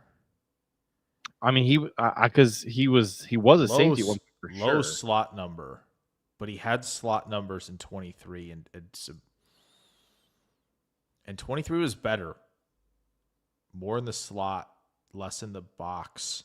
Well, no, actually, my guy was just doing everything. Can your guy at Illinois play outside corner? Maybe. Not impossible. He might be able to, but yeah, Wanpa might be the slot. I want to check D tackle though.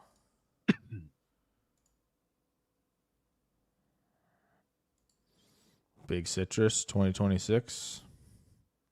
Big Citrus is such a good. Big Citrus 2026. How do we feel? Not a lot of snaps from Christian Miller, but could be some. Ooh, no. We got to do this, I think.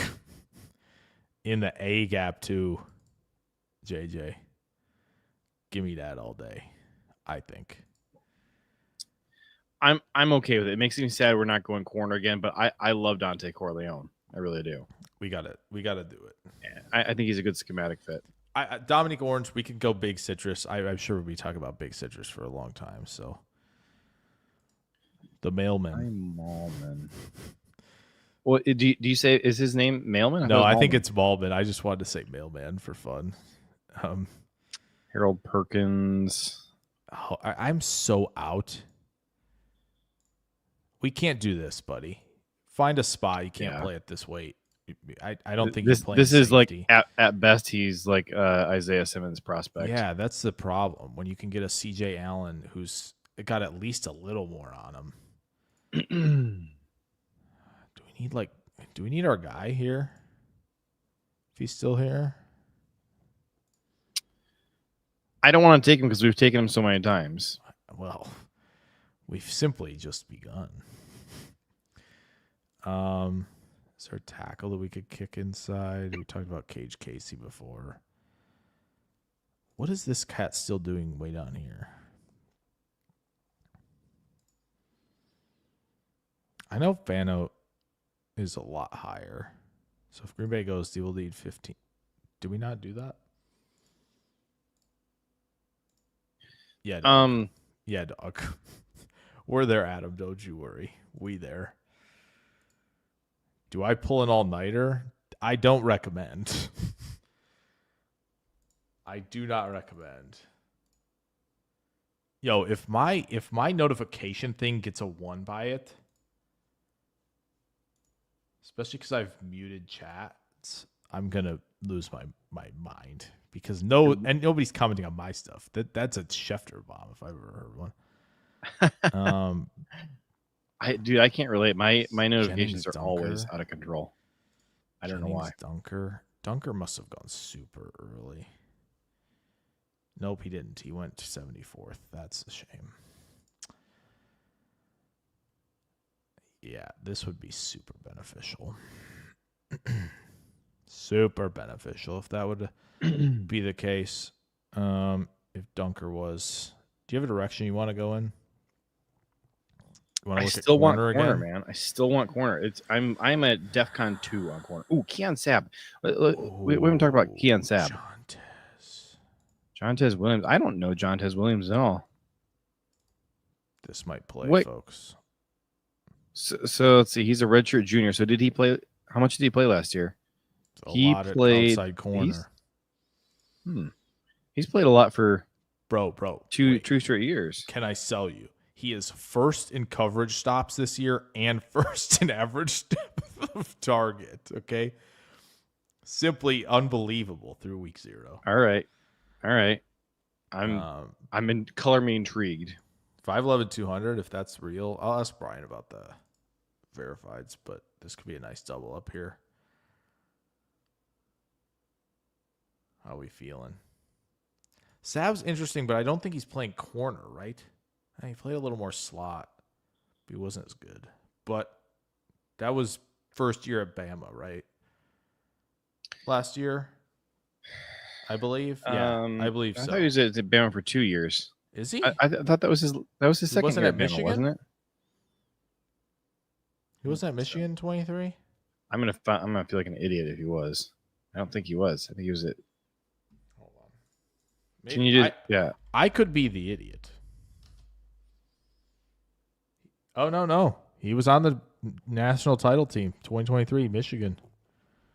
2024, Bama. That's interesting. Yes, Chris. Sorry, let's do that. This is really. Let's we'll quickly go through this for you. Or, Chris, this is what we'll do. We'll do the background at the end when we get through the 5, and then we'll kind of discuss. Never use my trackpad on my laptop. I always have a mouse plugged in, and right now I use my trackpad, and it's making me so slow with everything I'm trying to look up. So Keisean Sabb was at Michigan in 23, Yes. 22 and 23, and then at Bama for 24. So yeah, you were right. Want to make sure we got that established. Yeah, Jontez, good ball skills, physical coming downhill, tackler, works through screens, did a lot of good stuff last week, actually. Yeah, they say he doesn't have prototypical height, which, yeah, he's like 5'10", 5'11", but if he's in the 190s at 200, like he will be in. Rob Domofsky tweeted, an addition at didn't. linebacker seems possible tomorrow, especially if another player or two goes to IR. Christian Welch was told nothing about that as a possibility per source, but we'll see what happens after waivers. So like this clearly has nothing to do with Micah, but it's just hilarious that he says an addition at linebacker seems possible. That's funny. Oh my gosh, that's crazy. That is hilarious. Yeah, I feel like they didn't want to go after him. Let's double up here. Let's go Jontez and let's see what happens. Wow, Mendoza's still here. We talk about backup QB though. We talked about it as a possibility. Yo, if he's good, he's not going to be anywhere near this spot. Anyway, that's funny. Classic. No. What we need is an explosive running back since the one can't stay healthy. I'll have to do more diving on the running backs. Jayden Ott sounds like he's not even going to start for Oklahoma, which is not ideal. Per vague, unnamed sources, here's players not being discussed in a trade scenario: Adrian Cooper, Huge. Jordan Morgan, Romeo Doubs, Josh Jacobs, Xavier McKinney, Kenny Clark, Jordan Love, Elgton Jenkins, or Jayden Reed. Those are players not involved in trade discussions. So this to me sounds like heavy on the picks, plus maybe Gary or Van Ness. Maybe. Like, who else do we even have? Sheed? Was Sheed on the do not? Sheed was not mentioned. So Was Tom Sheed not is mentioned? clearly in there. Tom was not mentioned. I still can't imagine they would even. They wouldn't move Tom. That would be idiotic. That would be idiotic. Here's the thing. Zach Tom for Micah Parsons straight up wouldn't even make sense because Micah's not under contract and Zach is. Yeah, 100%. Like Zach Tom and Micah straight up makes sense if Micah is under contract. Like that's how good Zach Tom is. Yeah. Maybe because of the position, Micah not being under contract is equal to Zach under contract. That probably is a thing. But then that still doesn't math right because of all the picks involved in the discussion. Yeah. No, that's true.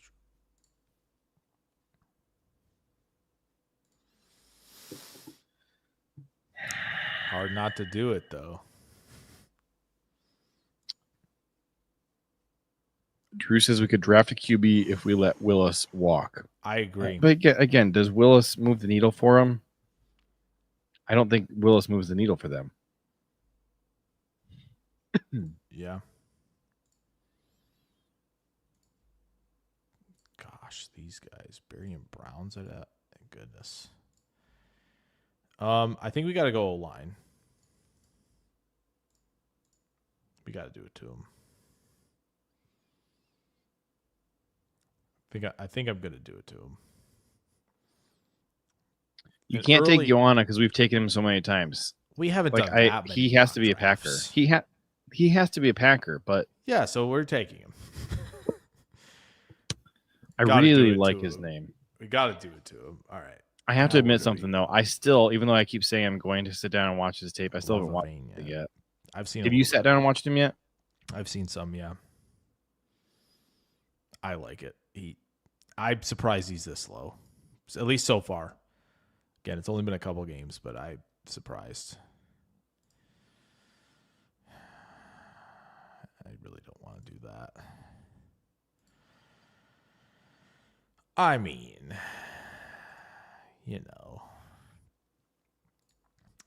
the problem is, Drew, is if you go back to this thing, if you go back to the full draft and we go all the way up here, you'll see that Jake Slaughter is going before we can even pick.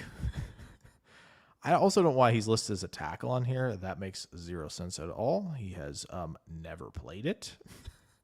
As you can see here, 1,372 snaps at center.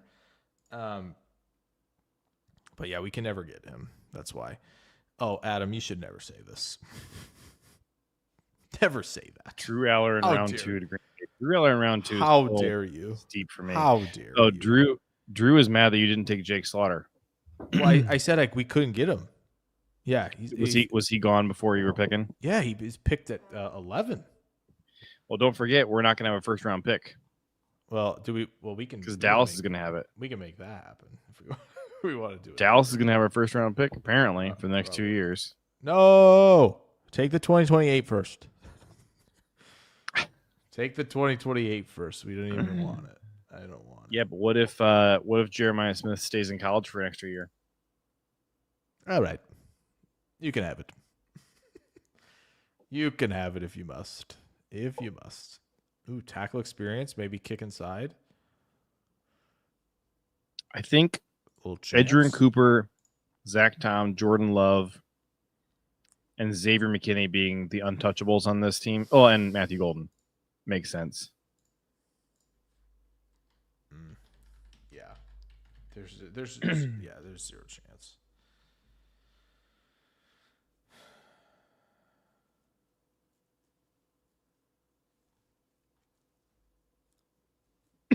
Frankly, for the amount of compensation it would take to go get Micah, I just want Lukas Van Ness to break out and just be the dude. Like Rashan and Lukas. Because here's the thing. If we have to give up one of Rashan or Lukas to go get Micah, who again is going to be kind of significantly lighter. I just don't want this. I don't want to give up all of the capital I know it's to have the honor of paying him an exorbitant amount of money. It's like gutting the future of the franchise for one player. God forbid he gets hurt. It's so risky. And then, like, okay, is LVN probably going to break out this year to be a Micah Parsons type impact? No. Probably not. But can he be enough of an impact? Probably.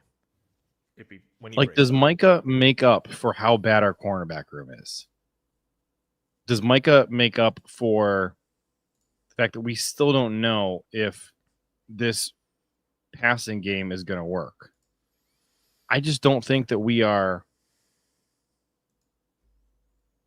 the team who should be doing this. This is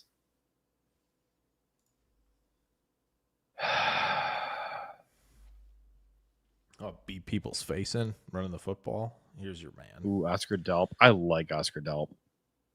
Actually can play tight end too, unlike a lot of these guys that I've looked at so well, that's far. the thing. Like, just like miss me with all the receiving tight end crap. Like, just give me a guy who can block your face off. You know what's super funny is there's a guy on here somewhere.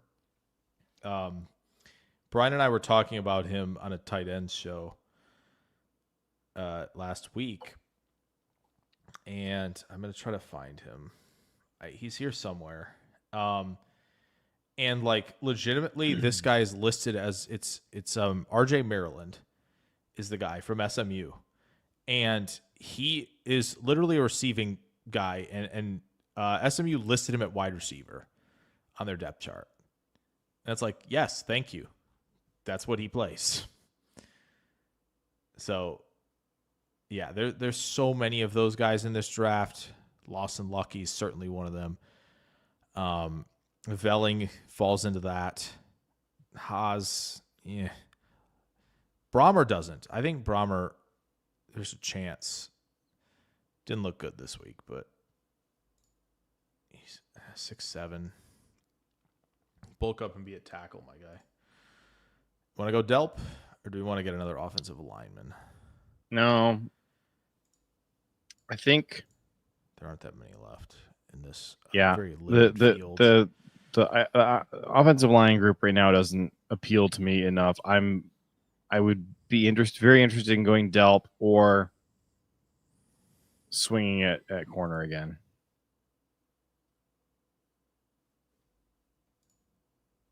To me, it's Delp or corner. All right, let's go Delp since we got a couple corners. All right, so for Chris, because Chris was saying,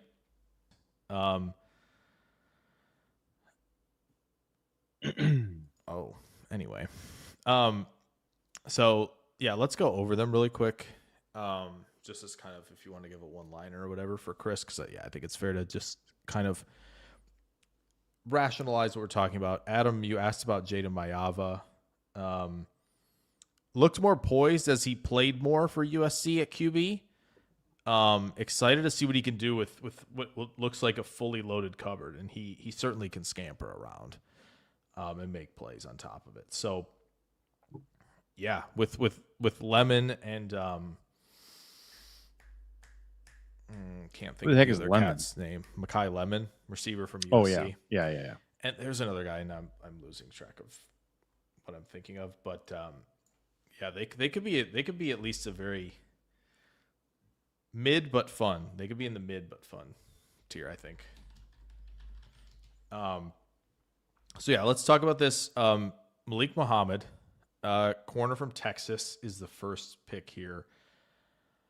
Little small, and he's right? Projected right here at like mid-late first round. Yeah, I think if he plays again this year like he did last year, without taking a huge leap forward, I think this feels a little bit late to me for where he's going to go.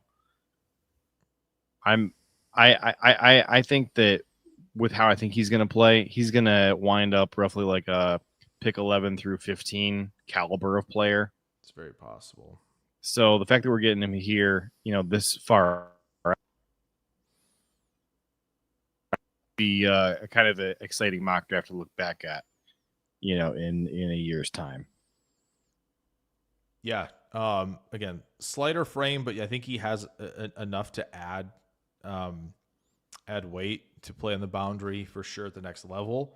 Oh, Jacoby Lane. Yeah, that's the other guy from USC. But 1 touchdown allowed in 521 coverage snaps last year. Really, really good. Love the route recognition skills.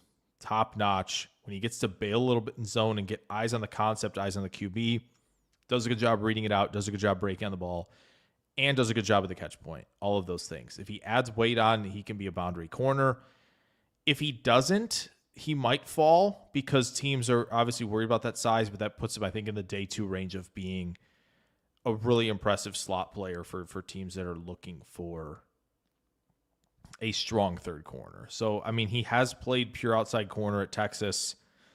Will he stick there if he stays at the size he's at? Probably not. But I think, a lot of the August, September stuff is a lot of speculation and projection and a lot of that. But he, as JJ said, if he plays like he did last year, this might not even be possible.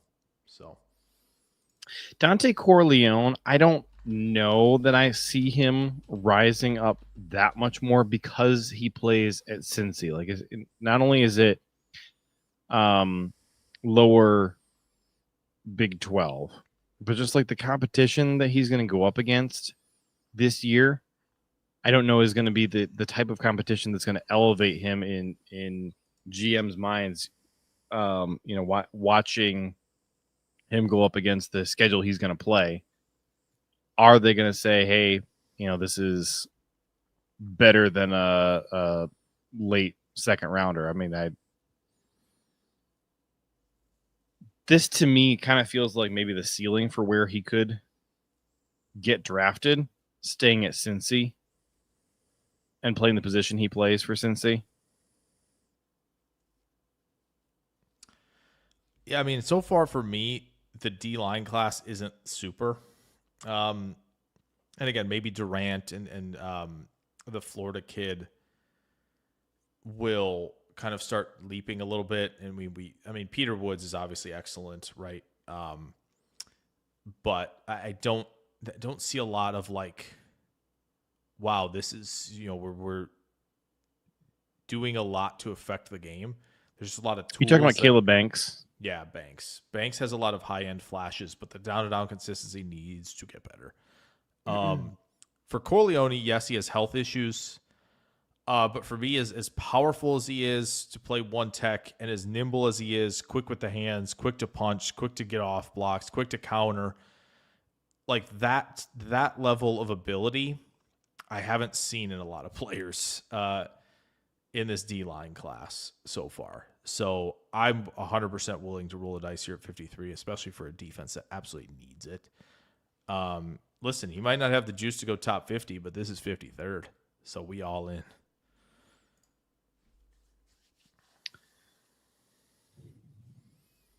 I did see 3-time Freaks List member for Jontes. No, for Corleone. Yeah. Is he really? I didn't know that. Yep. 7.443 cone, 1.71 10-yard split. That's nuts.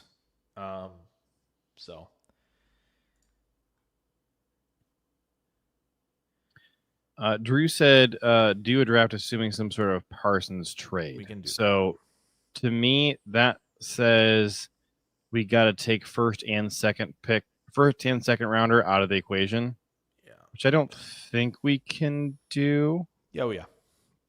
We can remove those. Yep. Oh yeah, it's PFF. We can just trade. Yeah, PFF. Just trade those we can picks. just trade for Parsons. Yep. Right. Okay, so we do that, and then then we'll call it, and then throw in players that we think would be involved. Yeah, and then kind of do a draft, aiming to kind of patch those holes a little bit. Yeah. So real quick, Jontez Williams, I think maybe a little bit the opposite of Muhammad. Not necessarily like the ball skills. I kind of think are pretty similar between the two, but Muhammad's really fluid, right? A little more undersized. I think Jontez packs a punch a lot more with this size. He's the type of guy who's going to break through screens, get off blocks, make tackles coming downhill. And I think, like, truthfully, he's a better player. I know everybody was excited about Porter's combine stuff, But obviously Porter is still converting to the position. Jontez has been playing it, and he's been doing so at a pretty high level. Like, I think this is right now the corner class. There's some guys I don't like up at the top as much as the consensus board does, but Williams is somebody like that type of like dog in him player on day 2, where like if you watched a lot of what Brownlee did for Tennessee this year, this past season, I feel like you can get that out of Jontez. Drew put a comment in here, and I recognize it. It's a verbatim copy paste post on X. Micah Parsons has begun following Packers left tackle Rasheed Walker. He was already following Packers defensive tackle Rashan Gary. So first of all, the person who posted that, not remotely a Packers insider or even familiar with the Packers. Rashan Gary is not a defensive tackle, by the way. He's a defensive end who played outside linebacker for us for a couple of years. He's a defensive end. Drew probably just mistyped. That's all good. No. He didn't. Oh, you mean he copied and pasted the post, and so I'm debunking the post that he copied and pasted. So I see. this is like, Drew, you and I are friends. Like, I'm not attacking you. I also don't think he just started following Rasheed, because first of all, there's conflicting posts out there about saying like who he was previously following. Rasheed and Micah played at Penn State together. I don't think this is new. I think that post was just some schmuck posting random crap. So somebody else put together like a screenshot of like all the different Packers that Micah is currently following. And there's like a handful, it's like 5 or 6. It's who's the other Penn State guy? Rasheed and Keisean King. Oh yeah. And so that's 2 Penn State guys. He's buddies with Jordan Love, so that was in there. And then somebody else that he works out with, Rashan. Yeah, so Rashan. So I think it's those 5. So yeah, thanks, Drew. Keisean King. Nice. So you posted that. You probably posted it as I was trying to think of it, but then like with the delay between the live stream and you seeing it, I'd already thought of it. So, but thank you. Our guy, who was way higher than 142. One more time. I'm going to remember it after this one. I guarantee it. Olivavenia Joanna. Olivavenia Joanna. Joanna. So from what I've seen, extremely physical, wants to put guys on the ground. Anytime he's pulling, it wants to like take people's head off. Pancake alert all the time. Not a warning, not a watch. It's not pancake watch where the ingredients are favorable for a pancake. It's pancake warning. And I love the control he plays with so far. Ohio State game, Minnesota game that I've seen, like just the control, the footwork. He's not bear hugging, right? He's doing the one hand stab. He's doing the 2-hand punch. Like he's mixing it up. So I'm all the way in. Spoiler alert, I'm putting the way too early mock out on my channel Thursday morning. He's going to be in it, I think. Pretty sure. So is he heavy enough? Oh, let me tell you. Pretty sure he's 330. Is he really? I'm not mistaken. Yeah. I'm looking right now, double checking for verified numbers. I mean, I can get Penn State's numbers really fast, but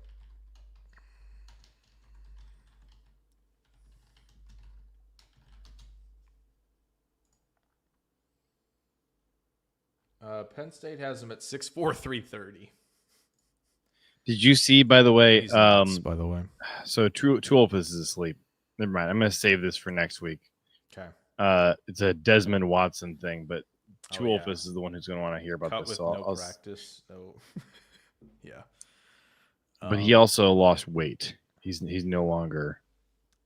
He's been losing weight all year. Twitter. Yeah, I was about to say we are just about Gosh, to we're hit so the close to 1,000. 1K.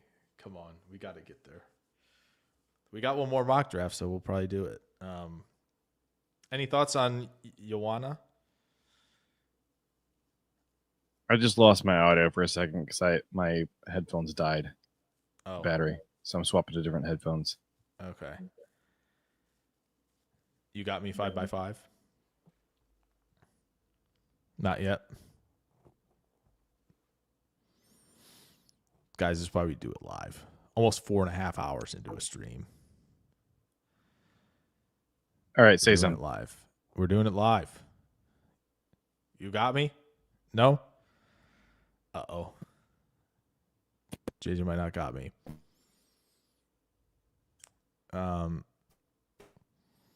still think it's interesting to have all those ties. Yeah.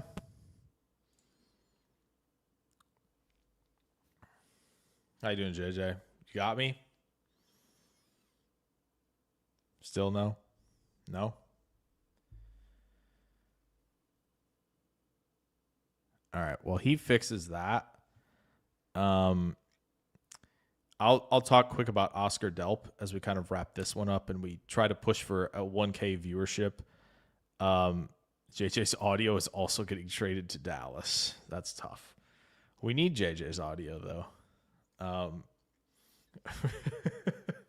We need it. But Oscar Delp, true inline tight end, plays physical, take on defensive ends, combo block with offensive tackles, and have the physicality to give himself some space at the catch point. Like he's a pretty fluid player as well.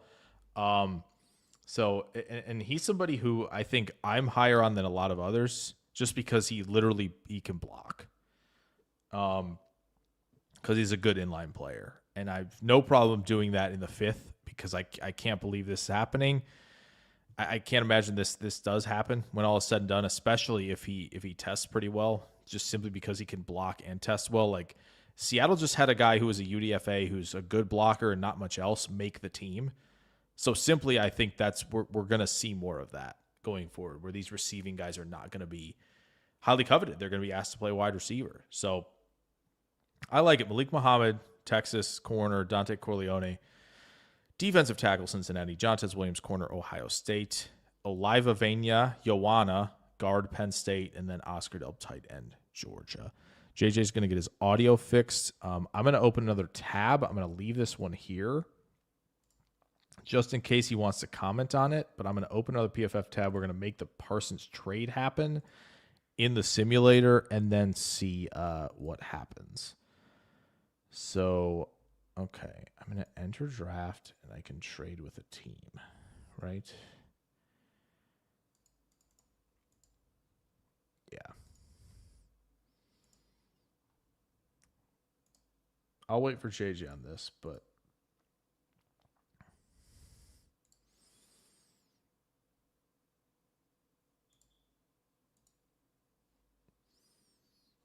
and see what he thinks, but we'll see. As we're doing that, though, I'll get to some more questions. Were you surprised that both Stackhouse and Brinson made the 53? No, I actually thought both should have, and I was unsure if Wooden was going to make the 53. Turns out he does, and we're carrying 6 defensive linemen, which I don't oppose. I think you got to be all hands on deck, essentially, for this. So, yeah, not super surprised. I think that's something that should have happened, because we need it. Brinson plays some 3 tech. You have Stackhouse doing a lot more 1 tech stuff. So that's I think it makes more sense. So while JJ's audio is getting traded to Dallas, I'm still keeping tabs on the Everything app. Here he is. He's back in. He's back. Will we hear him? Can you hear me? We can. Yes. Yeah, my audio. People can hear you. Hear you and you can hear me. So I apologize if it sounds bad. I'm going to try and do what I can to make it sound less bad. It's not bad. It is solid right now. Well, I'm listening to my laptop speakers right now because I can't get the new headphones to work. Okay. So hopefully there's no echo for you guys. I got it quiet, so hopefully the echo's not there. Yeah, there's no echo on my end. Drew says it sounds solid. Did you have any thoughts on Joanna or Delp as we transition to potentially A, trying to cross that 1K mark, and B, putting that mock in with the Parsons trade.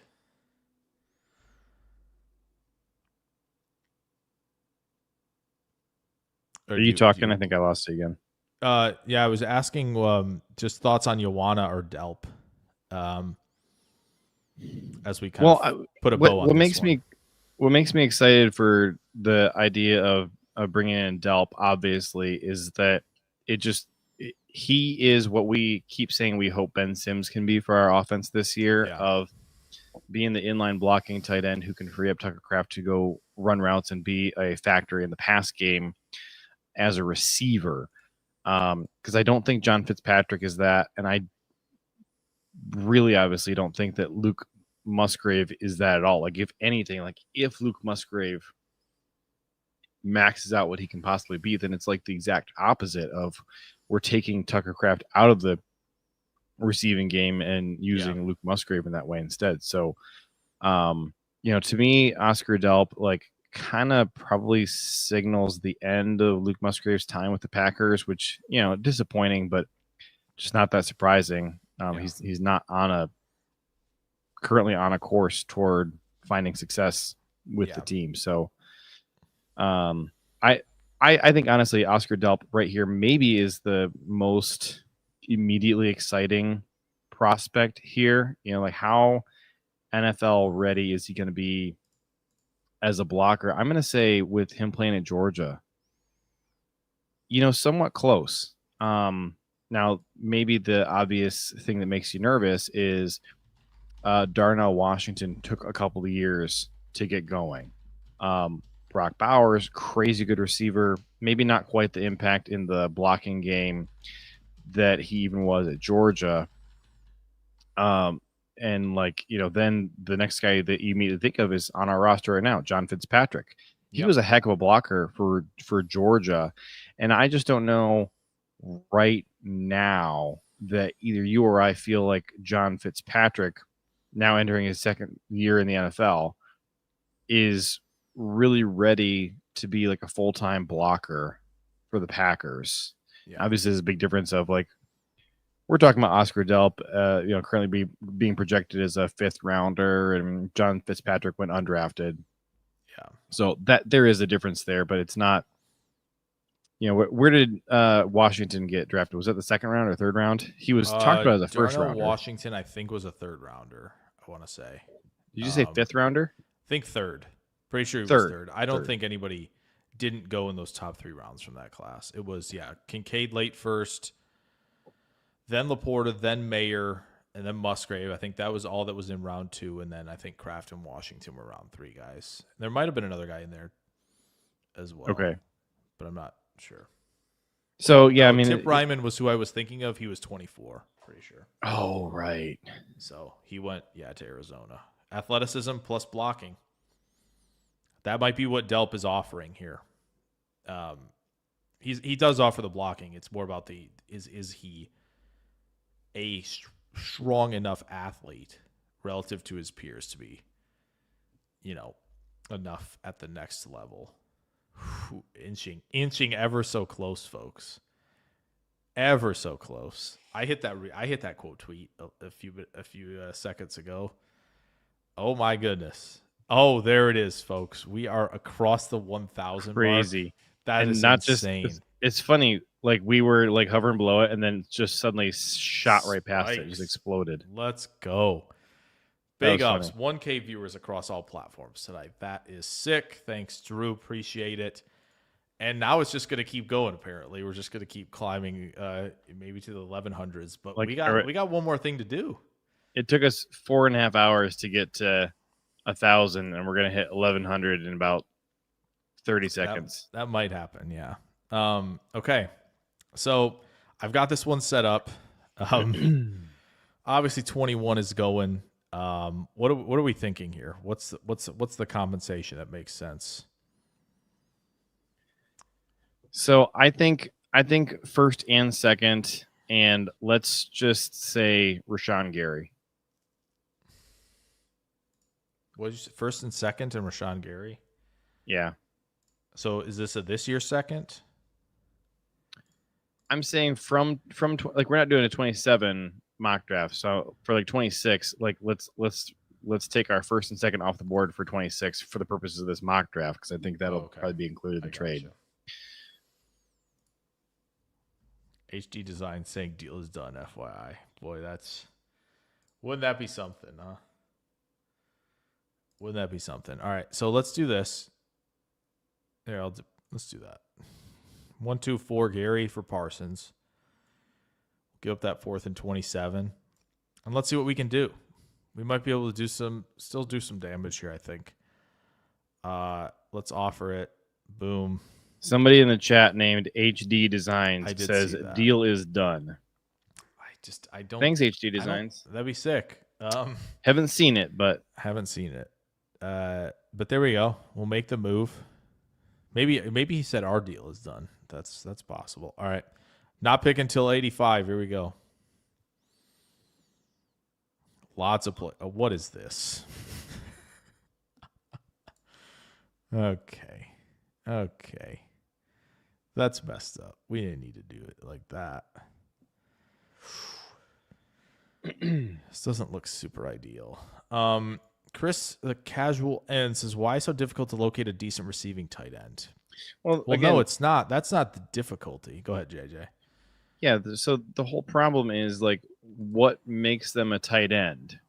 It's not the receiving. It's the blocking. Yeah. Finding somebody who can block at the NFL level is what's tough. And so if you're just a receiver and you can't block, then you're not a tight end. You're a wide receiver. And so then do we want somebody who is slow and lumbering like a tight end playing wide receiver and not contributing to the blocking game when we can just go draft a college wide receiver who's really good at receiving?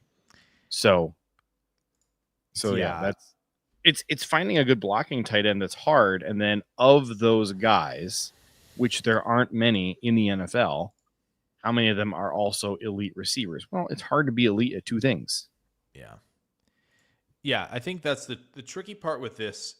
With this is when you go about it that way, right? Of like, hey, I want a receiving tight end. There is that of like, hey, these big slot receivers can block like the receiving tight end and are shiftier and sharper than the tight ends themselves more often than not, right? Unless you have a Brock Bowers, which is a very rare case, right? Even Kyle Pitts couldn't make that happen. Maybe he ends up being a big receiver down the line and he's just going to play opposite, Drake London. That's the tricky part about this, is because if you're on there in 12 personnel and the guy can't really block other than ancillary pieces, what's the difference between him and Puka? Literally nothing, and Puka's a better receiver, right? Unless your name is Brock Bowers and you are sharp like a receiver who can play on the boundary, right? You need to be able to do both. Or Kelsey, of finding zones, just being on an insane same page with his quarterback, right? Like you have to be that good. And Kelsey's also good at just weaving and using momentum and having the feel of space on the field to operate. Like that's what makes him special. And so unless you have that special ability, it's just not going to work. Like Dalton Kincaid was a rare mover at the position, was very savvy, would be able to dip under contact with linebackers draped on him at Utah, right, in coverage. But the fact that he hasn't figured it out shows you that, like, why, if he can't block, like, what are the Bills sacrificing keeping him off the field and having Shakir on? Nothing. And you have a better receiver who's even better after the catch. Let's play devil's advocate for a second here. Okay. You got a guy out there lined up as a tight end, and you are telling people that he's a tight end, and he's not a good blocker, but he's a good receiver. And you are making the opposing team respect him as a tight end and cover him like a tight end and respect the idea that he's going to be in to block sometimes, and you can leak him out and go create some designed plays for him. This is how the Packers are getting some productivity out of Luke Musgrave, right? Yeah, it is. But I do think, like, yeah, I get the devil's advocate point a little bit, but again, if I think in this era right now, right, we want to be, give the illusion that you can't do a lot, but you actually can. And because the Lions have Laporta, who is getting better as a blocker, he can be on the field in a bunch of different personnel groupings and still kind of be running similar stuff with him, right? Doesn't mean he's like as good as Kraft right now as a blocker. I wouldn't say that, but he's good enough that when they're in 11 or they're in 12, they can kind of still be, when they're in 12, they can kind of still be in 11 because Laporta's that good of a receiver, right? And then they also have the bodies to motion him inside, be the, flex tight end almost, be the F, but still be able to block. And now you're overwhelmed because it's a 7 on, potentially 4 up front, and then they're getting to the second level and just destroying your guys because they're that much better than you and more physical running the football. So that's why it's like the receiving tight ends, you got to figure it out as a blocker. Like Terrence Ferguson, it was really good, just a seam glider, right, and a very, very smooth mover at Oregon. And he blocked pretty darn well. It's still going to take some time. I watched him in the preseason. Whew, blocking reps, buddy. Must get better. Do I think he can get there? Yes, because he's already demonstrated some level of ability, but it's still going to take some time for a lot of these guys. So.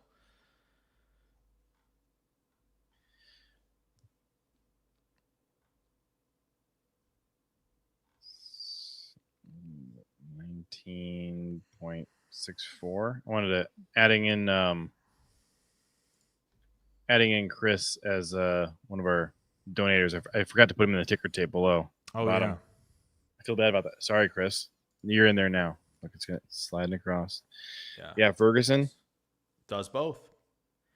Is he on the high end of receiving ability? I don't think he's even quite on Kraft's level, and I don't think Kraft is like tip-top exceptional. I think he's a little stiffer, right, where it's tough like on the in-out breakers. It's not like the cleanest, but he's got the physical profile to kind of overwhelm you at the top, right, of routes.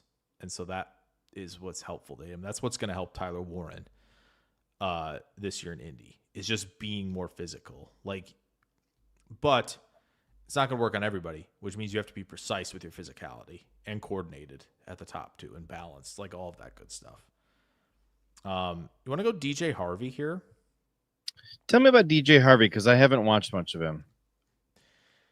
Probably that reason. I think I've only seen one video of him, and I did not watch any USC games last year except for the LSU game.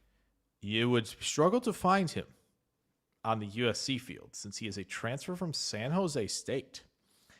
But I think he is really strong in off coverage. I think kind of a similar to Muhammad, where it's more of like he is diagnosing, he's fluid in transition, right? He's not an overwhelming press corner, but I think he is really, really strong off coverage, closing, recognition, right? Reading things out, being in the right position, depending on what they're covering, right? Is he in the flat? Is he in a deep, third? Is he, in a quarters look? Is he matching, right? All that stuff. I think he is pretty good.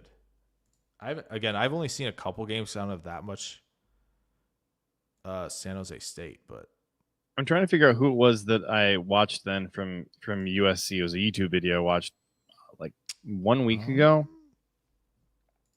Good question. So I'm looking at USC prospects for 2026, and like none of these names look like the right dude at all. Like maybe it was Kamari Ramsey, but I don't think so. He plays safety. Maybe. So now I feel like crazy. Not Braylon Conley.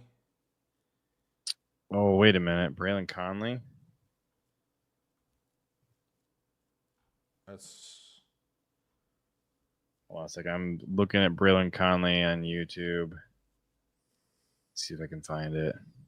Got a question here. My gosh, we're going up to like 1,200, by the way.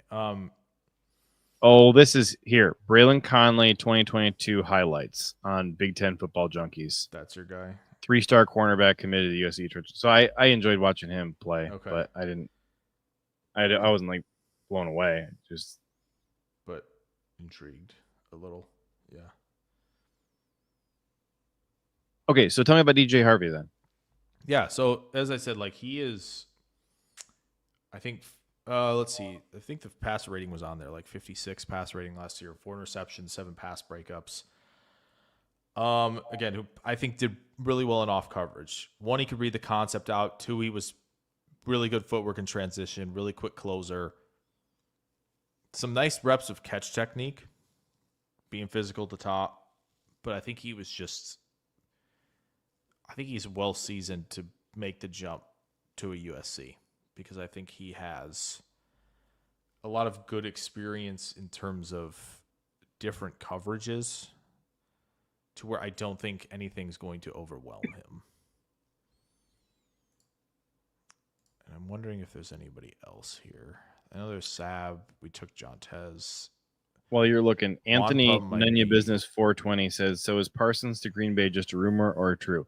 So from our digging, certainly appears that these are real conversations happening between Green Bay and Dallas. And that apparently Green Bay's offer to Dallas is extremely competitive. This is a very, very rich offer. And so the question is, how badly does Jerry want to get a deal done with Micah versus accepting this offer from Green Bay? So Drew says John Kuhn keeps hyping it. So let me see. Did he tweet something else? Or are you just saying that his thing was hyping it? I don't see anything else from Kuhn on X. He hasn't tweeted since that one. His previous most recent tweet was more than a week ago, like a week and a half ago. So he's only posted one thing so far.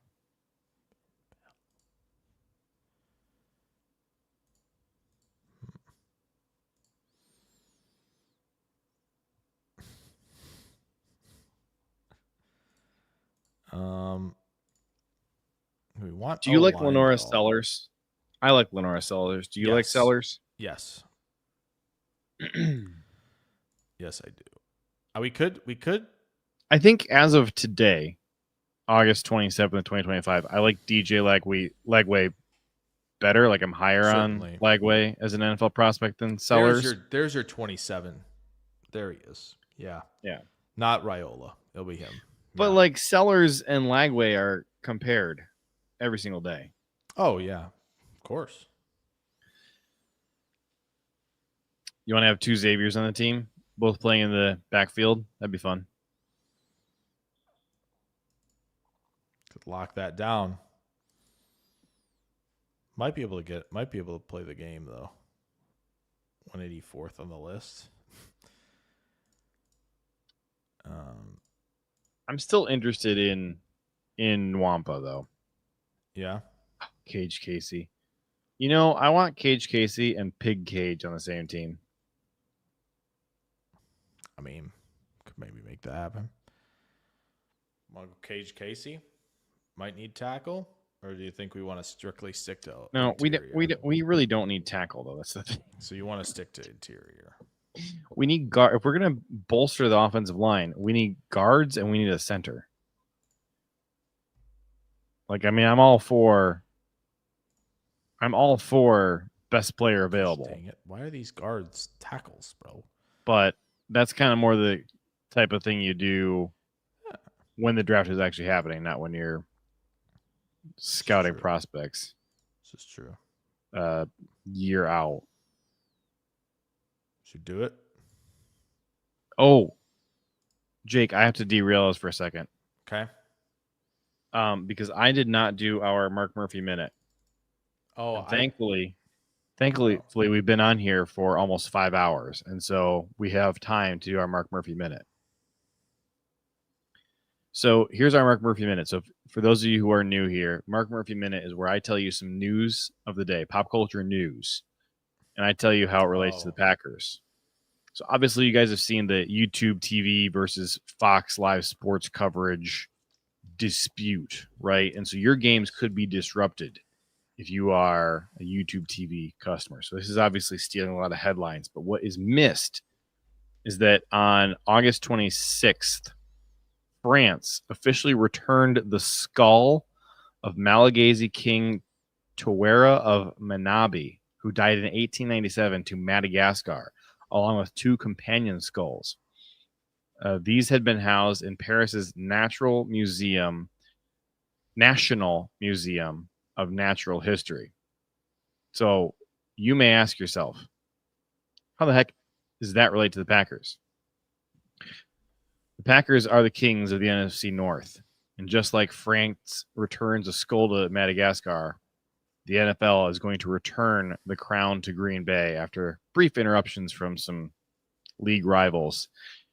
In fact, the Bears and Vikings and Lions are all trying to lay claim to the throne, but the Lombardi Trophy is Green Bay's rightful relic. And just like that skull, is going to be returned to its homeland this year. Because all right, this has been your because of a minute. Big time edition. Big time edition from Dallas. Big time reinforcements. Look, when you think of Dallas Cowboys and humongous trades with the NFC North, you think Vikings. That's true. That's not going to be us this time. You may think, hey, it's not a running back. It's a pass. Hey, the Vikings allowed the Dallas Cowboys dynasty to be built with their atrocious trade for Herschel Walker.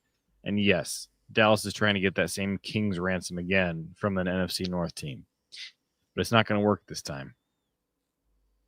It's not. It's our time.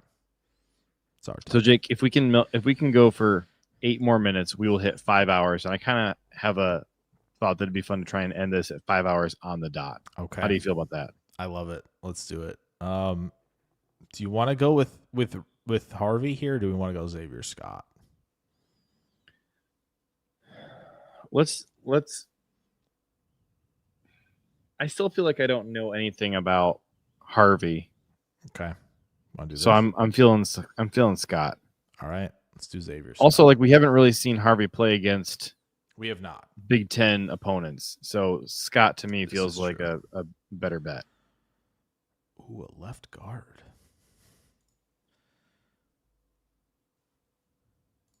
How do you say this guy's last name that you were just looking at? Timac or Rimac? Tomas Rimac. Like that. I wonder. That's just a hard name. It like doesn't have quite enough consonants. It's not really like the hard consonants, just like the silent consonants. If you threw a couple H's in there, this name is really easy to pronounce. I think like 2 or 3 H's. Rimac. Tomas Rimac.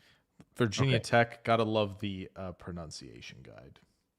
Drew says all the journalists are sleeping. My friend Drew, you don't know how sports media works. These journalists are not sleeping. Coming over from West Virginia to Virginia Tech.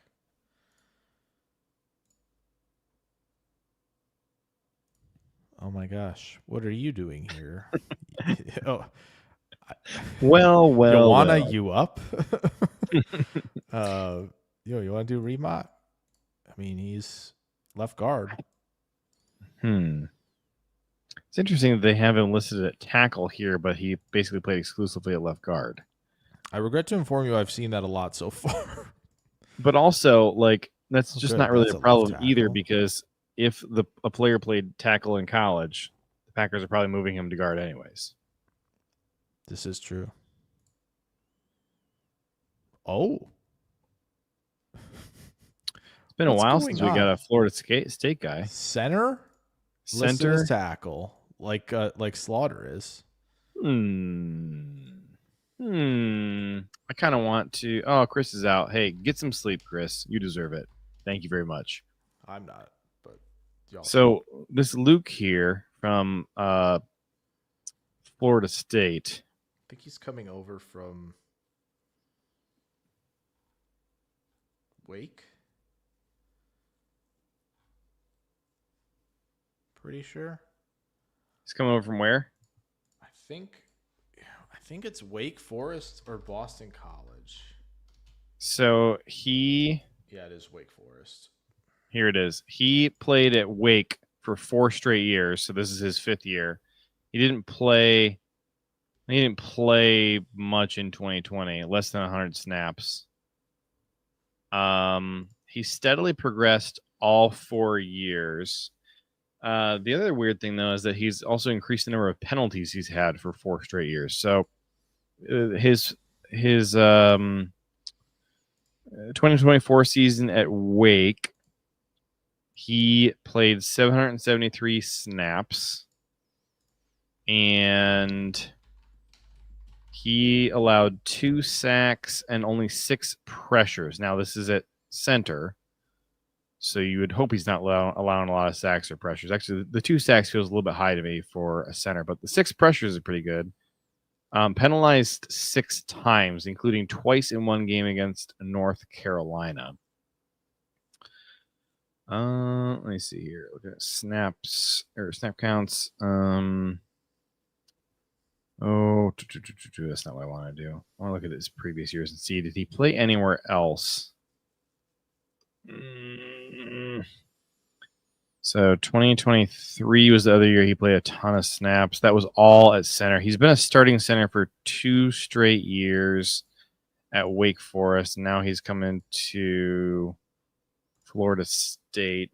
Man, I'm interested. I'm certainly intrigued enough to watch him.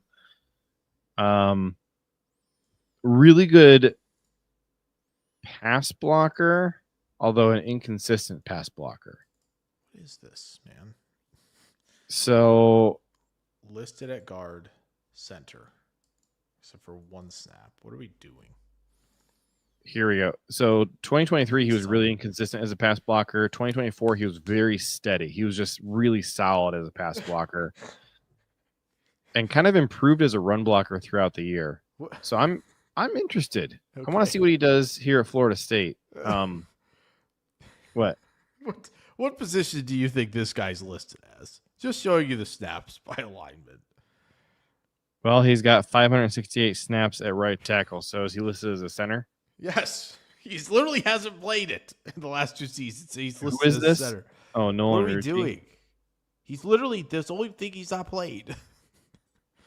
All right. He PFF, must be you the gotta starting step up. center. He must be the starting. If he's not, I'm going to lose my mind.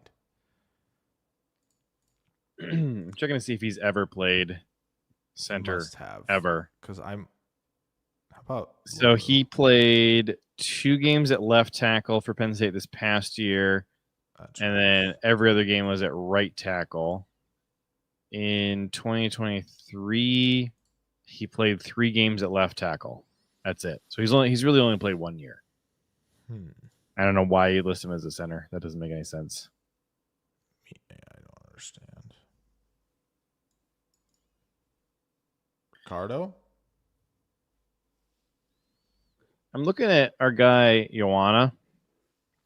Yeah. Extraordinarily good pass blocker this past year. Yeah, we're picking him. Up and down as a run blocker. Perfect. Fits He in had perfectly. Thank you. 0 sacks. So remember that he played left guard most of the year. He had one game he played at right guard, but he played most of the year at left guard. Look at this distribution. We like that.